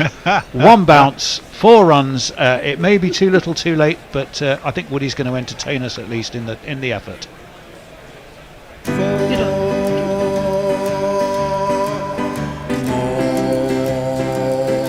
do you like it? How do you like it? We still haven't jingled him on the grounds that his jingle tends to be quite long. That's too That's long. defended by Mark Wood. Maybe I'll try and go all DJ and play it gently in the background and fade it down. Do you know Mark Wood? Yes, he is an England bowler. Well, it's the end of the over, isn't it? Yeah. And They pretty jump quick, so like just quickly a to ads. normal of course. Yeah. Of course. I thought there was one Except ball for left. Just one thing. Well, sometimes there think is. You see, they there do is a this. They go swinging towards, but as There we is said, one left. Yeah. and well, it's been shown on TV here, but you're just getting an ad. we're watching Raheem bloody Sterling. I mean, this is ridiculous. With green hair. Sort it out, Sky. If we missed a ball, we No, missed a that- ball. It's No, you haven't 173 even- for 8. No, it didn't. Well, it was a dot 35 ball overs have been anyway. completed, and it It must was have been a dot ball. it was a dot ball. He went back and defended. God, that's hopeless. Well, back into George. Sorry, go on.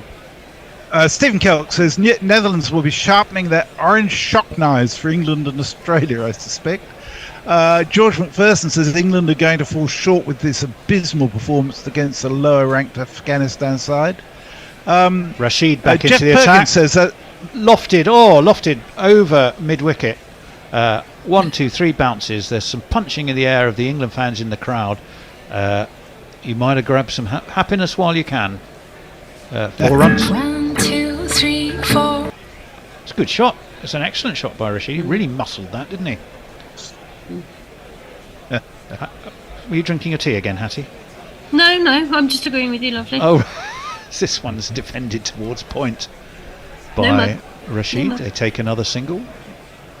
Perko says, was that bring something for the folks back home, as it FOAKES?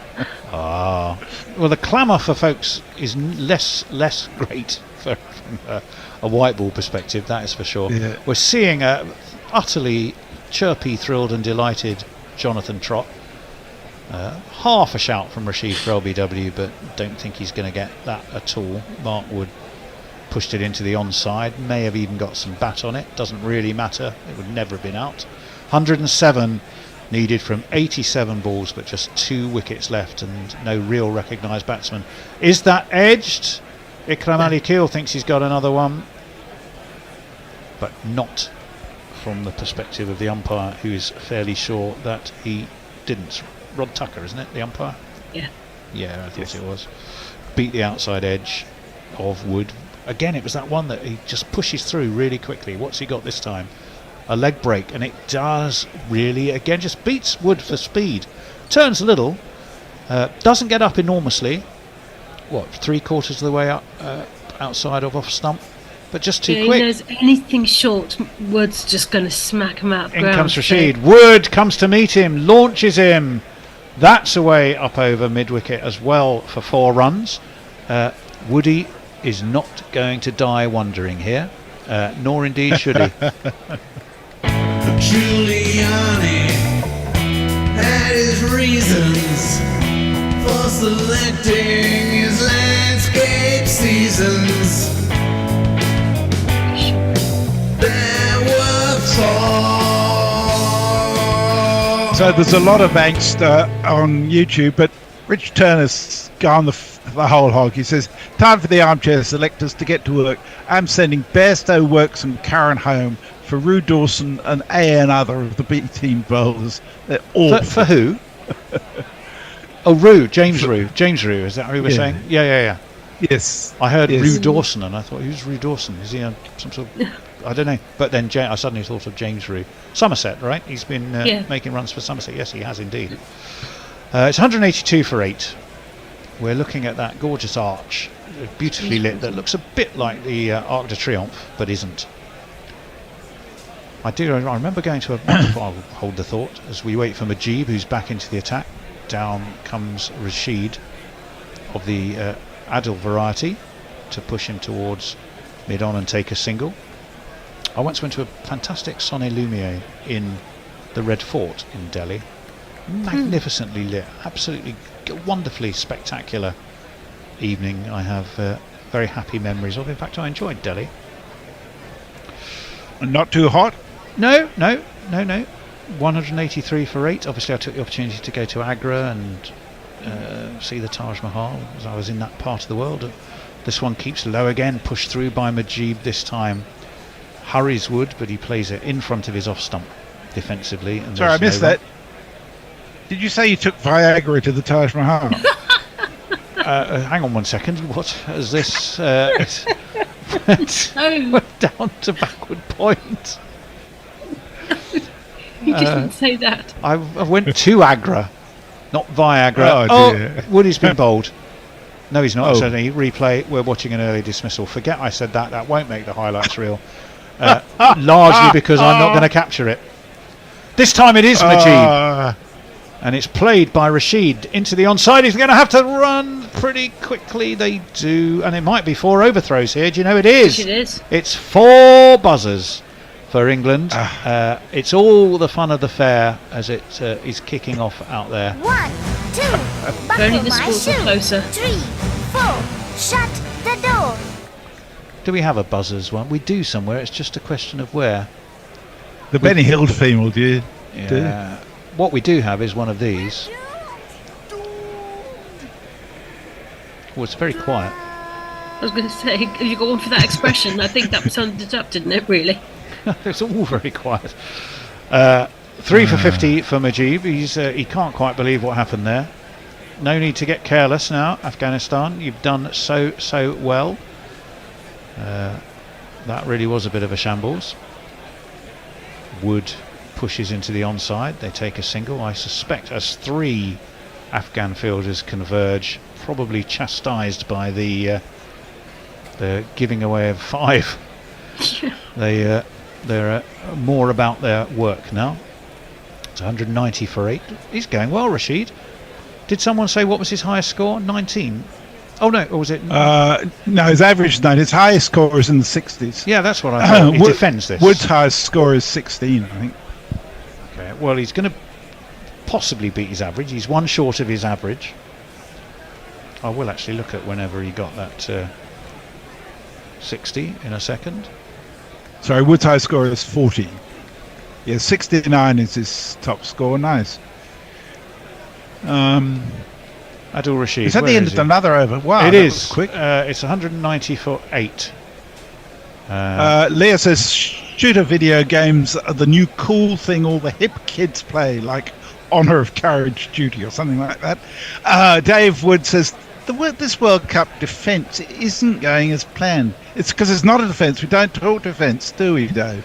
Well, we don't. And Farong says, enjoying this Sunday evening so far. Will they be playing at this time tomorrow night? Sri Lanka versus Australia? One of them will get finally some points on the board. But who? Perhaps the weather? Well, we should say What that we've was been the like end of with the weather so far. that was the end of Mujib's spell. 3 for 51 off his 10. All vital wickets. He bowled really well. very, very well, particularly in his second spell. And so Fazal is going to be back into the attack. Right armour, or is he left armour? I can't remember. He's a left armour, isn't he? Fazal Faruqi. I've got no idea. Sorry. 190 for 8.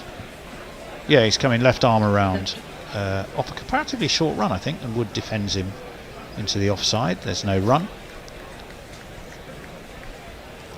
None for 30 off his 5 for Fazal, although I seem to recall he bowled better than those figures would suggest. 95 is what England need from 77 balls. You'd think, well, that's easy enough, no problem, if that's the only part of the equation you had to worry about. The loss of 8 wickets, though, makes it quite a distant probability. That swings slightly away from a wild, even wilder swing from Mark Wood. Who kind of just does one of those I'm not really bothered. Do I look bothered expressions? I'm sure he is bothered, but was doing his best not to. England's mentality would be, we had a shocking day, learnings to take, you can't undo it, all we need to do is look forward to South Africa. Kind of rueful and thoughtful looking Harry Brook, they though. look far too far forward. Round the wicket comes Fazal. Nicely chopped by Woody. Oh, that's backward a point. Beautiful. Beats the man at point. Beats the man running around from third man, and gets England 4 runs. That equals his top score. It's just another 4. And as the wise Messrs tells us, it equals his top score. Just keep going. Just keep going. It's less than 100 now. 91 from 75 balls. It's all very doable. Mujib's bowled out. In comes Fazal. Glided down towards, well, straight down to third man, where I think it probably is Mujib who is fielding, but it'll be one more. Mujib, who has those two big 88s on his back. Bingo caller's dream, but I'm not going to say it.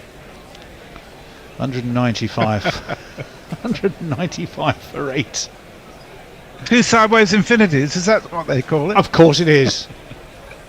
Of course it is. 195 for 8. 2 balls left of the 38th over. Ben Stokes is going, I wonder if I had been playing. That one's sliced down to deep point. They'll take a single. Rashid Khan fields. He looks very angry. Looks angry. What's he angry about? He looks well and truly angry. He's also, when he puts that cap on as well, he's got his red cap pulled down over his head. He looks dangerously like he's sporting a bit of a mullet. I'm pretty sure he's not. He just doesn't look like the mullet sort of chap, does he? No. But it just the cap makes it look ever so slightly like a fledgling mulletette. Fazal in. It's a bit short. It's an attempted pull from Woody, but he cloths it into the ground and it bumbles to mid-wicket, and there won't be a run on this occasion. It means 30 overs have been completed, and England still remain a long way off. Oh, we are due a change. Hendo should be back with us, I hope. Can I see him lurking in the darkness? Not yet. I have to wait for him. He may have decided that it's all so depressing he's not going to come back. We'll see until he comes back. Tony, you're on socials. Mark Zip is the next one with his picture of his record collection. I am. Just keep an eye on the GPL, because I have a very direct interest in this. I think they've scored 480 runs at the moment, and my first pick is 483. So, well, it's only 30. Why? It's 38 overs, message. You've really confused me. They're 996 for 8 after 38 overs. We've still got 2 overs, darling. Oh, well, that's all right then. We're not going anywhere yet. I did think, Hendo. It's all right. You said 40 overs. Well, I was wrong, I'm right. I'm not infallible, so as we know. Confuse you. You confused. You admitted it at last. My goodness. It's me. 196 for 8 off 38 overs, which I can't believe I said anything different, but there we go. Down the track comes Adil Rashid, who is defending, but to get a run off Rashid Khan. Do you ever watch, what's the Richard Osman show, House of Games? Oh, House of Games. I love that. But they have, what's the answer smash at the end, where you have to put two things together? Mm-hmm. This sort of Adil Rashid Khan. Yes, exactly. Running together. I'll tell you, they'd make one heck of a composite player, although I've got to be honest, these days, I think I'd rather have a bit more of Rashid Khan and arguably just a tad less of Adil Rashid. Nothing against Adil. No. Oh, we got Rashid on Rashid again. We have more Rashid on Rashid action, and it's Mark Wood, though, who is beaten outside of his off stump again. If you're a club cricketer and you were facing Rashid Khan, you'd think this bloke's a pretty tidy medium pacer. Absolutely. Down the track comes Woody, gets a bit of an inside edge, bumbles towards Rod Tucker, which is not where he meant it, and he will get himself off strike. And he'll go, here you go, Adil, I think I'd rather you were facing this, because that was, it was a bottom edge onto his ankle via the wicket keeper, and then out to Rod Tucker. So it was like a pinball machine around the wicket. But it does bring Rashid back on strike, who edges and is taken. And Rashid on Rashid action. It's Rashid who wins of the Khan variety. And Adil Rashid has been taken at slip. And the 9th wicket has gone down for England. Rashid's gone for 20. It's 198 for 9. Oh dear me. Goodness gracious. Who was it who took the catch? Didn't quite work it out. I'll tell you in just a moment. Another one bites the dust. I think that is going to be out, Fred. Another one bites the dust. It was Nabi. Mohammed Nabi. Yes. It's very sharp too, diving to his right. Adil Rashid has gone. 198 for 9. England. 87 needed off 68 balls, but I can assure you that's pretty academic.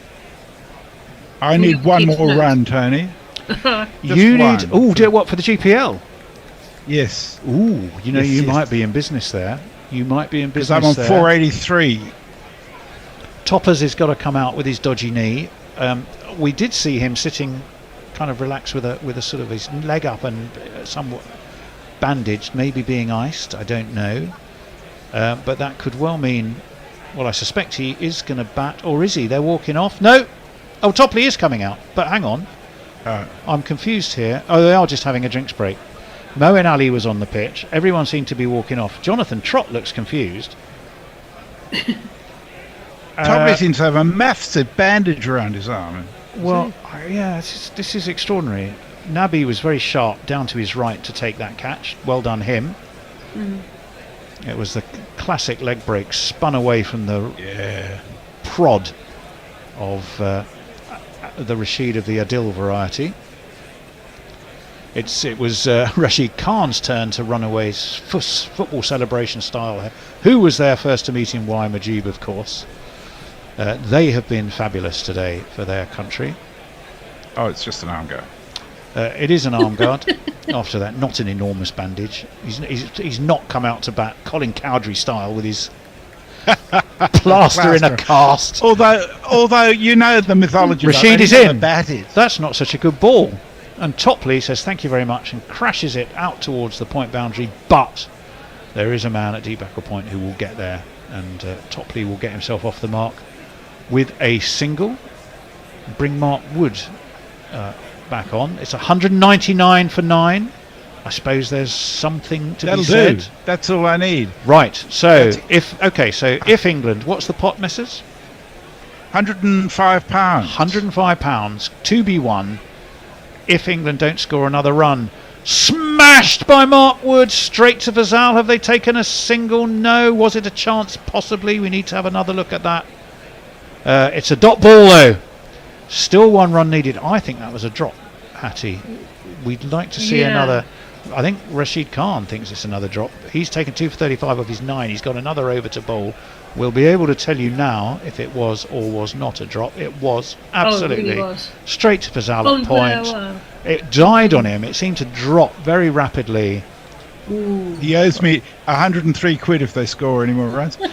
Mark Zip says that'll teach me. Just as I'm explaining to the guy selling this collection, a huge collection of records, that England might still have a chance. I wonder if England will take the price I pay. I really don't think so. You know, Rashid Khan there went full Italian footballer. He was giving it the full 2-armed, Mamma mia, I do not believe what I've seen. At least I shall Dave not Woods. rip my shirt off. Speaking of Viagra and the Taj Mahal, Dave Woods says the Taj Mahal has always been hard to visit. Oh dear. Very good. Pirate Badshaw says, for a second I thought Tony said it was 183 degrees before I realised he started on Fazal has bowled Topley, has he? Or he's just beaten the outside edge? No, he's just beaten the outside edge. He's just practically shaved off stump. How did that not bowl Topley? He was very wooden. A wooden Topley. Flobberdob. What did he do to his knee? I missed it. He dived. No, it did beat the outside edge, and it also beat the off stump and went through to it. Kramali Keel. He fell fielding and stuck his knee in the ground.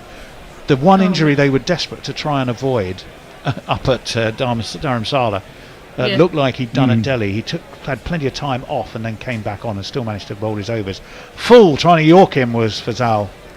Dug out by Topley. He'll get a single out to deep point. 200 is up for England. Messers has not got the GPL pot.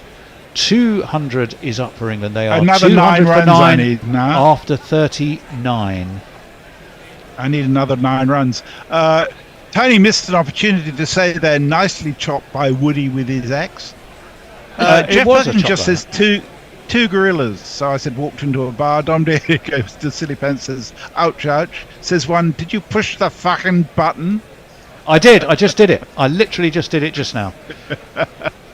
I'm following the list of instructions that are right here. When a wicket falls, state score at fall and batter score in how many balls, ideally before playing the jingle. Punctuation not necessarily the Bears' strong point, but nonetheless reasonably accurate in terms of jobs to be done. I reckon we should have another highlights clip of Bear getting lambasted by Tone. 209. It's a bit harsh as well because he's not here to defend himself. Mind you, he's going to hear these sodding highlights, isn't he? So the fact is, he probably is going to hear it all. In comes Fazil. Oh, that's gone up in the air. It's going to drop safe. There's no one at mid-wicket. The field is more back set. I think they're expecting England to be more aggressive than they have been. It will get Woody a single and bring Toppers back on to strike. So, Messers, what's the equation now for you? You need 8 more, I reckon, then, would that be from here? Yes. Anything ending in a 9 for the next 40-odd rounds here. That's all I need. I'm just looking to see where Hendo is. He hasn't appeared. Maybe he has decided. No, he has appeared. I beg his pardon. There he is. 3 balls left. This one is... Oh, it's the Vatican slice to greet Hendo, who's appeared on our Zoom feed. It's going to be 4 for Topley. He has no clue how he got them. It's going to be 4 more for England. And the score will at some point advance, yes it does, to 205 for 9. Well, both Reece Topley and Mark Wood are on their top ODI scores. Well, that's good for them. Oh, is that Cook? Alistair Cook, the recently retired Alistair Cook? No, it's a real chef. 205 for 9. In comes Fazal Faruqi, round the wicket, left arm, smashed, but hard, and all the way for 4 by Topley. Have some of that. It may be death or glory, most probably death, but it has got him 4 runs. It's Nissan She. It's Nissan She. That was an absolute forearm smash by Topley. He nearly cut Mark Wood in half. Whoa. Okay, wicket now will do me, Tony. Thank you. Oh, well, I'll see what I can do. I know we're trying to keep my last ball on. Keep things on for Hendo, so he can call England's demise. Around the wicket comes Faruqi. Oh, that's cut all the way along the ground. He stepped back, did Topley. Smashed it away through extra cover for the second 4 in 2 deliveries, and he's going well. That's in 3. Yeah. Where I live is the address I give. The phone. Which means we should be due, as you rightly say, a change. Hendo should be back with us. Hendo. Yeah, hello. I'm here for the last rights. The last rights. Thank you to Hattie. See you later. Thank you to Messi. And there's just one little tweet from Oxymoronica for you, Tony. Perfect. And Dom will be with us. And I can't remember who's doing what. I assume, Hendo, you're ball-by-balling us through to the denouement, aren't you? I'm doing the remaining ball. Remaining ball. There may not be a bye. Did you say Hendo was balling you? My God. Ball by balling. I think you've been spending too much time with the porn bot, Messers. Go and have a cold shower. It's going to be Rashid Khan with his last over. Can he finish it off? Is this the most ignominious defeat for England in World Cups? I don't know. Wood goes back and cuts. He's going to get a run. I'd rather see Wood taking on Rashid Khan. Topley, he has just played 2 glorious carves down the ground and then 2 extra cover, but I think Rashid Khan's variations will be all too much for him. He's got 14, Wood has 18. England still 71 runs short, 59 balls. They could do that if they had 4 wickets in hand, but they don't. Rashid in bowls. He opens up again and pulls down towards long on. He's going to get 1, I think, and 1 will be all. Now I've got so embroiled in trying to see England win something that I've turned my television over to the rugby, so I've got you coming through the we need to give you a little heads up, Hendo. Yeah. Mark Zip had been driving to and doing a record show, and he's desperate not to know what's happening in the rugby. Oh, okay. So I'll keep we're all very shush on the rugby front. Except on Discord, when you can chat away and textually as much as you like. And it's all over. Wood clears his leg, but unfortunately clears the 3 little stumps in the ground. And Rashid Khan's delivery goes through, splatters them completely. And Afghanistan have pulled off one, if not the greatest victory in their history. They haven't just beaten England. They've beaten England by 69 runs, and they possibly could have won by more. They bowled England out in just over 40 overs. It's quite remarkable. You could argue that they had slightly the better of conditions. That said, England put them into bat, and they've made use of those conditions in a way that England didn't. Maybe England came into this game as they came into the first game against New Zealand, a little bit believing that they were too good for this Afghani side. And of course, this Afghani side led by none other than Jonathan Trott, the man with the highest average among England players in one-day international cricket. Oh. But we wouldn't get a look in under Mott ball, would he? And he has led his adopted country, another of his adopted countries, one should say. See, he was born in South Africa, to a famous victory. Tony, what do we make of all that? Well, I was going to play the jingle just to say goodbye, which I suppose we should, to say farewell after that wicket. Of course, I can't hear jingles. After you've gone. Don't worry, they are playing. It is all over. 100. What are England all out for in the end? 215. 215, yeah. 215. It all came to a crashing conclusion. Mark Wood bowled by Rashid Khan, and but let's good day for England.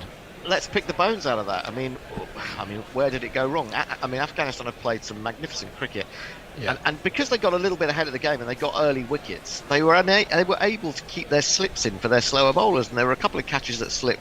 Curran was one, Adil Rashid was the other.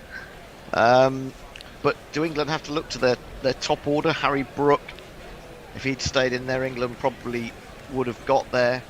But no one could stay there long enough. I wonder what Dom.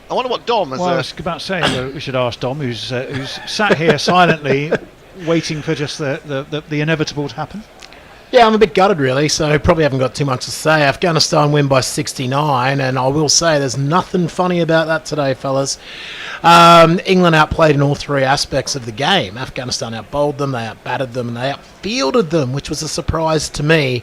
I really felt in the first 10 overs in the power play earlier on today, after Joss won the toss and elected to bowl, that England, they just looked, I use the phrase hungover. In the field, they really, really looked poor to me. There were several misfields behind point in the ring. They just didn't feel like they were at the races today all the way from ball one. And then it's just the same old things that England struggle with. It's left arm seam early on with the balls moving. And then, of course, it's wrist spin and left arm orthodox spin. I know Nabi's a right arm spinner and finger spinner. He took some wickets today, 2 for 16 for him. But Rashid Khan, 9.3 overs, 1 maiden, 3 for 37. And all through the middle, those two guys, when they bowled their 15 overs between them, England just felt like they couldn't score and wickets fell. It's the same old story there. The left arm seam and that spin in the middle overs, Hendo. I mean, I don't feel like there needs to be wholesale changes for England necessarily. I think David Willey will get a game in the next game. And I think Sam Curran might have a rest. Outside of that, I'm not too sure what else they can do other than Stokes if he's healthy, and maybe we get a look at Moeen Ali. One thing is for sure, though, England are going to have to win essentially every game from here on out. It's there if they're good enough. 1 and 2 is the record. I mean, they probably need to win 6 to fall into the semi-finals, but the question is their net run rate now going to be damaged beyond repair as Tony comes back? I mean, honestly, I think that the opportunity was there to bat first, as South Africa had done when they piled on that 428. And I thought, having missed that opportunity, England didn't bowl well. I mean, Wokes was horrible, Curran was horrible, Topley bowled well. They left it too late to bring the spinners on, who did actually bring back some control. But even then, the tail wagged for Afghanistan. 280, you still thought that was probably chaseable. But the reality was England's batting was poor. Afghanistan's bowling was pretty good. Certainly Mujib and Rashid. Neither of whom have particularly shone yet, were both magnificent. and the surface allowed them to zip that ball through as well as get turn. England don't play that very well, Hendo.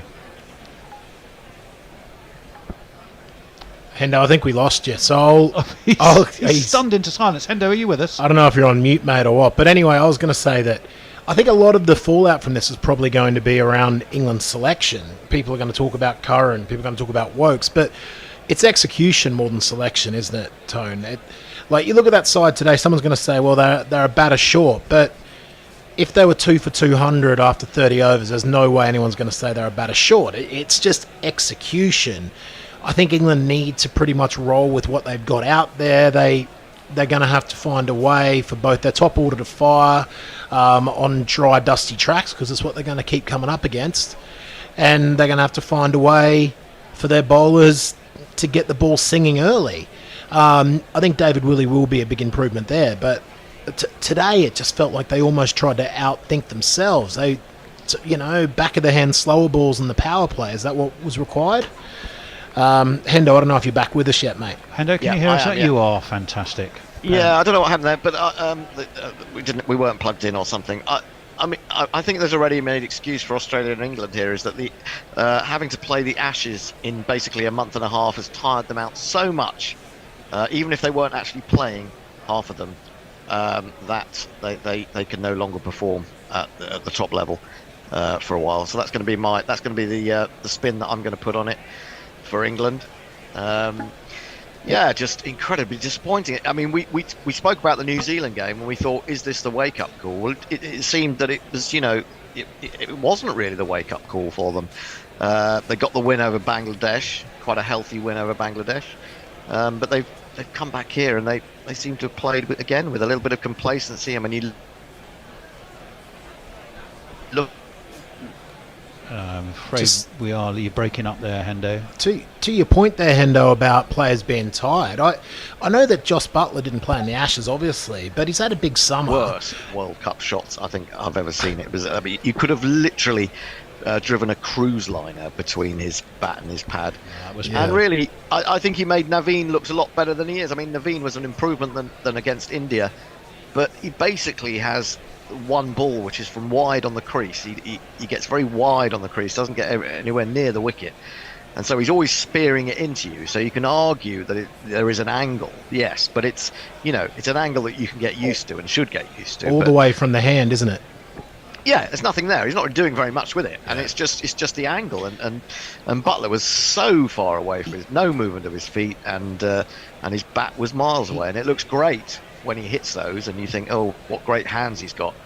But then you think, what an enormous gap he's left as well, and it's worrying. I don't know. There's something about this England team. It seems to have come into this tournament a little bit too complacent. That whole, I go back to that comment that Buttler made about we're not the defending champions because we are, an attacking unit. We're not using the word defending.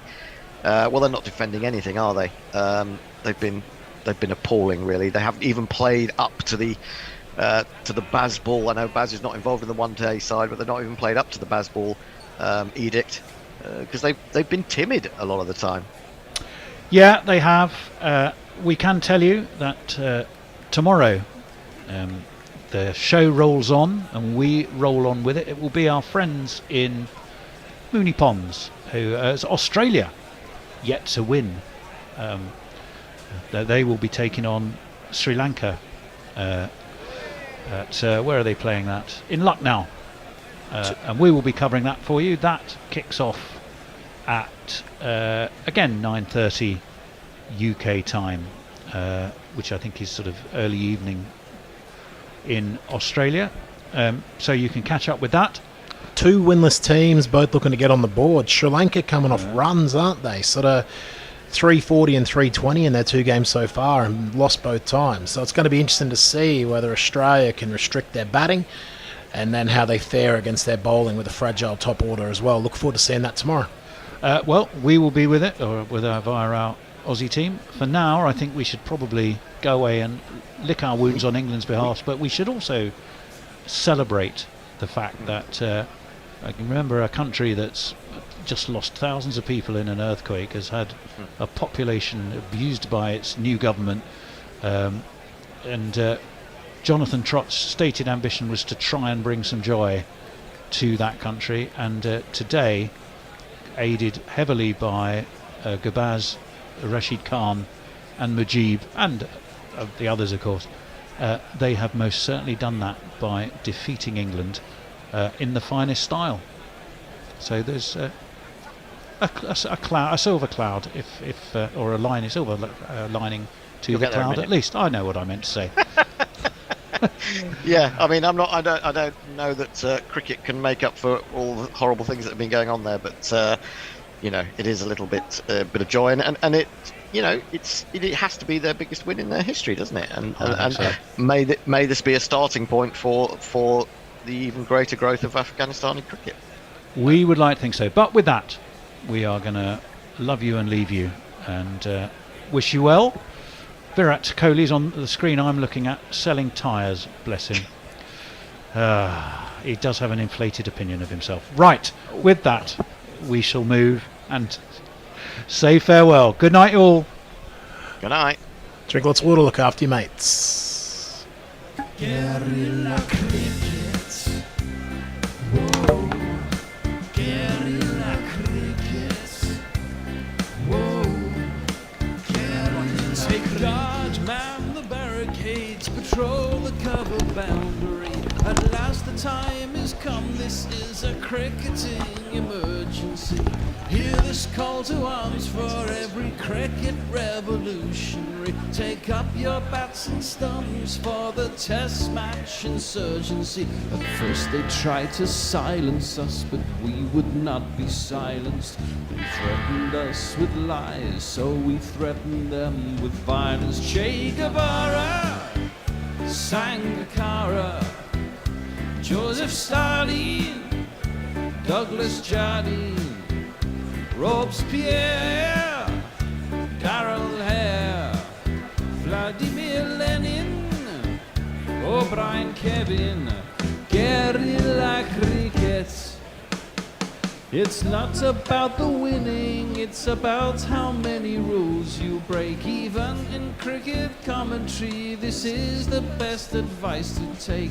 Pick guerrilla cricket, it's the finest choice you'll ever make. There's so much more to cricket than red counters and a slice of cake. At first they tried to sanitize us and clean up our act, but people like it filthy, and we know that for a fact. Fidel Castro, Lenny Pascoe, Carlos the Jackal, Umar Akmal, Mahatma Gandhi, Grant and Andy, Brendan Behan, Austin Ian, guerrilla cricket. Stick with us, cause you know we're not the kind of thing that you see on the TV and the radio. So vive la revolution. First they tried to buy us, but we would not be bought. Okay, we were, but then we ran away, and we will not be caught. Would not give up the ghost when they left us all for dead. They decapitated us, but we just grew another head. Chairman Mao, Jamie Howe, Ho Chi Minh, Asif Din, Václav Havel, Graham Saville, No Surrender, Percy Fender, Che Guevara, Sangakkara.